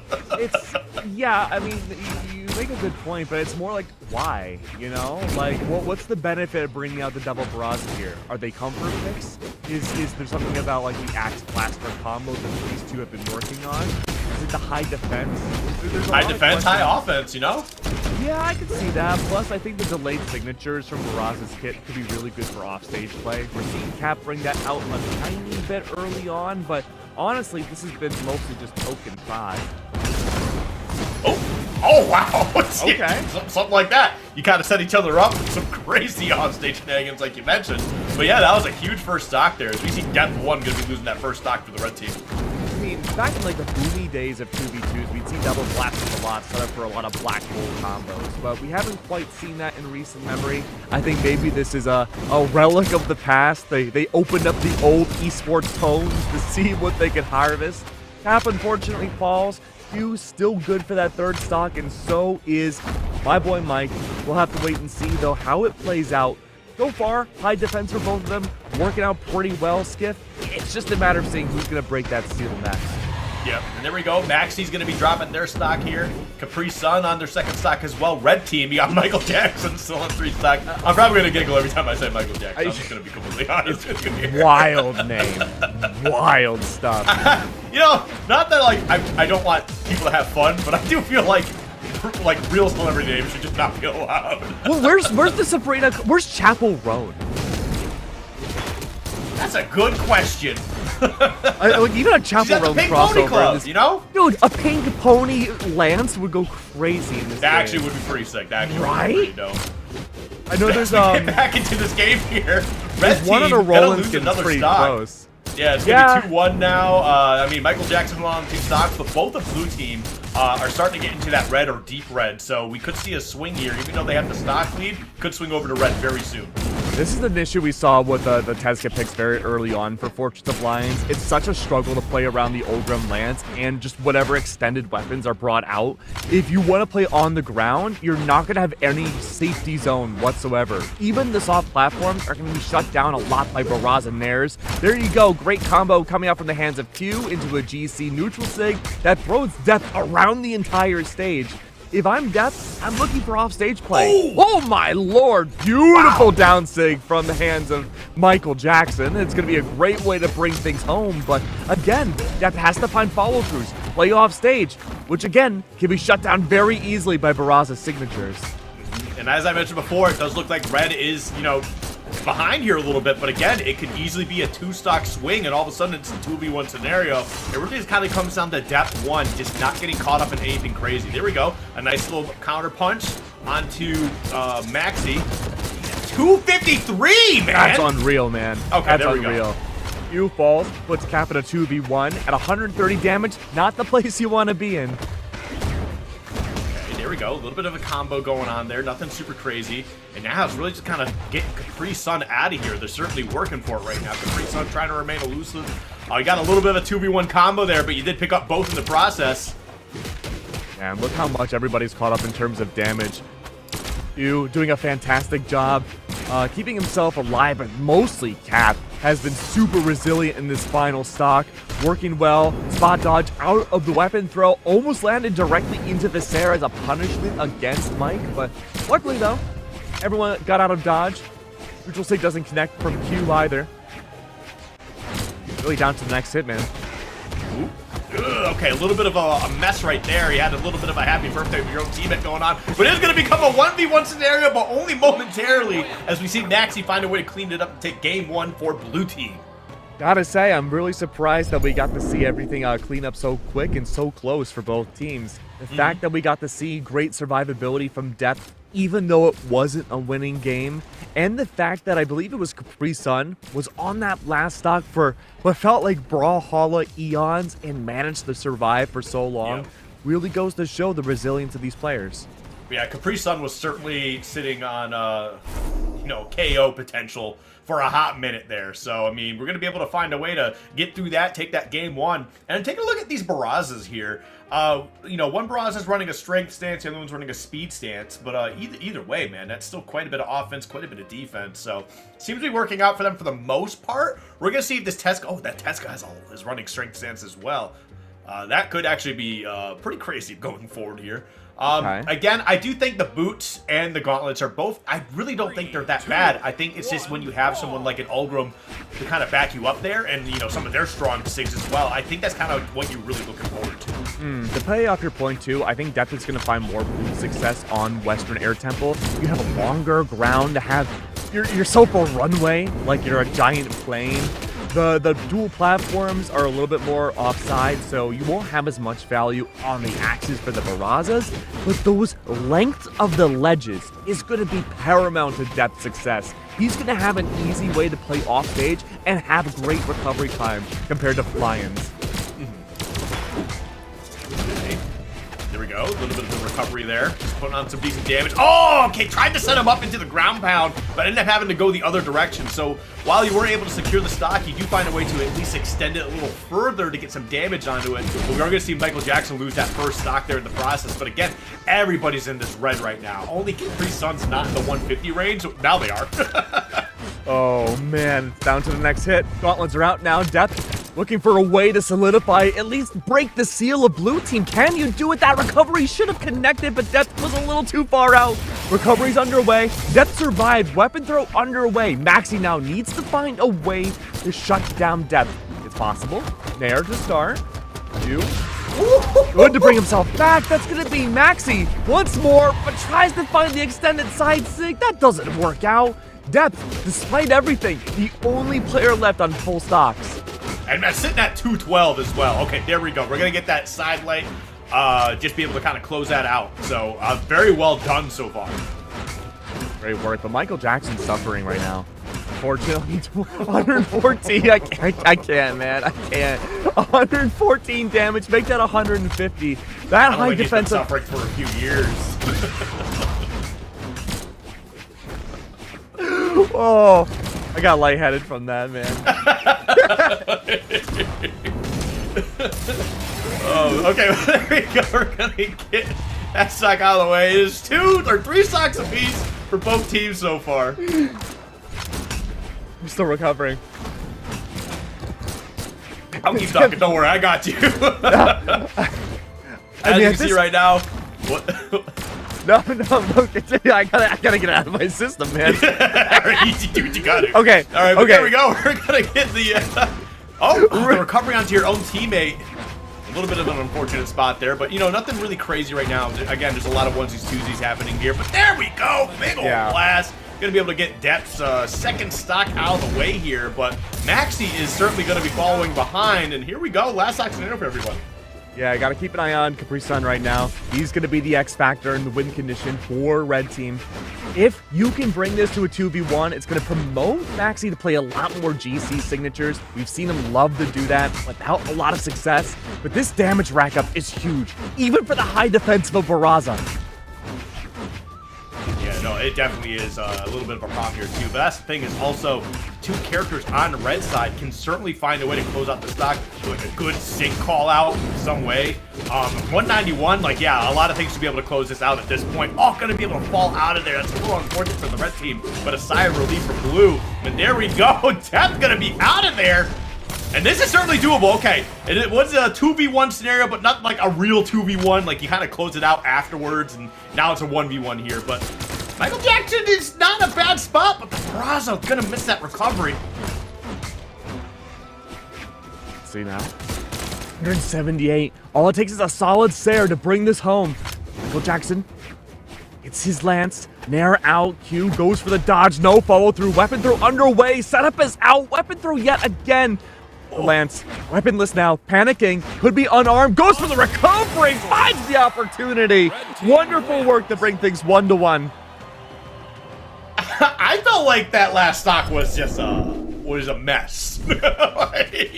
I don't know what those weapon tosses were going for, but like, you gave blue team a chance to pick up a weapon and you were weaponless, and thankfully, kinda, they put themselves in the spot for you to find a recovery to just, you know, get that stock out of there. But I don't know, I felt like that ending was a mess there. Like, you kind of got lucky. You know, when it was happening, I was thinking in my head, I think this Ulgrim is panicking a little bit, and I don't blame him. You're looking for a way to extend that coverage. You want to reset off of the Barraza. Maybe you have that confidence to go unarmed. Maybe you're fishing for the axe to come out instead. a lot of variables that can come out in those split-second decisions. None of them, well, it did work out at the very last second, I should say. So you can't rely on that as your main win condition every single time. I'm curious to see how this next game plays out. There are no legend swaps whatsoever. However, we do go back to Small Fortress of Lions, and I'm worried about depth. Yeah, I mean, like I said, we'll see what happens here. Like, yeah, the stage is a little bit smaller, but like, I don't think it's really that much of an issue. But again, we'll see how it plays out. Like, game one obviously wasn't, you know, exactly what they would want, but I felt like they answered back well enough. Okay. I can agree with that. I think depth switching over to Gauntlets has worked out instrumentally as well to have a lot more power in the mid game. But Capri Sun wants to start things off pretty aggressive early on. We see a lot of fishing for dares. Capri Sun finds his own follow-throughs off of Maxi getting the initial unarmed hits. But right now, as this set has gone on, it's mostly just onesies, twosies for the first minute or so. Nothing super crazy, nothing super solid yet. It's just a lot of neutral and resetting back to neutral type stuff. Oh, whoa! You went really low right there. Okay, we got sweat beads coming out all over the place. Nobody gonna lose attack. Oh, Depp has to touch. He's got a touch, man! Oh, no. Had Depp taken any more damage, that would have been a stock ender. Someone's gonna break the seal, and it's Capri Sun at first. Depp not too far behind. We've seen Maxi and Michael being the last two alive quite a few times now. Michael Jackson reigns supreme. Only one left now with full stocks. Okay, I mean, he should be able to stay somewhat... Okay, I was going to say stay somewhat elusive. Wasn't really able to get too much else out of that stock after everybody else had respawned, but, you know, you end up being a distraction for your teammates to kind of get the offense in here. But your teammates also got 124 now in this second stock. It is looking a little scary. So I gotta ask you, Skip, how do we feel about the Barrazas now that we're 2.5 games in? You know what? I like it. I like it. You know, the blasters, they know what they're doing with the blasters. They know what they want to look for. And then you got the axe to clean stuff up when the blasters aren't doing it. And it's not like they're sticking to one weapon. They're utilizing both weapons, I think, very well. No, I think you're completely right. I love this duality between the mix-ups of either Blaster Axe coming out from both players, double Blasters, double Axe. There's a big blend, and it's very tough for Red Team to adjust. Then again, Signature does come out. Great reset into a D-Light, into a recovery from death. It's just a matter of seeing, will that be the opportunity to follow through and get yet another? Fair is out. The double Barrazas down to their last stock. See how things play out here. Barrazas, I mean, they have been looking pretty good. There we go. Only taking a little bit of damage in the process. Not quite going to be able to take that stock off MJ. Oh, there we go.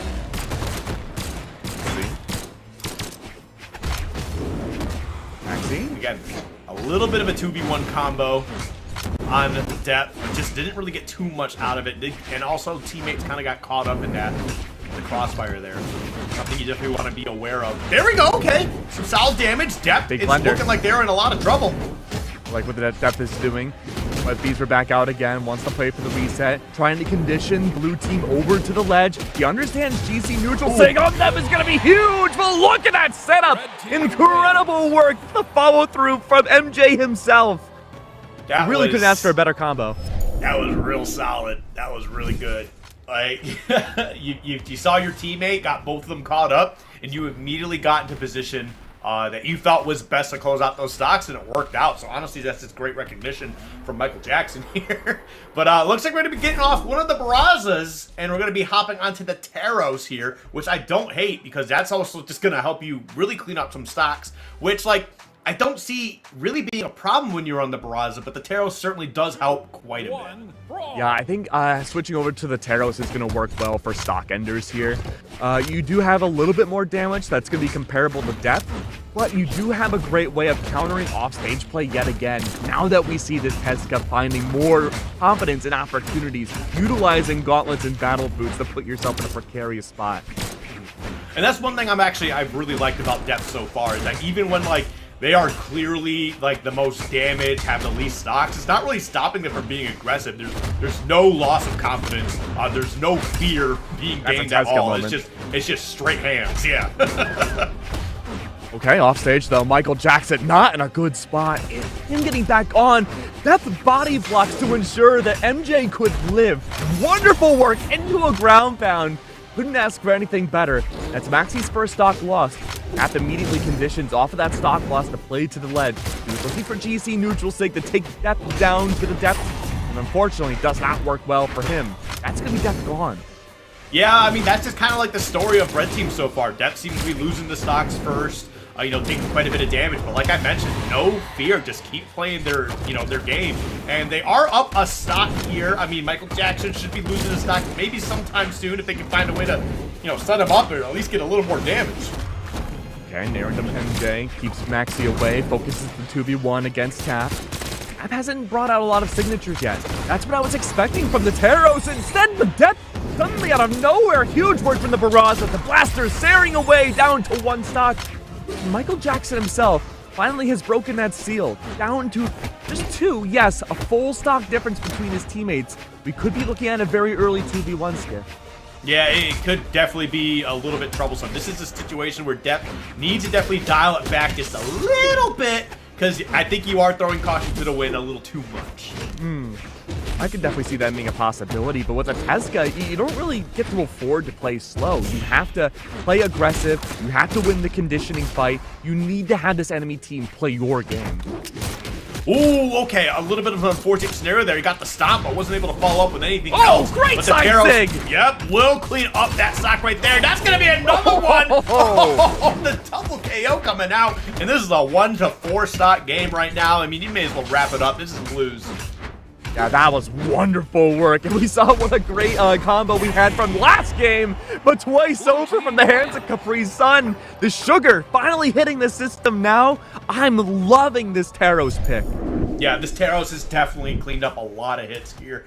I mean, we're getting right into this next game. I was hoping we were going to be able to see some of the difference in terms of like damage and SIGs, but no time for that. Yeah, they're getting right into this next game, man. They are ready to just get right back into it. Okay, there we go.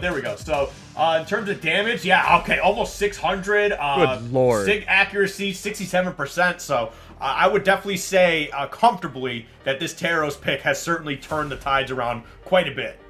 What I also really like, too, is that the big struggle for the double barrages, as strong as the stats are, as great as the weapons are, closing out stocks was a big struggle. But now that you have Cap reliably ending those stocks with those side SIGs, that's a major win condition on the board now for Blue Team. For Game 5, there's a lot of adaptability that needs to come through from Red Team to win this out. I mean, I don't think there's a lot, but like there is some ground to be made up for sure. Because like we are in a Game 5 scenario, right? So I don't think things are as doom and gloom. No, I don't think so at all. Right. But if I'm looking at the advantage state for Blue Team right now, it's definitely more favorable for them. I agree. I agree with that. But as we can see right now, Moss Isley, I mean, Red Team does have quite a bit of damage on him. Blue's not too far behind, and this could certainly turn around pretty quickly. I mean, both teams have definitely showcased they are capable of pumping out lots of damage very fast. Weapon throws her out now, stuck in neutral. It's going to be the dare to come out against Death. High up into the sky, though, without a weapon. No chance at all. This Tezca's struggling to get back on the Moss Isley, but Cap and Co. ensure that's not going to be a possibility. Pick up the weapon! What are you doing? Bro is the weapon. I guess. He just sat there dashing, like back and forth, just not grabbing it. I'm like, what? Yeah, that'll show him. Yeah. I mean, you got a stock out of here, which is good. Okay, but now you're down another stock here. You're going to have to find a way to answer back. Get this Teros out of here. I mean, he's at 157. He should be living in a little bit longer, but a good SIG call-up should be able to finish this off. Yeah, Michael Jackson's looking to find that final hit. Sarah wasn't enough, and he was too early for the recovery. Cap is still swinging by, though. Plenty of recoveries on his own front to find impact. But even a D-Sig doesn't connect. Death tries to end it all with a Sarah, but even then, it's shut down by the barrage of blundering happening towards the ledge. That was a great weapon toss earlier there for Capri Sun, but we are going to see the ground pound clean up that stock, but Death already at 177. This seems to be the story of the set so far. It's just how much damage Death has been taking and how he's been losing stocks earlier than his teammate. And there we go. There goes another one. Mike is going to find a way to get back on the stage. Okay, he will be able to do so. Look at Cap's damage right now. 22 on second stock. Death is facing elimination on this stock.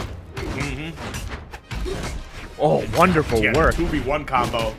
At this point, MJ, I'm like, dude, you just got to get out of there, man. Throw the stock away, like, because every time you fly away and you survive, your teammate is stuck in a 2v1 position. And as we've seen, he is taking some good damage here. 128 now. They're looking for a way to close him out. They're trying to find a way to get him, but he stays elusive, so well played from Death.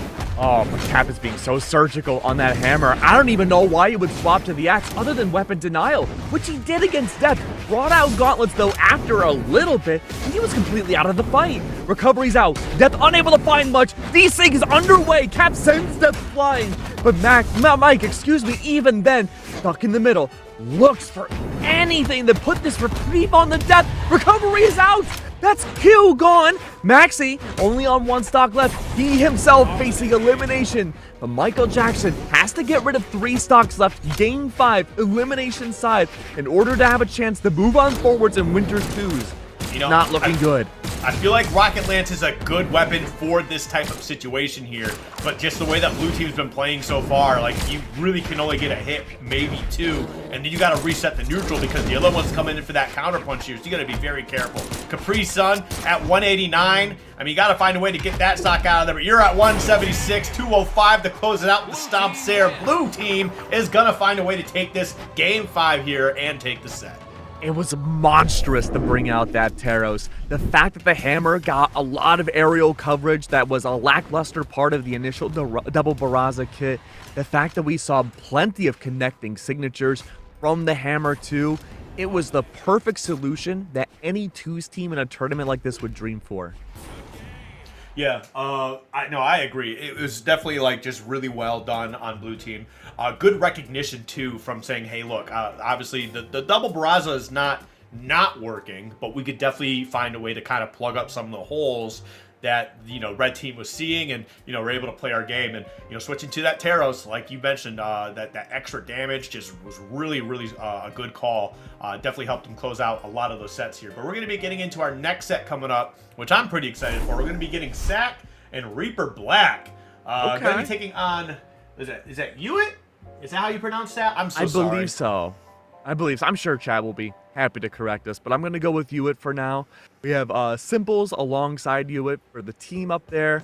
Again, players that I haven't seen too much of from Hewitt and Simples' side. Sack, of course, we know quite a bit about, and Reaper has been a 2v2 champion for such a long time when it comes to the South America space. So, you know, I don't want to make any early predictions, my guy, but you got a long road ahead if you're Hewitt and Simples. Yeah, it's definitely going to be a bit of a tough one. So, because we're seeing Sack and Reaper here, I assume that they got an early upset, and that's why they're down here right now. Ooh, this is the link for the Europe Championship. Let's see if I can go find a way here to hop over to South America, because I do want to see exactly what was going on with that one. Okay, yeah, very curious to know what was going on too. Yeah, Hewitt and Simples. I mean, looking at the podiums, right? We've seen a few top 32 historical wins coming out from both of these players. No medals to their name. You look at the other side and you got yourself many golds, many silvers and bronzes too. That, again, very large mountain to climb when it comes to these two. In fact, they're not even in the lobby yet. Yeah, I mean, you know, taking the time. We'll see what happens here. Looking in the mirror, pointing at themselves, giving good affirmations. Mm-hmm. Oh wait, this is singles. I don't want to see singles. Oh my goodness. Where's it? Okay, there's doubles. I clicked on singles like a silly person. Oh no. Yeah, man, that's me. Even me sometimes. It's okay. It happens to the best of us. Nobody's perfect. You're right. So let's see. Okay, so Sack and Reaper lost to Comms and Lucas Pro earlier. Okay. Yeah, definitely a little bit of an upset there. So that's why we're seeing them down here on the elimination side. I would be very, very shocked if we saw Sack and Reaper be eliminated. I would be too. Because, like, we know who they are. You know, we know they're very strong competitors. They've teamed with each other plenty of times before. But also, when you look on the other side here, we got PR6, PR12 taking on PR38, 39. And it's not to say that the players on the other side are not good. That's not what I'm saying at all. It's just that, you know, it's just Sack and Reaper. Yeah, we know the capabilities of Sack and Reaper. More often than not, they should be winning this championship. So I don't know what to expect going into this because it is the elimination side. But, you know, there's also a lot of information we don't have from that previous set, too. I don't know what Legends they were playing. Maybe they weren't taking it as seriously. Is that copium? Yeah, a little bit. But I can also see that there's the Dalsim and the Chun-Li locked into this lobby, both of which are fantastic for 2v2s. But also don't have our players in lobby yet either. Yeah, I don't know what the issue is right now. I assume that we're working on trying to get these people in there. It looks like Sack and Reaper are trying to get their teammate, or not their teammates, but their opponents in here as well. They are ready to play. Oh, there we go. There we go. We got Hewitt, and I assume Simples is right behind, and we'll be able to get this game started here. But yeah, kind of as you mentioned, we got the Chun-Li and the Dalsim on one side here, so that should certainly be interesting. I mean, we got a little bit of that Rayman action. Rayman is, you know, always just going to be a solid character. Really solid stats across the board. Then you also got gauntlets and axe happening. So, I mean, what can you go wrong with here, you know? Yeah, I think just for the playstyle that we see from the double gauntlets, I think bringing out the Dalsim is a fantastic complementary choice to the Chun-Li. You have yourself very similar signatures to Barraza off the axe, but they're also faster and more up close besides the neutral sig. So that does allow you for quicker, brawlier options to hopefully get some overwhelming potential off of the enemy team. Okay, this is the second Sir Roland that we're seeing today, and also another Nash. Yeah, this is our third Nash. This is our third Nash. It is a different year in Brawlhalla Esports, for sure. I mean, you know, if you weren't tuning into the European stream earlier today, we talked about how Nash's kit at its core is really good. You would expect Hammer and Spear to find a lot more relevance at this level of play. The fact of the matter is that the signatures are slow, they're easily punishable, and they're really predictable. And we saw a lot of players struggling already. There hasn't been a single time skip where we've seen this Nash be brought out and not swapped in 2v2s. That is true, actually. That's actually a very, very good point. I guess we'll see if that remains to be true here. The Sir Roland running 9 defense, though, so they are certainly looking to be a bit of a stock tank here. Like, all right, man, sure, Bro's a battle tank, man. Like, that's gonna be unbelievable.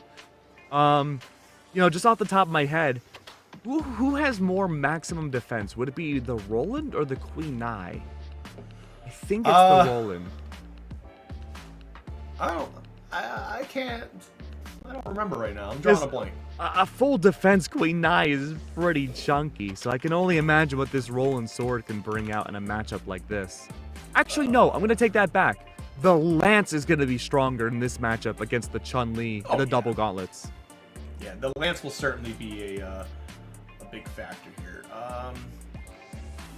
Dude, why don't they have the stats like on the actual like Brawlhalla website? You figured they would. All right, hey, Brawlhalla guys, BMG. That's probably something we should change here a little bit. Let me see the stats on the actual website. Hold on, let me get my stats open. Normally I have most of it down, but I'm like, well, what's the change here for Nice specifically? I mean, for sure, they're both chunky, you know? Oh, absolutely. All right, well, we're going to waste no time. That'll be your super secret pop quiz of the day, chat. We're going to see who has the more defense. We're going to Shiganshina, which we have seen Nash in before back in Europe. Remember, this did not work well at all. We're going to see Shiganshina district coming out here. There we go. We're just going to see how this plays out right now. This has been a very interesting day. It's just, again, just seeing Roland twice and Nash 3 times. It's already like an interesting, You know, looking back, this is the same team composition on this same exact map that didn't work out well. Yeah.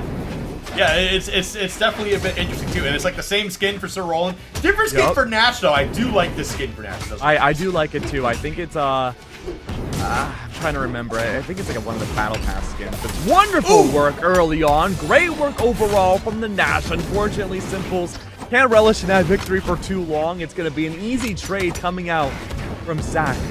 Just a matter of seeing, though, if this can be a follow-through yet again. Remember, 9 defense off of Hewitt. That should be enough to win out the trades and be the last person to lose this first stock.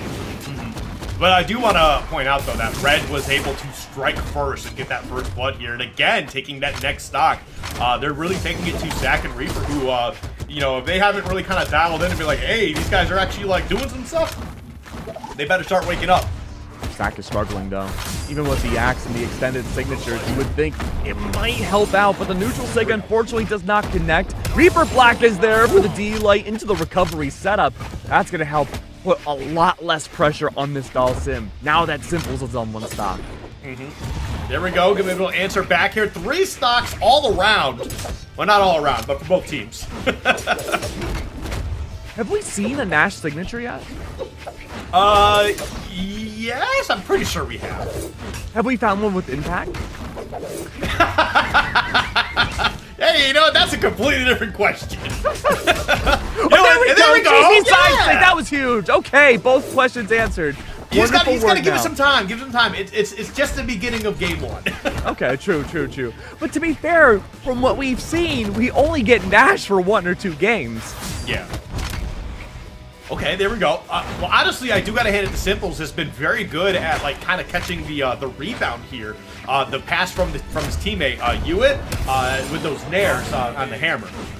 Yeah, I completely agree. It's been very clinical work for the aerial plays coming out from Simples. Again, you know, the argument's brought up, you could do this with any hammer legend, but again, the signatures like we saw with the GC side sig work really well. I want to see more of that. Hewitt's in a good spot to have that ledge guard up against Zach. Zach survives, gets that pressure from Reaper Black. 2v1. Simple's got to set up for something, and that's going to be the D-Lights there. Yep, big punish there. Now we got a 2v1 scenario here. Game 1, already in a very precarious position for Zach and Reaper here. This is a big old wake-up call for them. Game 2 better see some changes. Reaper could win this out, though. There's that 9 defense on the roll-in, but Simple's at 135 damage. I mean, yeah, you turn this into a 1v1 scenario, it looks so much better. But the problem right now is just trying to find a way into Simple. But this is going to be a lot of damage here. Oh, you dropped the combo. Unfortunate. 120 damage in the blink of an eye. That's what you want to see if you're in a 2v1. Sir Roland certainly coming through right now. Doing a fantastic job. Bro. Not out of the woods just yet. Great signature coming out from the side of Reaper Black. Neutral sig doesn't connect, though. Easily punished by a Sair. Weapon throw doesn't connect, and the dare misses. Reaper Black nearly had it, but catching the foothold at the very end. This Roland pick serving wonders again with that sword. Yeah, I mean, again, taking 520, doing 625 in the process here. And Sack doing only 288 damage. Yeah. With Reaper doing like 6 something. That's a little concerning here. We need to see those numbers get pumped up quite a bit. Looks like we're going to be running the same characters right back, which, you know, maybe it was just a game 1, like a bit of a slump in game 1, just, you know, trying to get your engine running here. But, I mean, we'll see what happens as we move forward. There will be a small change, though. We're moving away from the Doll Sim off of Sack into the Tezca. I think this is a great change for a stage like this. I mean, not even just a stage like this, but just like, I feel like in general, yeah. I don't think it's a bad pick at all. Again, it's just, there's so much damage that Tezca can put out. I think the boots in general are just a crazy combo piece, so.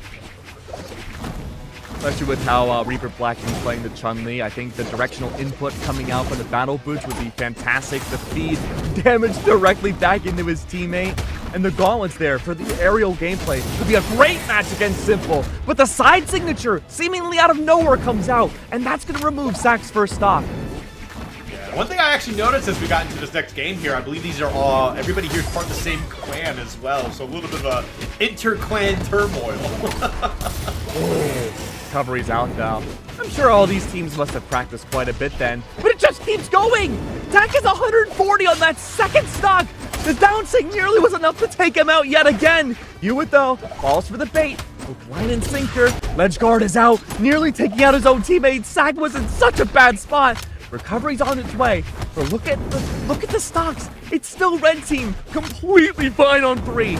Yeah, I'm actually kind of surprised just how much. Okay, there we go. Finally, One goes down. They were just like well above 200 at the time. And a Sair coming out, a second one. Not going to take that stock there. Certainly looking for a way to get them, though. Goes to chase them. Creates a little bit of space for the teammate in the process. Simple loses the stock here. Sack's already on the last one. Reaper's on the cusp of losing their second. And this is going to be a huge lead for Red Team now. Yeah, this is the biggest lead I think we've seen in 2v2s in any region thus far. That's going to be an entire clean stock lead. Wasn't really able to get too much out of that for Blue Team. There we go. Okay, happy birthday. Oh, yes! Wonderful work! Huge neutral at the very end. That completely demolishes the lead that Red Team had built up. Not once, but potentially twice over. Reaper Black setting up for the desync. Doesn't connect. Ewan falls for it again, though. And even though there's damage applied to the blue team, they've been able to clean up so much of it. There's no way they turn this around. This was like a 4-stock-to-2 lead. Looking like it might be a possibility, Skip. There is out. Things are looking good. Dak needs to get a weapon, but so does the Chun-Li. It's Gauntlets, though. That's going to be good to get above and under Ewan's side. But the recovery doesn't connect. Simple, trying to find a place to land, maybe even a signature to start off, but they're slow. Both of Red Team's Sings are slow. Sarah is out. Reaper Black is gone. Dak, this is his time for redemption. To make up for game one. Half the Sig, shut down by the Nash. What a comeback. That wasn't to be. Yeah, as soon as that landed, I was like, that's a hammer in hand. That's a quick little Sair to kind of close that one out. You don't have to worry about getting caught up in the vortex of it. You just have to throw out a move, and they did. But really got to hand it to Sack and Reaper. They were making a crazy comeback at the end there. I just think that that beginning was just too one-sided for them to really make it happen. But it certainly was very close. But we're going to be getting into game 3 now. We're seeing 2 Sir Rolands. This is 2026 and a Bryn. What is happening? Sure, man. Why not, right? Oh, man. Yeah, I guess the overly brawly, aggressive playstyle is not working out for Sack and Reaper.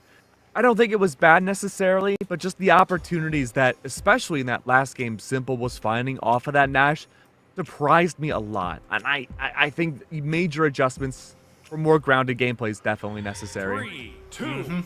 Oh, we're going to go into Masa Eisley here, and this is kind of Sack and Reaper's last chance to turn this around here. They got to complete a reverse 3-0 to stay in bracket. And I would say they're definitely favorites to make it to top 8, and it looks like they're going to fall out on in top 24. Yeah, definitely an unexpected situation to be in right now. But if I'm Red Team, I'm feeling really good, man. The confidence is soaring high. You have a great game plan down. And even with legend swaps, though, the adaptation should be on Blue Team's side. That doesn't mean anyone's out of the woods just yet. Neutral Sig is out. Simple's the first to fall. A revenge run for what happened in the last game where Simple was the first one to get the first stock down. There we go. That should be a stock here. Yes, we'll absolutely clean that up with the dare. Very well placed. And honestly, just great movement off stage there, too. Ewan playing phenomenal. That recovery not going to be enough to take out that Bryn. Bryn's going to get a counter punch here with that Sair on the axe. And they're going to put on some decent damage to Simple while Sir Roland returns from stage. He was still in a good spot, though. That 9 defense battle tech working wonders for the grounded play. Gravity cancel down Sig doesn't connect. Simple is looking for that coverage. Knows full well that they would go for an anti-air ledge recovery. It works, though, at the cost of Simple stock. 1 left, and Reaper Black has yet to lose this. Okay, there we go. Damage there, gets a sword in hand. Go way off stage. What was that, Ewan? Granted, that was your first stock, but my goodness, you really went for it and just gave up the whole stock for free. I mean, why not, right? I suppose so. Alright, well, continue to push forward here. Right now, man, Ewan's taking a lot of damage on the second stock. Gonna look for a way to get this stock from Sack out of here. That should be enough. We'll get it done. A crucial 2v1 situation here. Definitely need to get something going. But as we can see, Reaper staying elusive, not allowing themselves to stay in one spot for too long. Both Sack and Reaper's legends have high defense. Simple's the only one on this server that does not. He's struggling, but beads are out. No chance for a spot dodge recovery. That's going to be Simple eliminated. This is the chance for a comeback. And like, I think we saw that like an air dodge there just way too late. Like they tried utilizing their other resources, just did not have them. And yeah, okay, that should certainly clean this stock up pretty soon here. One more hit. Oh! There we go. Okay. The Stingray special. Now this isn't too bad. You get Reaper out of here, right? You get a weapon, get Reaper out, try to close out Sack as best as you can, as fast as you can, and then it turns into a 1v1 scenario, seemingly with no damage. Okay, there we go. Now you got to find a way to get Sack out of here. Try to take no damage in the process. Okay, there we go. A little bit of damage. Unfortunately, a little bit of damage yourself, but that's only 9. It's really not that bad. No, it's not terrible. And Reaper Black has the chance to do the funniest thing, go for the extended down sigs over and over. The hitbox is so wide, and you can catch landing so easily. It forces you into a very specific playstyle that can be countered by Sack because it's a 2v1. Oh, unfortunately was not able to make the connection there on the side sig. Ooh, threading the needle there, my goodness. And got to go for a breakdance, not able to find a hit, but still, that was a really cute recovery. I really liked that. Granted, he lost the stock, but that was cute.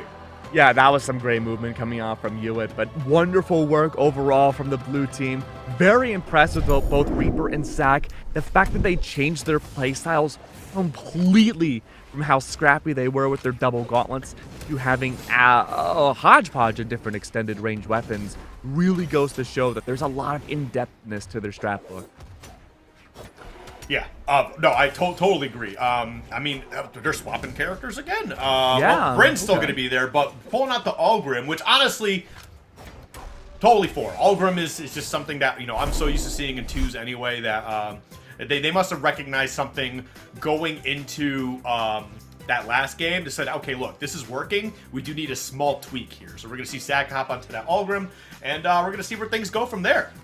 I mean, I'd have to go back into the VOD and watch. I don't think Sack got a lot of value out of that sword. I know there were attempts with the 2v1 KO enders missing the GC. I think that was a side sig off the sword. Yep, on that left side of the stage, yeah. Yup.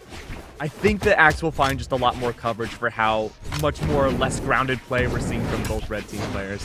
I think, again, also the Rocket Lance, too, is just going to be such like a big tool, especially for the way that Reaper's playing here. So I definitely feel like this should work out. However, you know, it's still, you know, win or go home for blue team. Absolutely. Yeah, or still home. facing elimination. There's still that wiggle room brought out by red team's side. Just a matter of seeing how well this hammer can continue to hold up. This is the longest lasting Nash we have seen thus far in 2v2s. Ooh. That was a nice little combo there, a bit of a 3-piece. Nothing else out of that, but still just some good damage. Good damage, team doing though. A pretty solid job here. Having stage control, separating the red team members. Loading the 2v1s, that could have worked out well. Reaper went for the extended signature, it did not work. Dax finally gets a weapon. Sayer's underway, tries to follow up with a neutral. A little too far out, but the ledge guard here is sublime. It's up to simple though. He gets back on, finds a way to thread the needle once more. It's a matter of seeing though, what can the follow through be? Not in the favor of red team. Okay, there we go.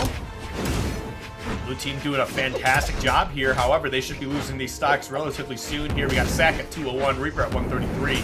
They are certainly getting some good extra credit out of here, so very well done from them. Ooh, barely whipping. Still on their first stocks, by the way. Sayer is out. Simple gone. One stock left, and it's not too long behind. This is that top player privilege coming into play. Sack actually remained untouched for a hot minute there. Still at 201, finally gets hit one more time for 213. Still not able to clean up any of them. Simple is just not in place. There we go, we get one down. The Bryn shouldn't be able to recover. Okay, she does actually. Just not enough disruption, I guess. Hey, the chance for a flawless game unfortunately is gone, but we could have a pretty dang close one. 150 damage. Yep. The Nair, it gets disrupted. Reaper can continue to survive. That end light would have been enough. 283 is ridiculous. What do you mean 283? Want to see a player break that 300 mark? If I see 300, I will actually close out everything right now. And I'll go take a nap on the couch. So like, why are we seeing almost 300? Slide charge reverse down sig coming out. Once again, that Stingray special. So good about catching people off guard. And you have to prep for it against the Bryn at all times. You're forcing red team to play it your style, and it works twice over. We got a game 5 on our hands. Dude, Bryn took 315 damage, right? Reaper took 315, and 280 of that was on one stock. That's a wild metric, man. I can't believe it. This is one of those situations where if we still had the graphs going on, we'd have an absolutely ludicrous looking graph. We need graphs back. Oh, well, we have graphs for 1v1s, right? It's just 2v2s. It'd be like, there's lines everywhere. I guess a little different, yeah. Oh. So, I didn't want to make the call. I didn't want to, harp on it too much. I really wanted to, Skiff. I was wondering if the Nash would survive in the game 5. It does not. Hey, this is a situation where I think it's a little different. Okay. You're on the cusp of getting reverse 3-0'd. Yeah. This is a situation where you're like, okay, they clearly have figured out something. We need to swap. Where I feel like the other times it's kind of like, okay, everything's falling apart. We need to swap. We need to swap now. I'm really curious on you at completely switching it up, going from Roland to Teska. That is a complete dynamic shift from Zach, who went from Teska to Roland to Olgrim. We see the opposite direction, of course. But also we're seeing Bodvar. I think Bodvar's making a comeback, man. Sword strong in 2s. Hammer we've seen be destructive. I think that's it's just like it's like early years of Brawlhalla. The legends are back, baby. You know? Yeah, fine by me, man. Like I'm so happy they're coming back. All right, well, here we are right now. Game 5 on Shiganshida, right? Is that how you say it? Yeah, sure.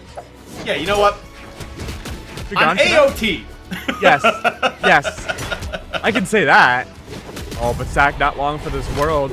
I like how mobile both the red team players are being. They're forcing a lot of pressure. Well, at least they've been forcing pressure when it's 2v2s. I thought for a 2v1 that Reaper would not live to see the respawn of his teammate. Ooh! That was good. I like that. A little bit of a leapfrog into a Sair. Now red team. All right, they got a nice little lead here. These character swaps seem to be working out pretty well so far. Yeah, really impressed thus far. No notes from red team. Reaper right now playing for the ledge guard. He's looking for an opportunity. What a bait! He lets Simple get back onto the ledge. Reverse down sig. Tries to follow up off of his enemy team by going for a neutral himself. Doesn't work the second time, but my god. Here we go. Oh, yeah, dude, they are just going back and forth. They're taking down one and then immediately jumping to the other, which is good, because that's going to get them back into the game here. But Sack also in a little bit of danger. I mean, 178, you got to be careful. Despite swapping off the Nash, Simple's still playing very reserved on this Bodvar. He's looking for a chance for someone to get flung over, overextend back in the neutral, hit with the Sair, ledge guard out. But that was the big issue with the Nash. He's not looking for aggressive opportunities.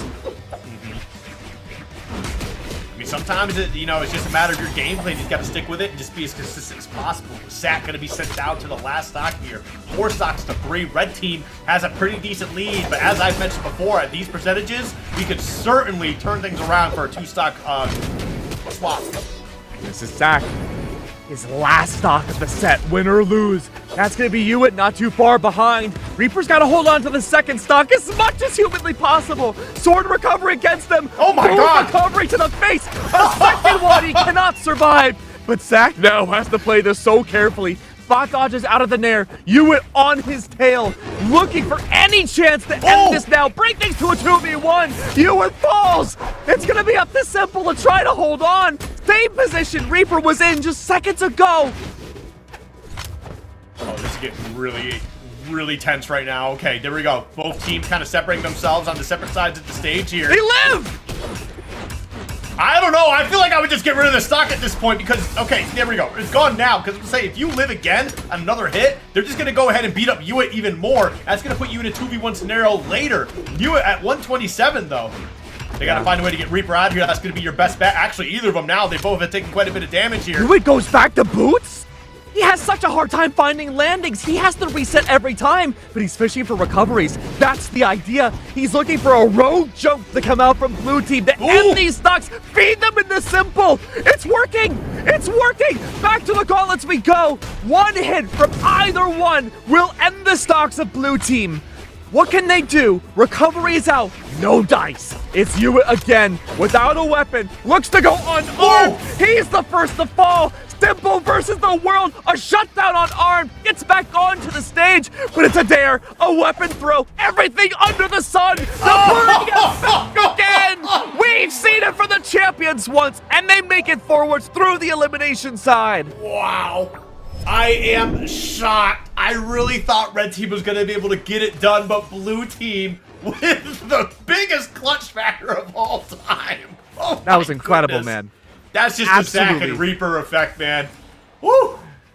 Ooh, I mean, more often than not, right? That would be it. We were wondering, how did Reaper and Zack go down to the lower bracket to begin with?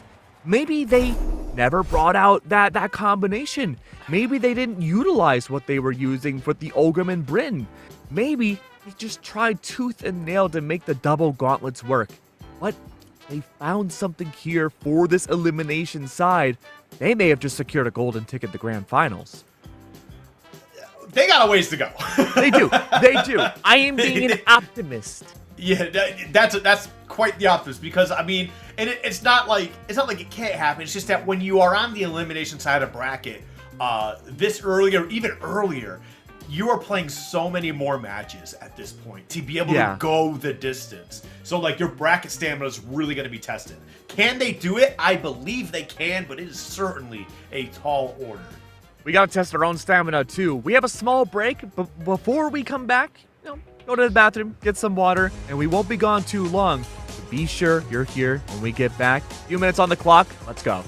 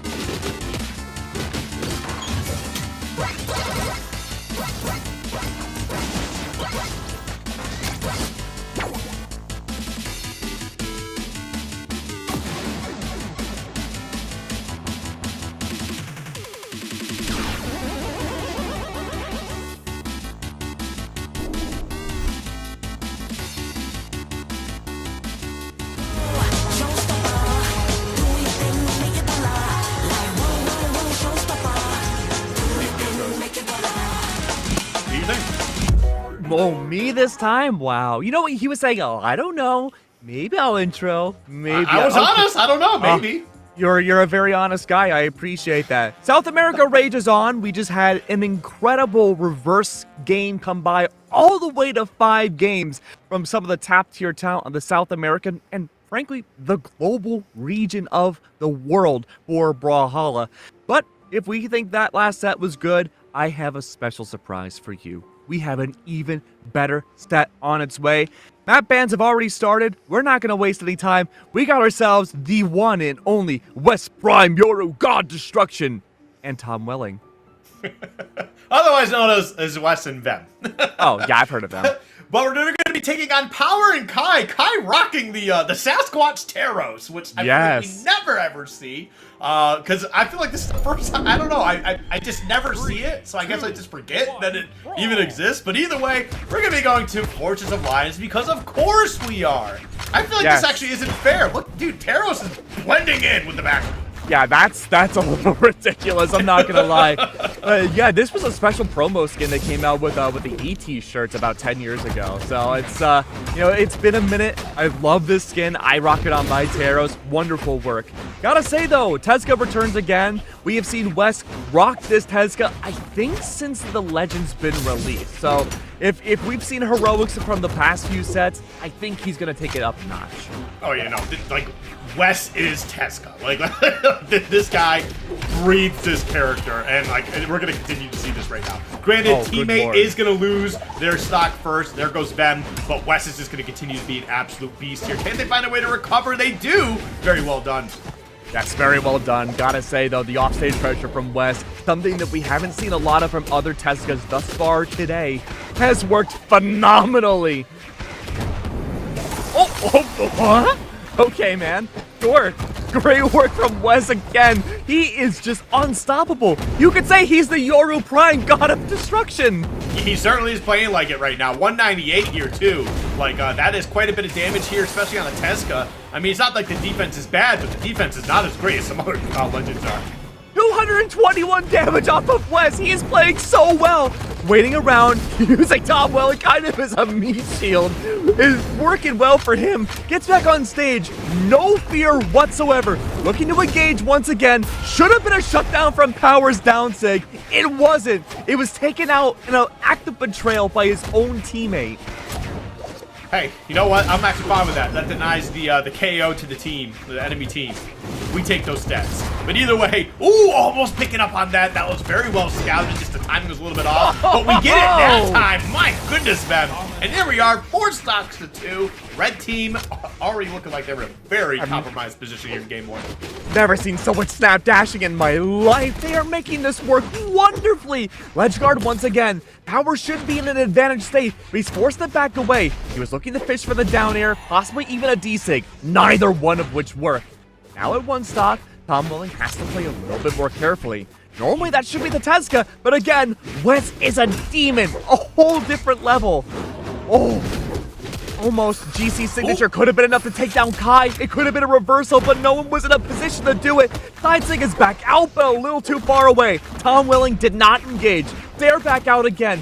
Kai has to re-engage, dump back forwards, weapon throw is out, reverse slide charge, Sidesig nearly did it as well, but Kai has no options left. He is gone. No, not for the count. A sacrifice from Power instead.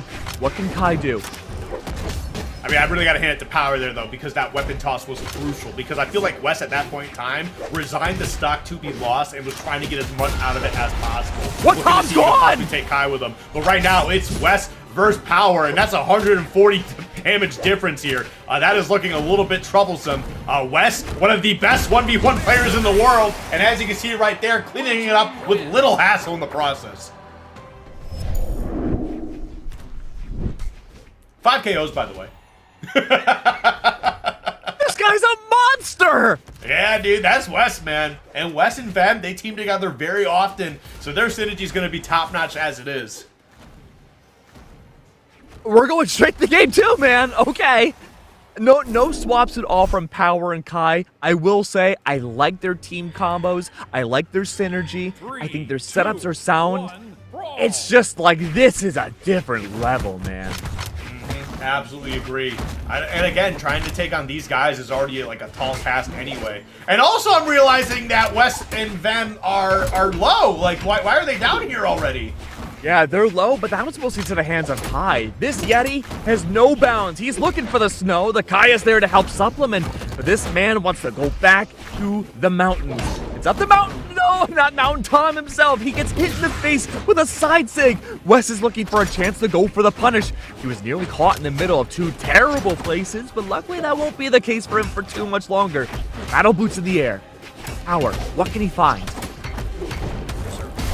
Whatever they can get right now. And Wes going to be the first one to lose a stock here. Them probably not too far behind. They are going to get one in the process, but 194, I wouldn't be surprised if this stock goes disappearing very soon. That's Tom gone. Power still looking all hunky-dory on that first stock. Only 47 damage to his name. Yeah, I've taken a quick look here. Like, I was trying to see why they're in the elimination bracket. They got eliminated early, like round 4, upper round of 16. Or not eliminated, they got sent down to the elimination bracket. They lost to Denise and Navarro. Like, that's crazy. So, again, that's another huge upset this weekend that they're going to be trying to battle back for. So, like, this is 2 top teams already on the elimination side of bracket. Certified winter champs moment. We've seen so many upsets in 1v1s, 2v2s, and talk about a 2v1. Wonderful work from the extended combo off of Wesson, Tom Welling. That's them right there. Wonderful work. And there we go.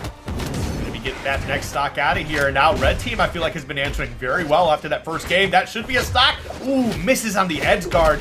Gonna be able to allow Vem to get back to stage here at least once more. There we go. Okay, counter punch from the teammate. Oh, Kai, great spot dodge coming out from him. Tried to fish for the dare off that jump up off ledge. Doesn't quite work. Oopsies once again. Pressure's out against Kai. Tom is on the case. He wants to end this 1v1. Reversal's out for Kai. No chance for a 2v1 though. Wes plays the evasion game because Kai has to play very defensive. I feel like if they are able to find Kai here, which I think they're definitely able to split red team, especially how much damage they have, you just kind of got to get a hit, and they'll split themselves. And then you'll be able to take out Kai. There goes Kai. Now it's a 2v1 scenario the rest of this game, too. Still certainly winnable, though. Plenty of damage up against Wes. It's a matter of trying to find a way to hit him. You're going against Wes and Vem right now in a 2v1 scenario. These two are practice. You have to play the most flawless game possible. And this is already the start. The flaws are not seen. There are no flaws available. I don't see flaws. Oh, is out. Up against Vem. What do? You have to find a setup. He's trying to fish for nairs. He's looking for a way, but the landings keep continuing to get caught. Oh, there's no way. No way! The dare doesn't connect! Tom fishes! He struggles to get back to the surface, but he does! No drowning today! Back to the ground. Power's looking for his grounded gameplay. He's doing it! He's making it work! But the ledge guard is out. You're up against Axe. This is not the position Power wants to find himself in! He reads Tom like a book! The book of ground pound, the revenge! There were no flaws until the last possible second! Power was playing out of their damn mind, and it did not matter because it just took one strong edge guard, and you got them clutching it out for blue team. Oh my goodness! I love this game, man. This is the most hyped year, and we're only in the first tournament of the year, too.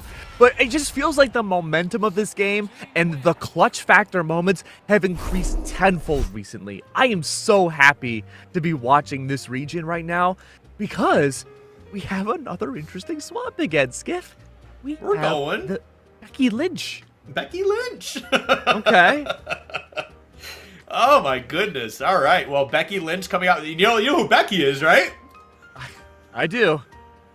That's the Nash. I almost said Taros for a second. That is the Nash. That's another Nash. Not quite Taros.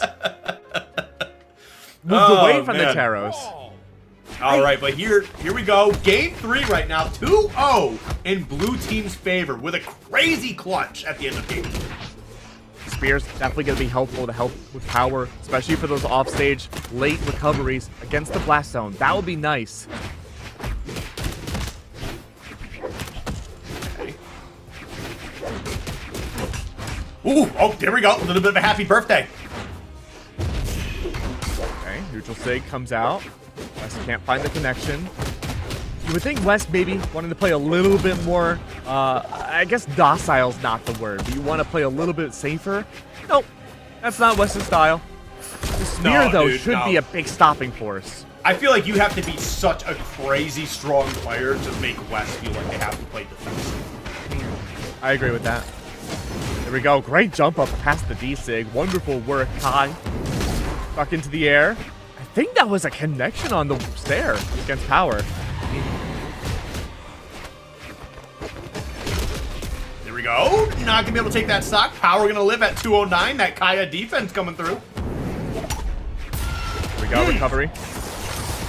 West, the only player to survive with full stocks. Yeah, and honestly, this is looking like a strong game 3. Game 2 started off really, really suspect for them, and they were able to clutch that one out. This is already a much better game for them so far. We'll be on the eyes of a 3-0 today. Doesn't happen too often in our blocks. It's mostly game 5s. Yeah, we've been getting a lot of game 5s this week and last week. Hey, fine by me. There we go. West, I said Vest. I combined them. West gonna lose their first stock. That's going to be the side sig underway from the Kai. Something we didn't see a lot from Kai bringing the Taros out, funny enough, was the lack of signatures, which is usually the reverse of how South America's been going. The Nash, missing signatures, bring out the Taros, bring out the side sig, win games. Not quite the case here, and Kai might be on the verge of losing this second stock. Yep. It certainly is getting close to it. I mean, 146. They're not taking any damage yet. Their sales, that 146. That hammer going to close out one stock here on them. They're going to be looking for a way to clutch out West. West with the counter punch. Going to be able to create a little bit of space for themselves. Wonderful work on the side air. Recovery in tow. West again, 170 damage. Does not have a care in the world. Will see anything. His eyes see red, quite literally. The Nair to bring Power off stage. Overextends. Could not find the Sarah to get back on. That's going to be West losing that second stock. Plenty of buffer room, though, for the blue team. Not a care in the world. Now, Power, 134. If they can find a way to get at least some sort of opening here, this is going to be Kaya, so you do need a little bit more damage. You're able to clutch that one out. That will turn it into a 2v1 scenario. Getting risky. Kai can't find a landing. Nair after Nair after Nair. Tom is finding consistent damage as the chip is out. Kai takes the brunt of the Lance recovery to help out his teammate, but still falls to the wayside. Kai, facing elimination, has nowhere else to go but up. Recovery's underway. West tries to find the neutral follow-up. Does not work. Throws the crutch. Looks for anything. Exclamation marks. Tom standing there menacingly. That's a 3-0. Woo, man. You know, I really got to hand it the red team. That game 2 was crazy. Unfortunately, like, I think that just that clutch factor that them ended up having gave the blue team so much energy and adrenaline. They just kind of ran right through that game 3 with a 3-0, but it was close, though. It was. Every game was down to the final stock. So, yeah, you look at the 3-0, the stats don't really tell the full story. The eye test was very impressive from Kai and Power. It's just unfortunate that they had to meet their elimination here. As you can see, look at that damage. West missing every single signature. Honestly, you know, Power missed a lot of signatures too. Them only threw out 2, but at least hit one of them. Some pretty decent damage, both the blue team above 500 and both the red team under 500, but you know, 484 in terms of Kai. So, yeah, definitely nothing to scoff at. I thought that was pretty good overall. And for our block, we only have one more set left. I don't know who we're getting. I don't know who. I don't think it's been prepped for us on a platter just yet, but thank you so much, Stats. We have Comms and Lucas Pro versus Wes and Vem 10 Kilo. Okay, so we're going to keep Wes and Vem here. That's exciting. I'm very excited to see that. You know, they're coming off a pretty big W now. Going to be taking on Comms and Lucas Pro. And if I'm not mistaken, this is who sent... I believe so. Sack and Reaper down here. I believe you're right. So it'll be interesting to see how this somewhat revenge run goes. for their fallen teammates.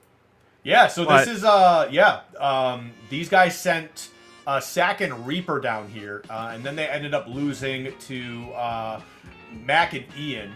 So, I mean, things happen, but this is certainly a bracket of all time. Yeah, I mean, look, it's upset central. I'd be curious to see if we see similar placements in Springs later. I'm gonna say later this year. It's, you know, like 2 months away. But I gotta say, man, if Wes can continue to keep up his utter dominance on that Tezca like we saw in the 3-0 just now, I think we could be on the face of another 3-0. It could certainly come down to that. Dude, it's kind of crazy. Like, Comms and Lucas Pro, they're kind of like a little bit of an unknown for me. And that's not me trying to be rude in any way, shape, or form. You know, it's PR31, PR30. You know, not really much to them. They both have 3 top 32s and $50 in their back pocket. Yep. But like, and relate. Yeah, I mean, and you know, they took down Sack and Reaper earlier on the winner side of bracket here, so they are certainly feeling good. But they're going to be taking on the guys, like I just mentioned, had a huge set just a moment ago. So this is going to be a bit of a tough one, I think, for these two. Wes and Vem. I mean, Wes has more medals than everybody in here combined, and the only other person that has medals is their teammate. So yeah, it's gonna be a tough challenge. But you know, just given that what we had seen from Black Reaper and Sack earlier today, they had a very scrappy play style to start off our set after their elimination from the upper bracket against Lucas Pro and Comms. I could see a reality where, you know, if we see Wes come in with that Tezca, and he will, you know, it could be a very similar story where that scrappy playstyle gets hard countered by whatever Lucas and Com have hooking up. Oh, and actually, Sack and Reaper are eliminated. They lost to Not and Wreck. Okay. Or is that for NT? I don't know how to pronounce that name. I'm so sorry. But that's another upset. That's crazy. Wow. It's wonderful work. Yeah, they are out before top 8. Lower round of 8. Yeah. Well, we're going to wait and see. We're still waiting for our players to get into the lobby right now. We know exactly who Lucas Pro and Com are going to be rocking. I'm very curious to know if this was the same exact composition that brought down Reaper Black and Sack originally. It could be the Black Knight Orion, and it's going to be the Tezca. So a Tezca mirror against Wes is a bold statement, but I'm here for it.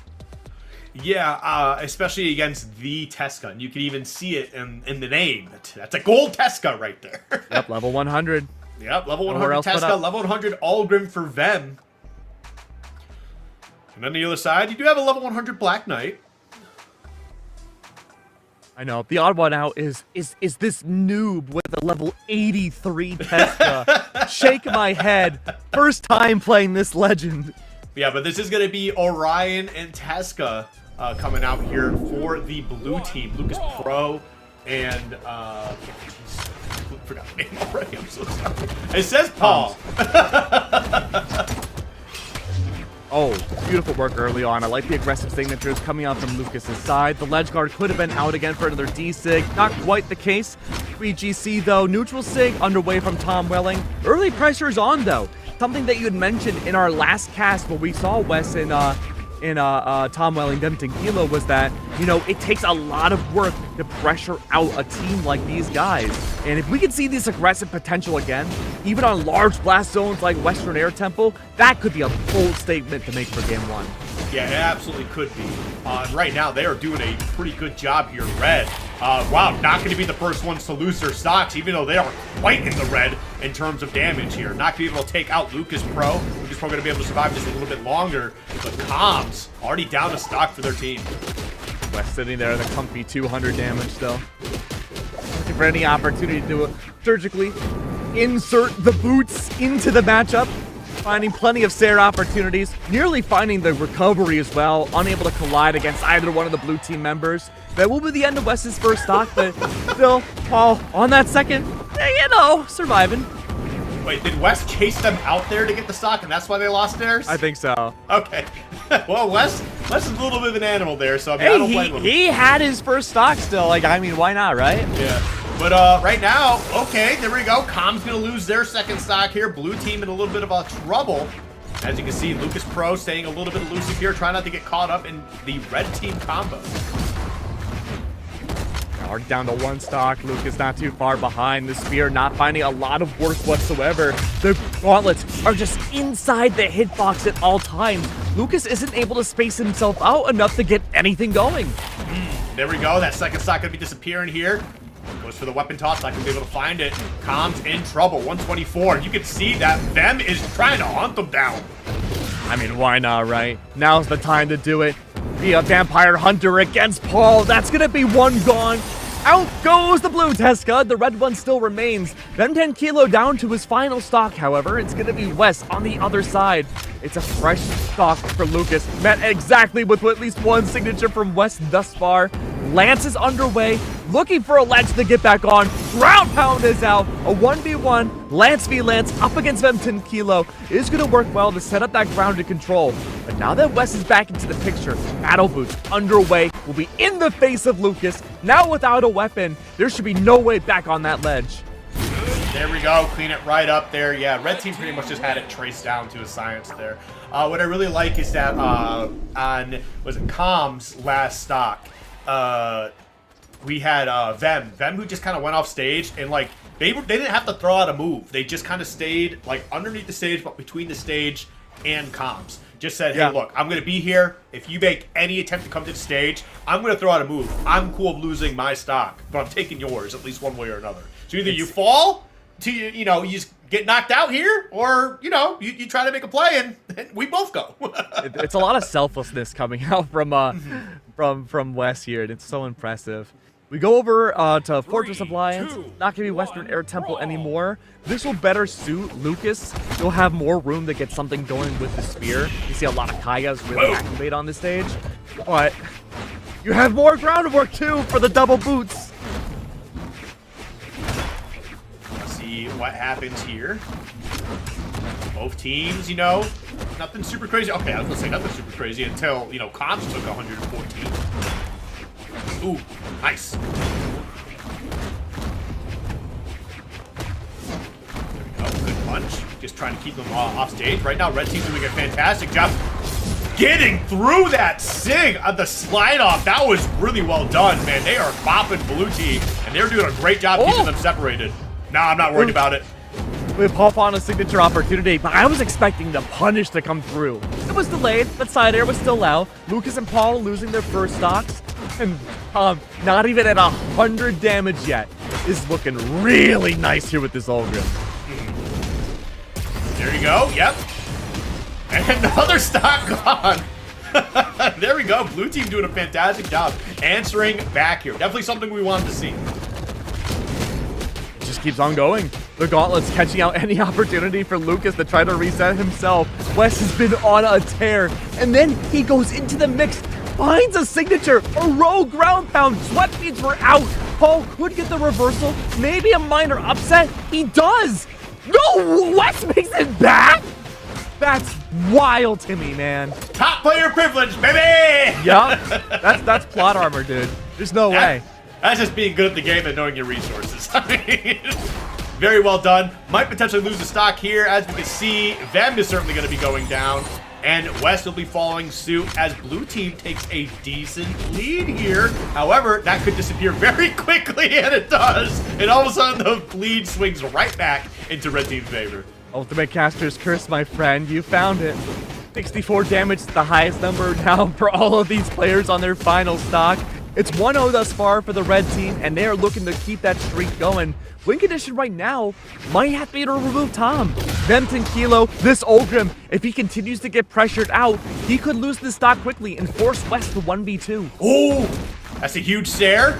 Okay, nice. Recovery. Teammate coming through, providing a little bit of a boost. Getting scary. Recoveries are back out again. Sarah immediately met West, though. A 2v1 combo. No time to touch the ground. Immediately magnetizes on the Paul. find so much value there out of the Tesca. Once again, the level 100 champion gets that 2-0, 1 game away from moving on forwards in elimination. Yeah, very, very well done there. It always makes me laugh when someone throws battle boots. It's just like, I want you to go down so bad, I'm going to take my shoes off and throw them at your head as hard as I can. Oh, man. I mean, there might be one more opportunity here now to see that from Wes. It's sad to say that it's potentially already closing out here. 2-0 now. And for Lucas Pro and for Com, if they can't convert this, they're out of 2v2 Winter Champs. Yeah, it's going to be a bit tough, but, like, you know what? I mean, I wouldn't like, you know, have a bad day about this. I feel like you outperformed for sure. You knocked down Sack and Reaper earlier, who are, you know, favorites to make top 8 at the very least. And I mean, going out 3-0 to Westman Ven, I mean, I wouldn't feel bad about that at all. This is one of the best teams in the world. Absolutely. Ace and point, my friend. We are seeing it work in spades here. Yeah, West is taking a lot of damage right now, almost at 140. Not gonna lose the stock quite yet. Just a little bit more, and that would have been it. Like the macro coming out from blue team, they targeted Vent and Kilo quite a bit for 2v1s all throughout the last game. Now the target's on West. First 2 stocks are gone. Goes against the team up 2-0. Yep, certainly could be a bit of a turnaround here. We'll see how it plays out. West going a little too crazy.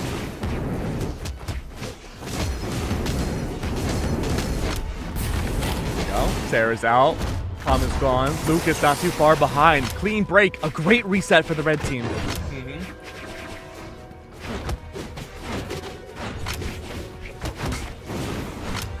Oh, look at these spot dodges coming out from Paul. That's wonderful. He does it again. Com is fishing to ad nauseum off this ledge for an early stock takedown. Tom is realizing now the pressure's on him. He's looking to find any semblance of getting an early stock so they can retain some sort of level of lead. Dude, there is so much happening on the screen. There are so many hits happening. I want to know how many hits per second are happening in this game. I want to see a full 2v2 match, nothing but battle boots. Oh, jeez. You guys are just throwing hands nonstop, but then we're going to get Lucas out of there. Going to be working a way to get Comms out of here as well. That'll certainly get it done, and now it's 3 stocks to 2. They're going to be looking for a way to get Wes out of here, try to even things up as best as possible, or just try to put the work onto Ven, try to, you know, force a 2v1 in their favor. I mean, that directional input that we saw from the battle boots fed directly into Tom's recovery.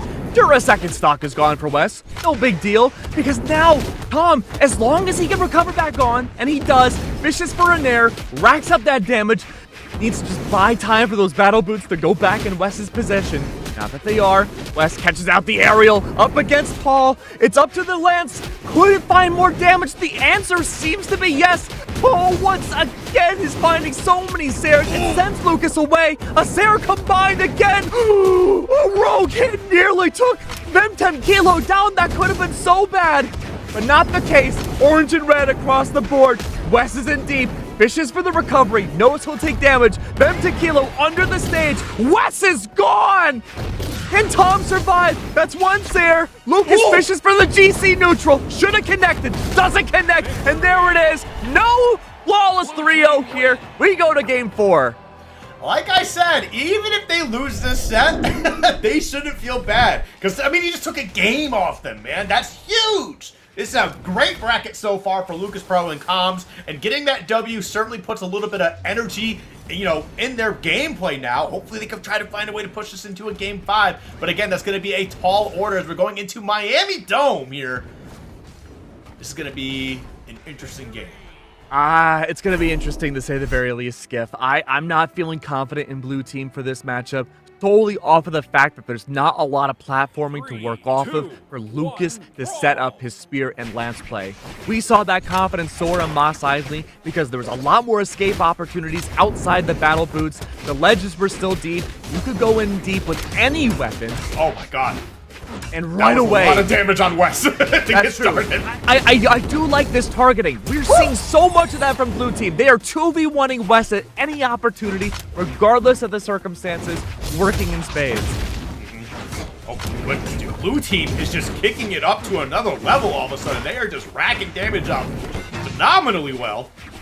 And yeah, look at it. They could have actually gone for Vem, and they are like trying their best to get Wes as best as possible. Wes is best, apparently. Let's see. But again, you just have to keep, I hate to say it, you have to at least try to farm Wes here.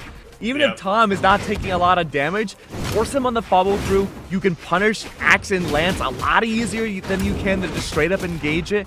I think this is a good strategy. Okay, there we go. He's back to the wall there. Now Comms going to be trying to get back on the stage as well. Okay, very well done. Looking for a way to get this third stock, this first stock out of Tom. Not going to be able to find it. Lucas Pro disappears off the top. Now Comms. Okay, there we go. 96, but able to get back to the stage. The red team was doing a great job kind of forming a wall to stop them from getting back on. Tom is gone. Clean break for all these players now. 96 damage on both of these Tezcas respectively. Off stage though, Wes is preventing that 2v1 combo. Recover in the air. Caught the landings outside the dodge downwards from Paul's side. Great chance of, before even landing, catching that landing from Vemton Kilo's side. Looking for a neutral. Doesn't connect though, but the spot dodge did allow opportunities, and still Vemton Kilo capitalizes. Oh, that's huge. Yep, big old pick up there. 4 stocks to 2 now. Red team, you know, blue team played really well to start off this game, but red team I feel like is starting to find their rhythm again. Probably a little mad they dropped game 3. Absolutely, I completely agree. Lucas back to the Lance now. What can we see? Tom fishing around, using soft platforms to catch landings once again. Endlight after Endlight after Endlight. GC sidelight helps out as well. Racking up damage is the name of the game. Ooh. No monster hits, working off the ledge. Feed them into the beast. That's going to be gravity cancel neutral. Oh, no! Fishing in deep. Lucas survives? Sure, man. Why not? But that's going to be the sacrifice of Calm. He's gone now. Eliminated potentially if Lucas cannot clutch this up.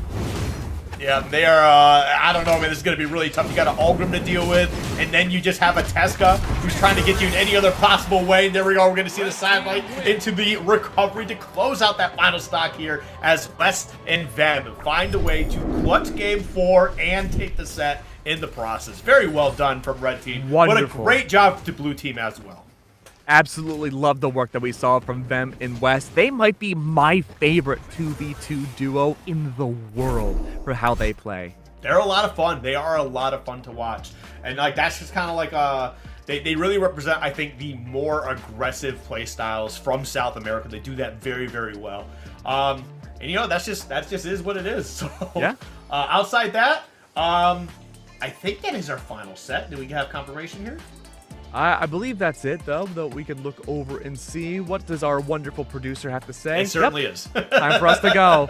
Well, wonderful day of South America and Europe over on the keg and skiff front. It's just a matter of seeing, well, how does North America play out tomorrow? But that's not the end of the stream. We still have one more block. There's still more South America to cover. So don't you go anywhere. We have some of the best casters in the entire universe. That's right. Not just the world, the universe. On the bay. Don't go anywhere. They'll be right back.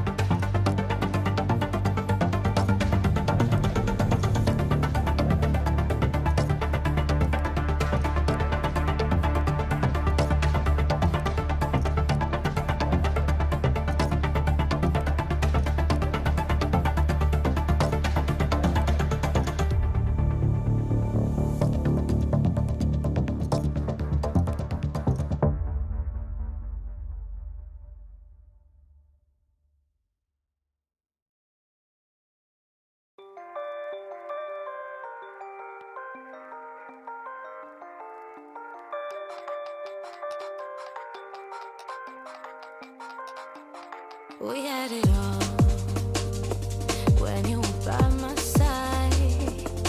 We've given up. Was it a waste of time? You got me acting a fool now. I won't be chasing for so long. You got me high on emotions, and I just look at what you've done. Love ain't easy. Got me down, I'm hung on you. Don't you need me? I just wish you told the truth. It wasn't enough. Now my heart is feeling numb, frozen up. And I gave it all for what? You got me acting a fool now. I won't be chasing for so long. You got me high on emotions, and I just look at what you've done. Love ain't easy. Got me down, I'm hung on you. Don't you need me? I just wish you told the truth.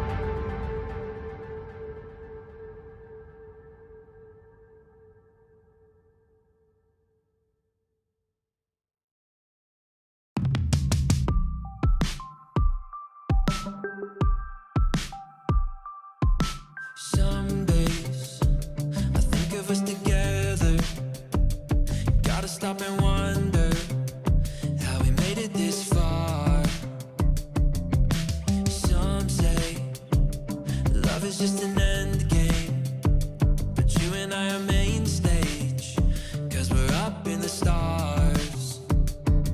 You know exactly what you mean to me.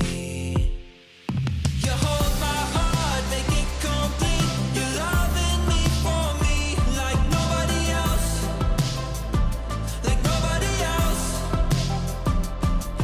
You saw my flaws and through that haze, you love me anyways like nobody else, like nobody else, like nobody else.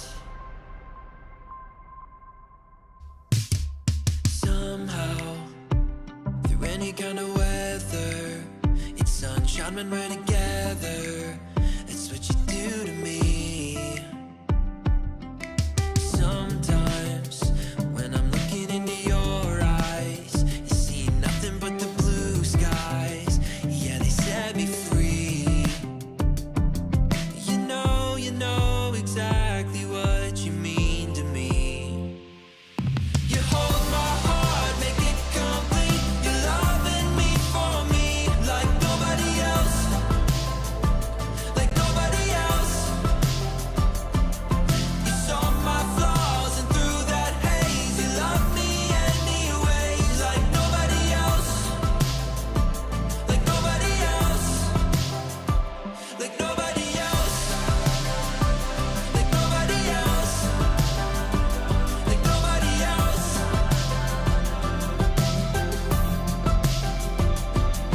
You hold my heart, make it complete. You're loving me for me. You hold my heart, make it complete. You're loving me for me like nobody else, like nobody else, like nobody else.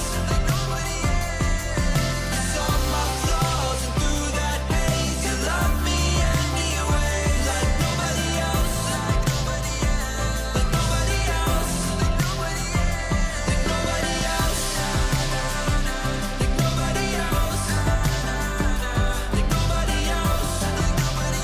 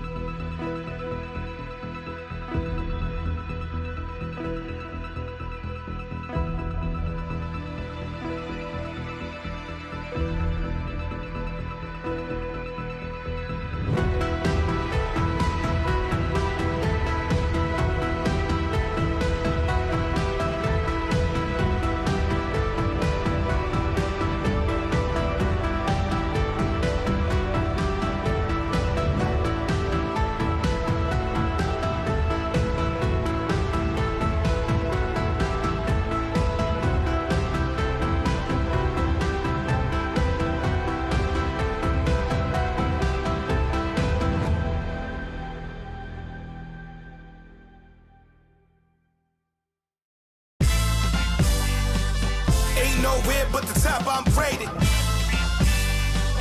No, I'm the one on the path of greatness. They're looking at me, mama, I done made it. I made it, I made it. Easy to be this cool, just listen to mission, I'm on they pay. I pay attention, it's simple, don't waste my time, cause I have to. Get to the cash, the stash, I got a bag full of pain. Remember the times, I would want things gained. I'm looking to do what the heart bring.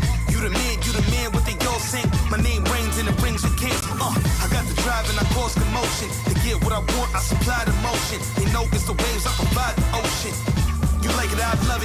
If they tried today, wouldn't need no love. I'm like miles away from all the fakes and such. Gotta keep my head to the sky, none better than I, none dead or alive. Yeah. Ain't nowhere but the top, I'm rated. No, I'm the one on the path to greatness. They're looking at me, mama, I done made it. I made it, I made it. They don't like when you make it look easy. I'm on point, it's the path, believe me. Work hard now, you'll see it all later. Anything I put my mind to, be major. We don't give energies to a hater. If you're trying to come for me, I'll break you. It's all about the dedication. Success in the wealth, that's my destination. God got it for me, no hesitation. Counting these dollars, my meditation. I can get rowdy like Roddy. Focus on self, I don't see nobody. Stick to the plan like a real man do. Making it your own ain't so simple. But when I think on what I've been through, thank God for the life I'm appointed to. Ain't nowhere but the top, I'm rated. No, I'm the one on the path to greatness. They're looking at me, mama, I done made it. I made it, I made it. When you go up, then it comes down. Do it again, it come back around. When you go up, then it comes down. Do it again, it come back around. Told God to give me some. I'm on my grind of one-to-one. Hey, tell the Most High to give me some. I'm on my grind of one-to-one. Yeah. Ain't nowhere but the top, I'm rated. No, I'm the one on the path to greatness. They're looking at me, mama, I done made it. I made it, I made it. Ain't nowhere but the top, I'm rated. No, I'm the one on the path to greatness. They're looking at me, mama, I done made it. I made it, I made it.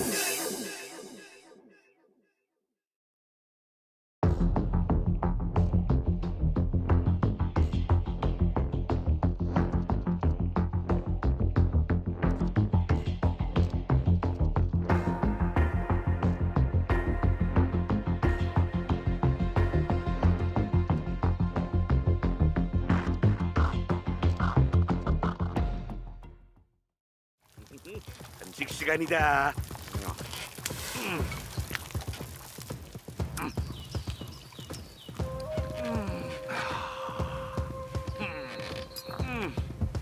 문어 좀 먹을래?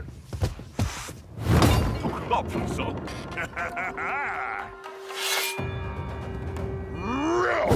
잘 먹을게.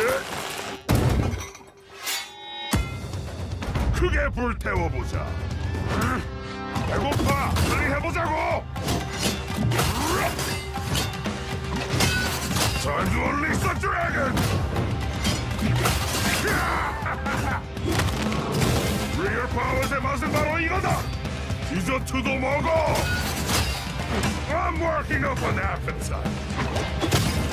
밖에는 거북이, 안에는 드래곤!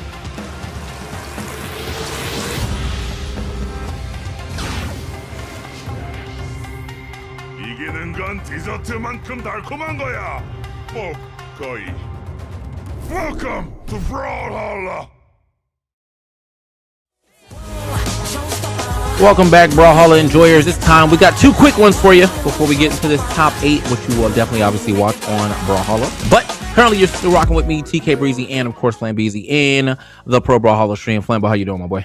I'm doing all right, man. You know, just another day in paradise, commentating some Brawlhalla with my boy, man. I mean, you know, I've been having a great time watching all these double sets this weekend, seeing what people are cooking up, seeing if there's any new recipes to be had this weekend. Looks like, and now we're just using grandma's old recipe, which is fine. But, you know, I want to see people kind of create that secret sauce, have a little bit more exploration, but might have to wait till next patch. Yeah. So right now we ain't got nobody in this room, which I'm looking at my camera. Why is it so bright, bro? Hold on. Bright as hell in this room. It's God walked in the building. Let there be light. And TK just went to God. He disappearing over there. That's crazy.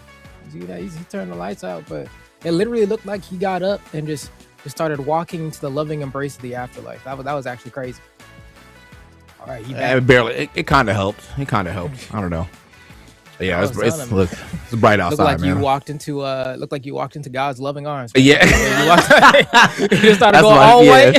Yeah, it's like, well, it's calling me, bro. It's my time. It's my time. But yeah, so we got like 2 sets left. I want to here we go. I actually got the information right now. So you're gonna get Count Ninja and Jason versus Tavares and RTG Plus, and then Navarro and Dennis versus Fornto. I guess it's a 4-2 and Rec. Bro, these some names, man. I can't lie to you, bro. Anto maybe is the 4 supposed to be an A? Chat, y'all got me right. Who is it? Come on, man. Somebody got me. Jason, Tavares, and RTG. PR 18 and 19. I mean, I think I slightly remember Tavares. RTG Plus isn't ringing any bells, but you got 1 PR higher somehow, which I'm like, how does that make sense? I like the team though. If this is what we're getting, they're playing 2 of the more. Come on, bro. Hold on. They might be team unorthodox, bro. We got 7 and Vector. Come on, bro. Like, oh man, that would be kind of crazy. Sick. Yeah, on God, that'd be pretty sick. I mean, hell, if we even got fucking what do you call it? Jiro and Barraza. 1-2. That'd be pretty dope. Okay. Jason said, "What up, Jason?" What up, Jason? You got Cow Ninja and you got a dude named Jason. That's always how it goes with gamers. As an Antonella. Okay, hold on, bro. Let me just. Hey, how you say your name, bro? Let me type in here real quick so we get it. Hey, how you say your name, bro? Let me see. I gotta wait for him to show up real quick. We waiting for him to be in the lobby. So as soon as I see that Fornto is entered, hitting enter. Okay, got Tavares saying some words. I don't know what that means. Maybe saying he's gonna reconnect. I'm assuming that means he's gonna reconnect. But that's what it looked like. You know what I'm saying? I don't speak this language, but I could see re-in-ciad, which feels like reconnect. Like, yeah. If it's not, I shouldn't go to Vegas. Okay, there's RTG pulling up, and I already see. I mean, as far as like legend picks go, Colin John Teska, or sorry, Shell. Let me put some respect on it real quick. Which I mean, at this point, kind of like a standard twos pick now. Yeah. There was a time where like you would see Teska and Battle Boots were still fresh on the scene. We'd be like, oh dang, like what are they gonna cook with this? And now Teska just kind of specifically Teska. You ain't never see Thea ever. And then I mean Red Raptor, you got Radish, I suppose. But yeah, outside of that, you don't really get the boots much these days. But it's about time. It's about time for another boost legend, I think. It's true. Been a little bit. Look, I mean, like I'm the idea of the Boots Greatsword is still there for a legally distinct demon hunter. I'm just saying. I'm just saying it's there. It is now that I see what we're talking about, it's Anto. So that the 4 is an A. So Anto and Rec. All right. Okay. Like Antonella. I'm with it. Okay. And so I'm still waiting for one of these teams to pick their legends, but all things considered, you're getting double Teska. Hey, you know what? I'm down for that, bro. Family affair. Honestly, one of the funnest teams you could watch, man. They just be passing to each other over and over. Let me get my hands on them. No, it's your turn. No, let me get my hands on them. They fighting for who gets to do the most damage. Oh, we got Mikasa? Okay. You know what? Down with it. Let's see how this one plays out. First time I actually really get to see the skin in motion outside of the release trailer that we saw at BCX. I've got a chance to see too many people on this. 1 legend and 2 on the skin. So good to see it. Here we go. Queen 9 crossover, Surrey crossover. We got crossovers all day. Going up against the family affair, the Teska family. Look, that's so good. Teska family in the Teska shell. That's funny. Okay. Here we go. First game. 3, 2, Huge stage. They decided to pick 2. All right. Yeah, most ices, but we're posting up. Let's see how that plays out for them. And countered it with a great start. Wow, they're getting unarmed combos already. Oh, Jesus. They're wasting no time. Okay. Yeah, I'm saying it's a family affair, bro. I'm just like, yeah, these are sibling practice combos. Like, I don't know if they're siblings, but you know what I mean. Yeah, no, I feel you. Yeah, I think Shell's Teska's sister. So yeah, we in there. Okay. familial combos. Oh, couldn't get the pickup though, unfortunately. However, currently right now, yeah, the red team, the Tesca family is going, is really showing you, you know, the legacy of this family right now, the way this team's going. Okay, big pickup right there from RTG, but is going to get picked up right after that downlight recovery off of Jason. Oops. Up and toss going to miss though. Okay, and we out of there, resetting a little bit here. And that's going to be a trade. It's going to end up leading to Tesca losing the stock there, but not without dealing a decent amount of damage before going on the way out. And we're trying to see. I mean, I'm waiting for the blue team to start getting some gnarly team combos. I saw one earlier that looked like it had some problems, but otherwise the red team has kind of had them beaten out in terms of getting those teammate conversions. I mean, here's a great opportunity. Oh, missed the pickup. That would have been huge. Oh, okay. Is it back onto the stage real quick? Still trying to find this. Oh, nice. The in-light is going to hit. Unfortunately, though, it does mean Tavares can get a free punish. Sarah is going to push this to that blast zone. Now, really even game. I mean, from the start of it, you know, Jason and Count Ninja were going absolutely foolish, but it seems as though the blue team has been able to get back into it. Oh, my God. Oh, wow. That's perfect. You get one giant swing to the right side, and then on the other side, you have a Cow Ninja waiting in the middle with the down sig to go ahead and pick up the other teammate. Oh! That's a great way of capitalizing. Okay, just barely making it to that wall, though. Cow Ninja lives to see another day. Is going to get the in-light. Gotta watch his back, though. You see Tavares. Wow, lurking. And what? I mean, literally just scared him away to the blast zone, bro. He was just lurking over him. He dropped so low. Nice. Pick up there for Cow Ninja. Okay. Almost a stock there. Jason, hot pursuit. RTG can't make it back, or maybe he does an ill-advised ground pound. Won't make it back to the stage. And now you have a pretty okay lead for the red team here. I mean, Jason still has enough of this stock left to really tack on a good chunk of damage without being too worried for his life. Okay, weapon toss down to go ahead and clear a little space. In light. The GC, or nice. In air to the GC in light. Very clean right there. Nice. That was clean. That was super clean. The spot dodge and then gravity canceling into the down sig. Okay. Okay. They're getting a little bit more passive here, trying to wait to find the right opening. Navarra is extremely low. He's going to have to play the back seat here. Nice punch from Jason on the RTG. Oh, okay. That didn't KO. Good weapon toss right there to also stop any like existing pressure after that from Count Ninja. Count Ninja's getting the catch over here on the right side. Oh no. All right, okay. Sweat Beast coming out, buzzing, and it hits that wall. They're all trying to get involved right there. I think both recoveries actually came out. Jason unarmed. Count Ninja is trying to run the down, or the ground pound's gonna hit. Hold on, Mikasa Ackerman, bro. Hold on.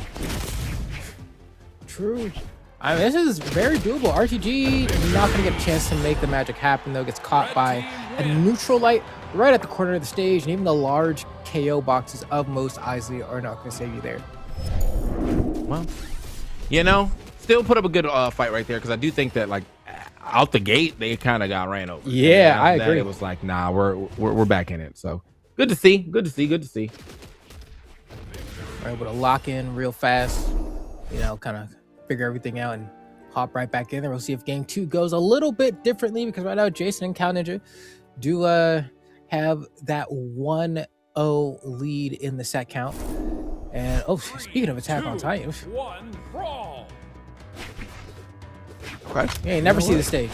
Actually don't. So I'm glad to see it this time around. We'll see how this one plays out, though.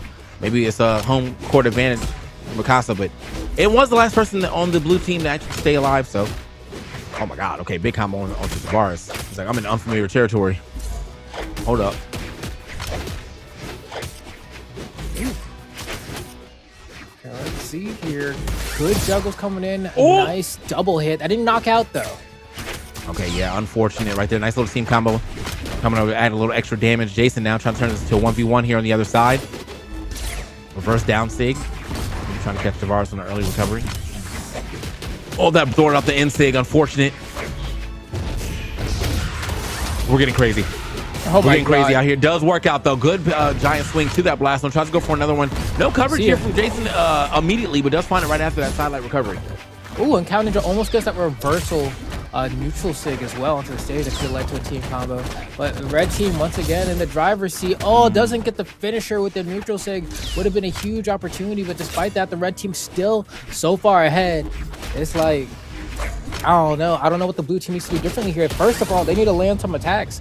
They're not getting any chances to combo with each other because they're just not able to win in the neutral game. I feel like RTG lands a neutral layer here and there, but that's not enough. Oh, okay. Putting them down real quick. RTG with the movement right here from Counter Ninja, just trying to stay away from RTG. Okay, base out the down sig. Gets a small punish here. RTG still trying to put on the pressure now. Swapping targets. Oh! Way high upside here. Okay. Nice. Ninja buying a lot of time in the corner. Fights his way back in with a dash jump fastball recovery. But it's not enough to knock out, but slowly but surely asserting more space. Gets caught out though. Goes for a read with the neutral sig. There is no jump to be found by RTG, and he ends up losing his stock to a down sig from Mikasa Aki. Okay, that right there, perfect pass though on to Jason. Gets the drop kick right after his opponent slides past him. Way off the stage too. Definitely hitting that blast zone. Oh, little mutiny. Team, family mutiny right there. Civil disagreements. Ooh. Once again, slowing things down. There's the opening and the team combo. RTG interrupts this one and gets a neutral sig as well, but it's still not enough to knock out. RTG getting a good chunk of signatures to connect now, but we need team combos. We need multiple coordinated hits. That's a beautiful pickup off of the neutral light. Was able to convert a D-light recovery to secure the stock. That was wonderful from the blue team. Wait, they're turning up. Okay, they definitely are turning up. Nice ground pound there onto Cow Ninja. Luckily, though, that was not Cow Ninja's last stock, but this is looking a little rough now for the red team. They've got established footing again, and it's not happening. The blue team all over the place, getting two team combos back to back. Okay, bet a little hard on that one, but it's all good. Ooh. Okay. One hit for Tavares, one hit for Jason. And it looks like Jason's gonna fall first. Tavares left all alone. Can you make the 2v1 happen? There's so much to work on here, but if you can get Tavares with a strong hit, you can make the 1v1 happen. That feels more realistic. Yeah, Tavares is going to play that back foot, though. Nice. And just immediately walks over there, gets the side air. Not enough to get past that blast zone just yet, but Tavares got set back again. Another side air, pushing them off the stage. RTG holding on to, okay, try to get a down stick in there. Does get thwarted. And now Tavares maybe trying to put a little pressure on to Cow Ninja. Cow Ninja still hasn't been able to get much. I got a lot of damage on RTG for sure, but you want to try to get this hit on Tavares. However, might not even need anymore. Ooh. Both of them kind of hurt. Okay, nice evasion. Nice movement. Okay, he does get hit. Is he going to be able to make that back? He does. Okay, how do we get this stock safely? Ooh. Oh my gosh, sweat beating. Oh, didn't actually get to touch the floor because the end light hit him before he landed. So didn't even have the resources to go ahead and grab the wall after that. And it's just going to be a very patiently played game 2 from RTG and Tavares, putting themselves on the board. Got 1-1 in the set. Yeah. Cow Ninja definitely popped off here in this one. Jason, kind of falling by the wayside there. You saw that damage, 340 given, 623 taken. Yeah, definitely have to step it back up in the damage department. Maybe not enough passes his way. But in the mid section, like the last stock, there's like a good 30-second stretch where RTG and Tavares just kept getting small, like 2v1 combos and going back and forth. And they're adding a mad damage right there. So definitely got to be something that the Teska family has got to watch out for going into this third game. 3, 2, 1, brawl. Okay, so here we go onto the Fortress of Lions for game number 3. We've had moments of adaptation for both teams here, but this game 3, of course, is going to be the most important in a game or in a set of 5, because this is where you kind of get your last little cushion in case you do end up losing another game here. But I don't know. So far, things still look relatively even. I feel like the Teska family ain't really been able to get that family synergy going the way that they were in game 1. I'm hoping they can bring it back this game, but so far, wait. I ask and I shall receive. Not quite. Just a little bit off key. Yeah, I'm thinking, honestly, I think maybe the neutral sig. Oh, no. If he had boots, I would have said the neutral sig. However, though, it doesn't even matter. Does find a ground pound here from Cow Ninja. Okay. Nice. Oh, speaking of, okay, these quick passes over here to the opponent into a quick sig. Definitely getting the stocks very fast. Now, both Jason and Tavares both got their first stock. Actually kind of jockeying to see who can take it right now. Jason's going to be the one to go do it. Drops down, gets that Sayer, cleans that stock up, and now can't get his team a lead. Okay. Nice little opening there coming up from Cow Ninja.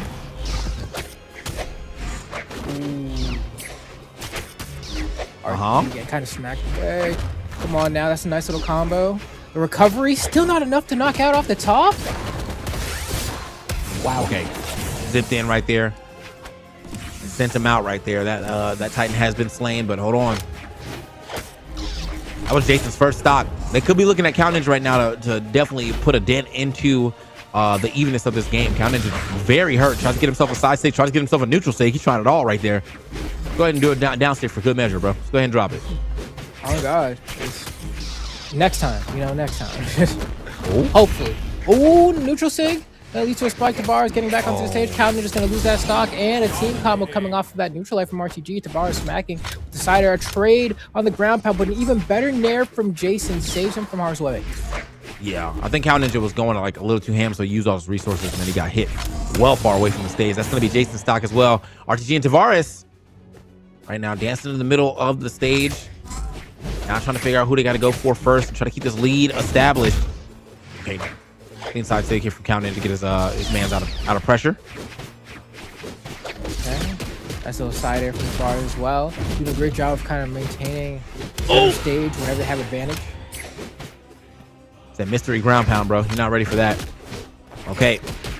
Oh, man. It's going to be a real problem. Cow Ninja is definitely trying to activate here off on the stage. Double edge guarding, but not be able to get too much off of that now. Push back off the stage himself. I think Tavares is trying to get involved, but Jason's holding him down.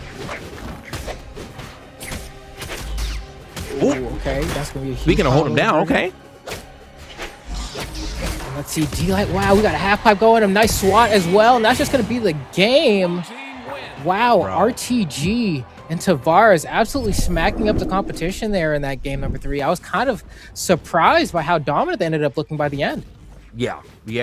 But there's something about like it looked like there was a moment where Cow Ninja was about to kind of go crazy on the right side, but apparently just he didn't have all the resources he needed to make it happen. So once it got back to even footing, like, yeah, the blue team just kind of ran away with it. So now Cow Ninja and Jason 1 away from potentially not making it out right here. While Tavares and RTG are looking just a little too clean. A little too clean. That's a great way of putting it, right? This making less mistakes.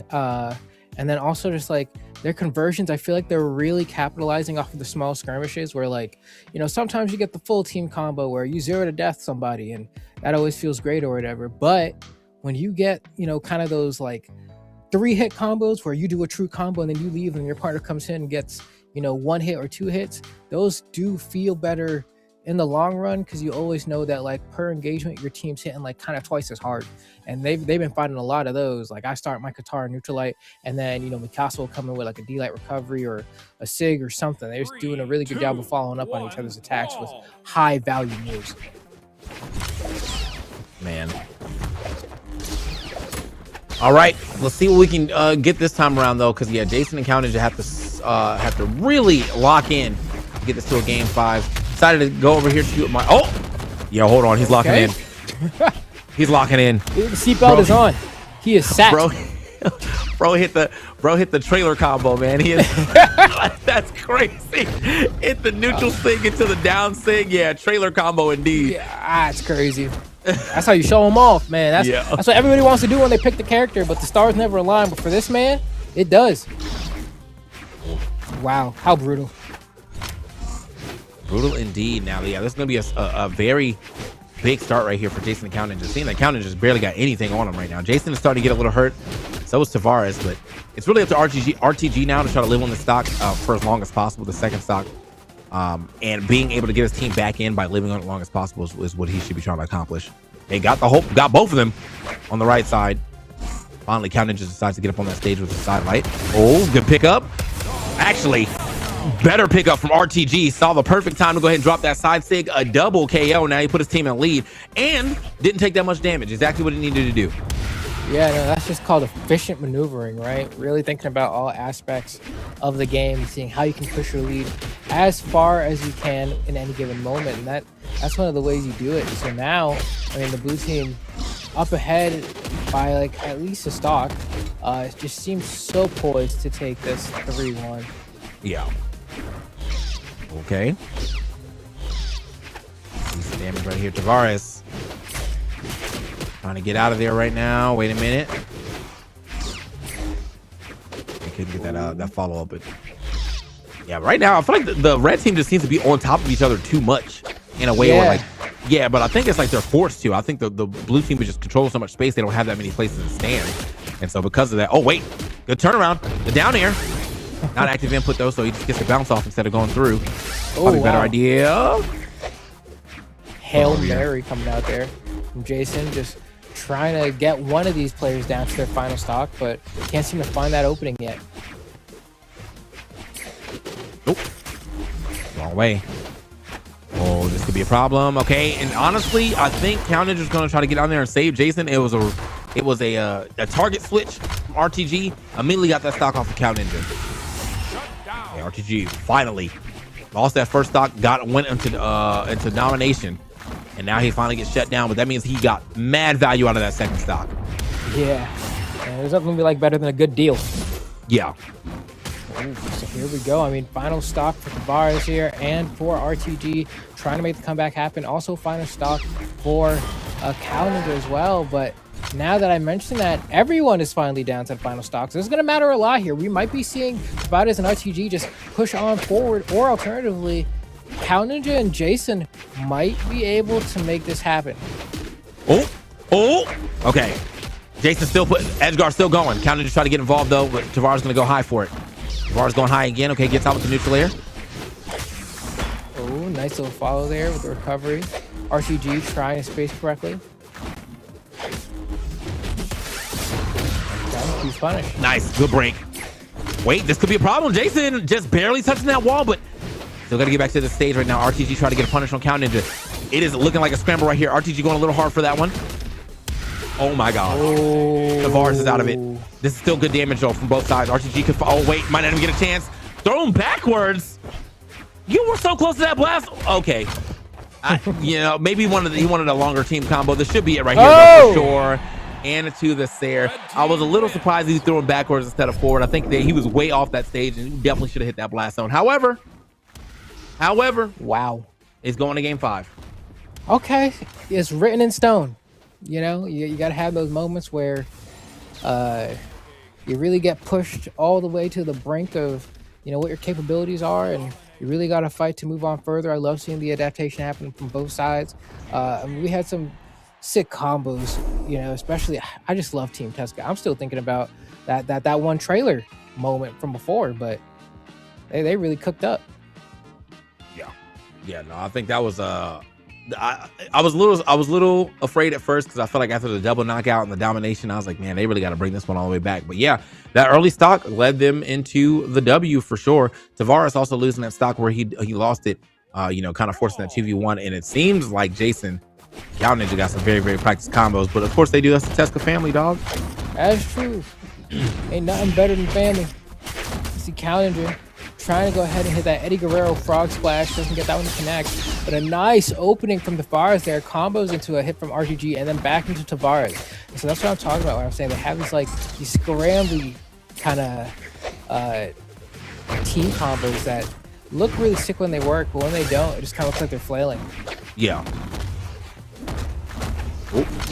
Okay. Bro trying to go off the top right now. Not going to happen. Both of them kind of dancing around at the side. Okay. A weapon toss. Okay. Nice little chase dodge from Jason to get back on the stage, waiting for a weapon to spawn. Has those boots, gets the neutral light as well. Drop kick's gonna miss, but I'm sure there's something else coming soon. Oh. Okay, trying to get back onto the stage. Jason does manage to do such. Yeah, the ground pound was cut a little short there from I think RTG, but stock's gonna be taken here from Tavares. Even game. Who's gonna lose it first between Jason and it's going to be RTG. Before I even finish the sentence, RTG's gonna be out first. Now Jason, only person on 3 stocks left. See how long he can hold that. Goes a little brazen with that insig.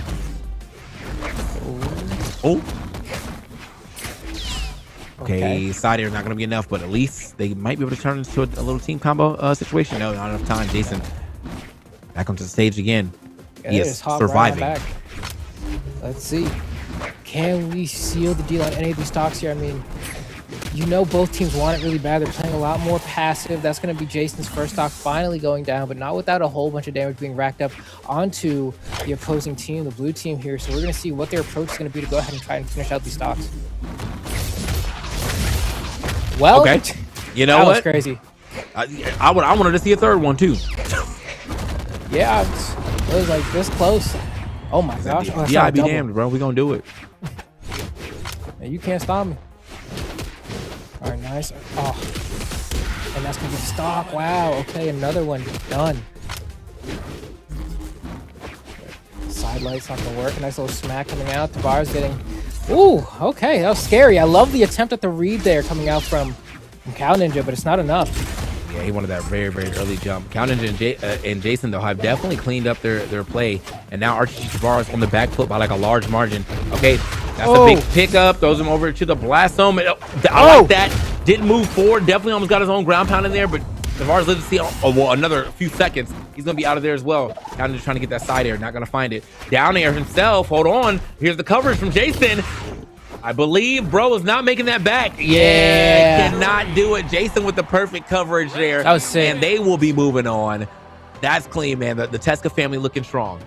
Yeah, I'm glad, you know, that they were able to come together, and nothing's better than family, stronger than family. You know, all that. Yeah, it's been a long day. You know, that was good. No, I love seeing some a clean executed team's edge guard like that. Oh yeah, weapon thrown and the kick, and other one goes out. And don't even matter. You just there honestly for good measure, because that edge guard was hard. You weren't getting back from that far away. Yeah. No, I feel like with especially because you don't got air momentum like that too. You know, you're playing Mikasa, aka exactly. Queen 9. So, but that was they found their opening and then they ran with it. And also just again, great coverage by Jason. Seeing Cow Ninja like dipped out, he got the juke, and he was like, "Well, it's my turn. Let me get in there." Boom, goodbye. Dang. Okay. Yeah, even taking a look at some of these post-game stats, like those were not like particularly high damage games. 500 seems to be the most that was done, which is like fairly average. But then when you look at like the 260, 300 basically from RTG, you just know that those boys really didn't get a chance to play. Yeah, not this time around, bro. And it didn't even feel like they didn't get a chance to play when you're looking at the gameplay. Like, I think they were getting hits. They just weren't getting like long. Like, there was long combos and long exchanges in there, and also big combos. Like, it wasn't just like, oh, let me get a downlight to your jab. It was sig into sig. You know, that's big damage being added up right after, one after another. So even if it's just 2 hits, getting both of those is gonna be pretty major. So that doesn't mean they get to move on. Congratulations to them. I think we're gonna be moving on to our next match, which should be Navarro and Dennis versus Anto and Rec.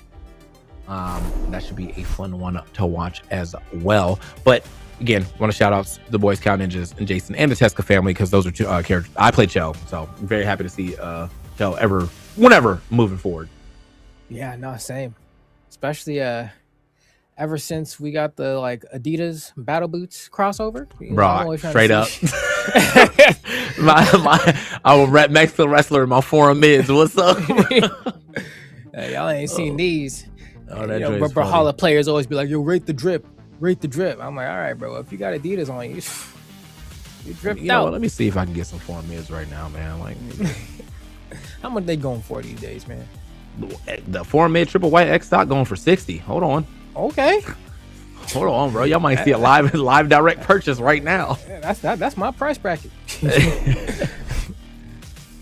yeah, we're gonna get to this next one relatively soon. Just waiting for you for the join the lobby. Yeah. And we got PR 45 and 47. Navarro and Denise Brawlhalla. Put respect on the BH. Yeah. Going up against Anto and Rec, who much more familiar with those guys. PR 26 and 24.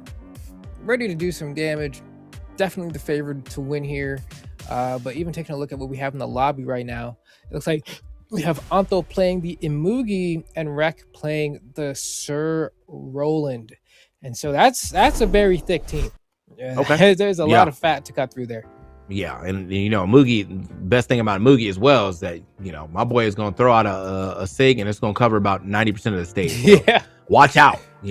Like watch out. Do not be in the way. And then sometimes, that side stick specifically, I feel like it's mad hard to punish if you juke the first half of it. Like if you dodge through it, you're not turning around to get a punish. Like you be zooming through. Yeah. Like, well, all right. Guess I'll go next. Guess we're back to neutral. Like I don't. And he won't stop throwing it out either. Of course not. And on the other side, we got Scarlet Yumiko. So that's not something you see like at all. I can't really remember the last time I saw Scarlet in twos, because as far as Rocket Lance Legends go, Olgrim always gets picked over her. I'm a little surprised too. She got mad force and very good SIGs on both her hammer and her rocket lance. That down SIG, just the puff of steam, like hitbox is huge. Actually massive. We're gonna see how these guys are able to fare. They're going into game number 1, and Navarro already starting off with this Scarlet, throwing away that hammer, picking it back up, and controlling as much as the stage as can possibly, as we have kind of like a double hammer setup going for the red team right now. But as I say that, Navarro swaps on over to the rocket lance, wants to throw out some of these floating side airs and start forcing people off stage, I guess. Yeah, see if he is able to make that actually happen though. But currently, again, it's looking like the beefy team is taking the most damage, but it doesn't really seem to matter too much, except for I think Scarlet's probably going to be the real big stock taker here. Did take a little bit out of that force, but I think that leaves her regardless at 7-4. So yeah, and you see it playing out in full fruition. And when you get those side airs, you're knocking out so much earlier on a character like Scarlet. But on the other side, you do have Rek rocking the rocket lance on Sir Roland, and he doesn't hit particularly soft either. And he's gonna make sure you remember it, especially with that rocket lance down sig. You'll probably see one of those coming out in the near future. Yeah. Oh, nice. I respect it. Oh, huge opportunity for Navarro there. Yeah, recognizing no dodge on Anto and getting that guaranteed 3-hit combo. Wow. This is a little degenerate. Oh, there we go. Able to find some hits. Anto able to get a neutral air, goes back onto the stage, as a great sword user, wanting to make sure that you're on the stage just so that, when you do your down lights and your side lights stuff, that you don't run out of stage to combo with. Okay, down air. Nice. Oh. Okay, down SIG actually right here. Nice. And the clean. Okay, down heavy as well. Wait. Okay, I was like, don't give a stock up after that, but it was just a little bit of a bait. We saw the Sir Roland actually covering at the top side as well. Brawl finally gonna lose that stock, but with the damage he's been able to put on to the blue team, one of the flex part of the game again. Can we get both these stocks off the blue team quickly? Rek. Okay, not gonna get pushed off that stock yet. I thought it was gonna be just that, like the half of the Russian Mafia into a SIG, but now gets the in light instead.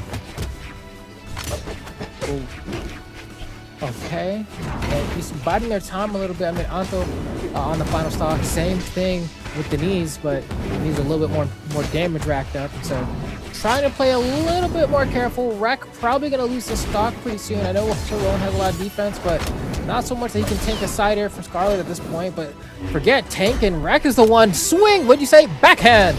Backhand. Right, hit him with the clean backhand right there, bro. Our boy is out of there. 40 love on that one. So better. All right.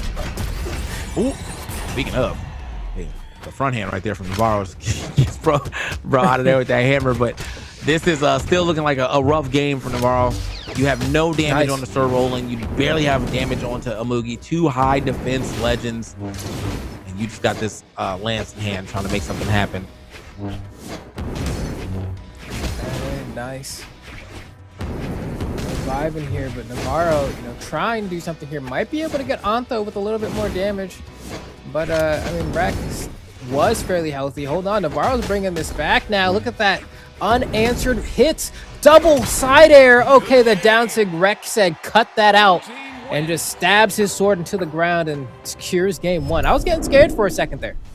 Yeah, it was taking a bit of damage, and you can definitely see the damage getting put on by Navarro. 686 right here. Wasn't able to carry his teammate to a victory, unfortunately, because a lot of the damage probably came after his teammate was gone. So probably was closer to like a 520 or something. Definitely put in some good damage on that on his 2v1 situation, but hopefully they are able to come together a little better as a team. We're going to go right back to the same stage and keep it going. They actually took a little bit out of their defense to get some speed too. So they were both 8 defense, now 7 defense, 2 against the 7 force. Even matchup, you know. It's just Yumiko's kind of slacking in the force department. Yeah. Which, you know, depending on the stage, sometimes it don't even matter for her. But on a stage like this one, she's probably going to want to be banking a little bit more on landing some of those neutral sigs on hammer, carrying the opponents off stage, and then trying to get a quick early KO. And this is a great opportunity to try it out. Oh, almost finding something Denise does, but can't quite make it work. Okay. Oh my gosh.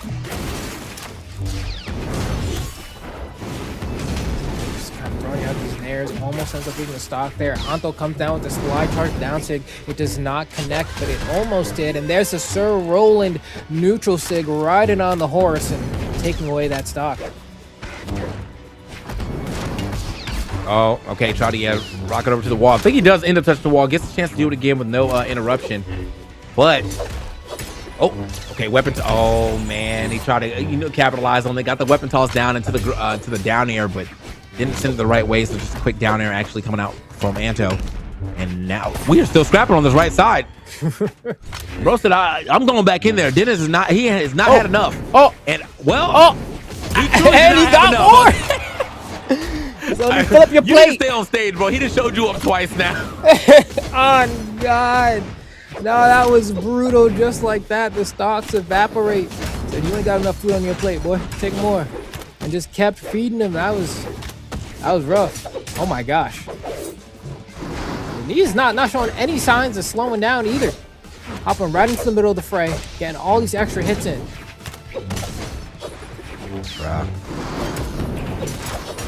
Okay. We're firing these shots right now, but they're not really registering right now for Dennis. Brawl once again having to hold his mans down. Didn't even get the side air, unfortunately. Okay, well, you know, it still worked out though. Did get the stock off, but it's an even game, except for the fact that Dennis is hurting a bunch right now. So they got to turn this into something. He was too close. Ooh. The second hit of the side light ends up hitting his teammate, and now he has to live. Oh my gosh! Oh, you had to live. Oh no! You had to live, my boy. The Walking Dead, the ones who live. That was supposed to be you, bro. Oh my God! Man. Oh my God! Oh, no. Blue team wins. Oh, bro. Yeah, I'm gonna assume that he threw that recovery the wrong way, or maybe he did throw it that way. He thought he was gonna get his dodge back in time, but he did not.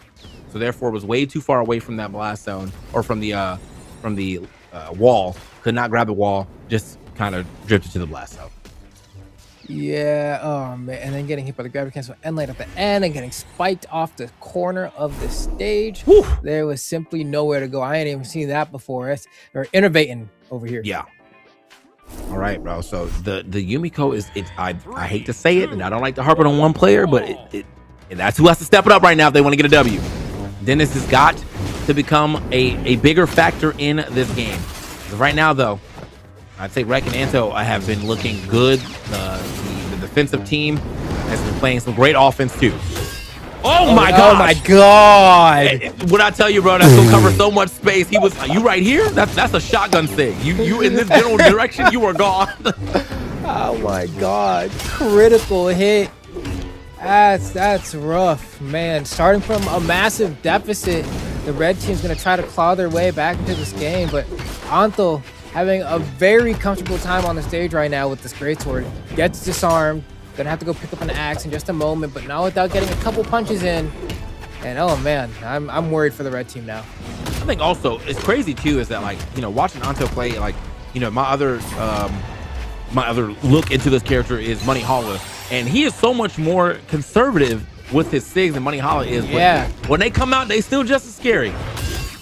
Here it comes out again with that giant butter knife swing, man. Put some respect on it. Looking for a hit here. Oh, tries to go for the gravity cancel D-light. It doesn't work. At least a pretty large punish from Denise. Oh, he charges up that arrow right in his face and shoots him right in the head. Okay, Not sure if he actually needed to hit his partner for that, but it does at least get it back. Whoa. Oh. You're not outshining him off stage, bro. That's all I'm saying. Like, Anto has been, he's had your number. Like, this is like the third time in this set alone. Y'all been off stage trying to get active on that right side, and Anto says, nah. Yeah, this is, and now things are looking kind of rough. But granted, you know, the stock count is fairly even, but just the amount of damage we have on this Scarlet right now is not giving me a whole lot of, I mean, Navarro manages to, well, that's unfortunate, actually. He sets it up for the enemy team. So it's like, now you're really sweating. Oh, yeah. And now you're going. Okay, clean punish, just the insig. Caught him as soon as he passed by. And now up to Dennis, who's been kind of struggling just throughout this set in general. Okay, ends up getting the stock, though. It's a stock on Anto. Steven trying to get some damage here on Rec. Playing, oh, nice dodge through. Okay. Okay. Nice. Not enough to knock out. Oh! Bro. The weapon throw to the unarmed recovery. Bro, okay. Weapon toss to stop the ground pound. Unarmed recovery at the top of the screen. Goodbye, brother. Goodbye. And so, yeah, that just... Rec and Anto just looking a little too powerful this time in this set. Perfect teamwork for sure. Anto with some big swings as well. He got a lot of stocks off of when he, like, you know, he didn't throw out that many SIGs, but I think of maybe like if he threw out 6, he hit like 4 of them. You know what I mean? And they were for stock. Oh man, yeah, that was tough. You can see it right here on the replay is coming up. Anto gets the gravity cancel end SIG, chase dodges up, throws the weapon, and then boom, unarmed recovery at the top of the blast zone to send them home with a statement. Yeah, I thought it was a ground pound. No, he tried to come down with a neutral air, which I understand it. You know, it's a move that kind of frees you in the air and reverses fortune, but unfortunately is going to get hit by that weapon toss before, and well, was not able to see that actually come through. So, I mean, look at these stats right here. We said 17 signatures. That could have been in that set. Yeah. Or in that game, or dang, okay. Nice. So 17, he did 41%. Bro, he was hitting 6. Bro was hitting some 6 right now, man. Side SIG, neutral SIG, down SIG. Let me swap weapons. You have to go through the entire trifecta on every weapon just to make sure that you know, he checked all his boxes. That is insane. Yeah. 17. So, brought his team to victory for sure. 429, 458 damage, respectively from both sides. They did it. Does mean Anto and Rec will be moving on. Great job to them and the defensive team. Definitely gonna have this stream open on the side so I can watch a little more of that, because I do want to see what they end up doing in the top 8. But as we said, you know, we had 2 bangers for you, and 2 bangers indeed we did have. That is going to be it for this part of the stream. If you want to catch the rest of the action, you got to go over to twitch.tv/Brawlhalla. But don't forget, you'll come back here tomorrow. We got more NA action for you to go ahead and round out the winner Devil's Pants. And we'll be seeing you when that happens. So, guys, make sure you follow Pro Brawlhalla. Make sure you follow Brawlhalla. And make sure you come back and hang out with us tomorrow as we'll have the NA action. Catch you then.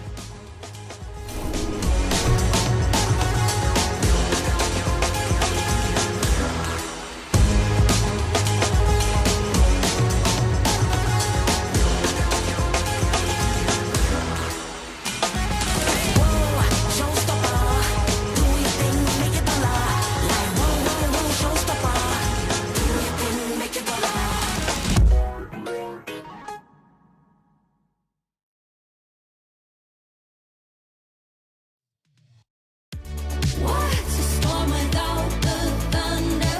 Like lightning in the sky in the summer. Feel it coming down, I wonder. What if it all works out?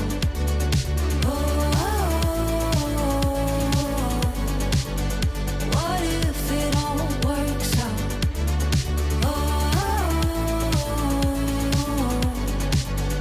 What if it all works out?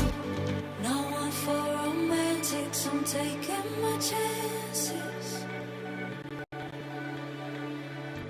I see us all dancing, anything could happen. No one for romantics, I'm taking my chances. I'm jumping all in, I'm letting it happen. What's a storm without the thunder? Like lightning in the sky in summer. Feel it coming down, I wonder. What if it all works out?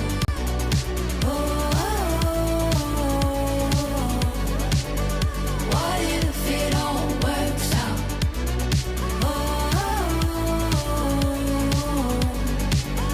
What if it all works out?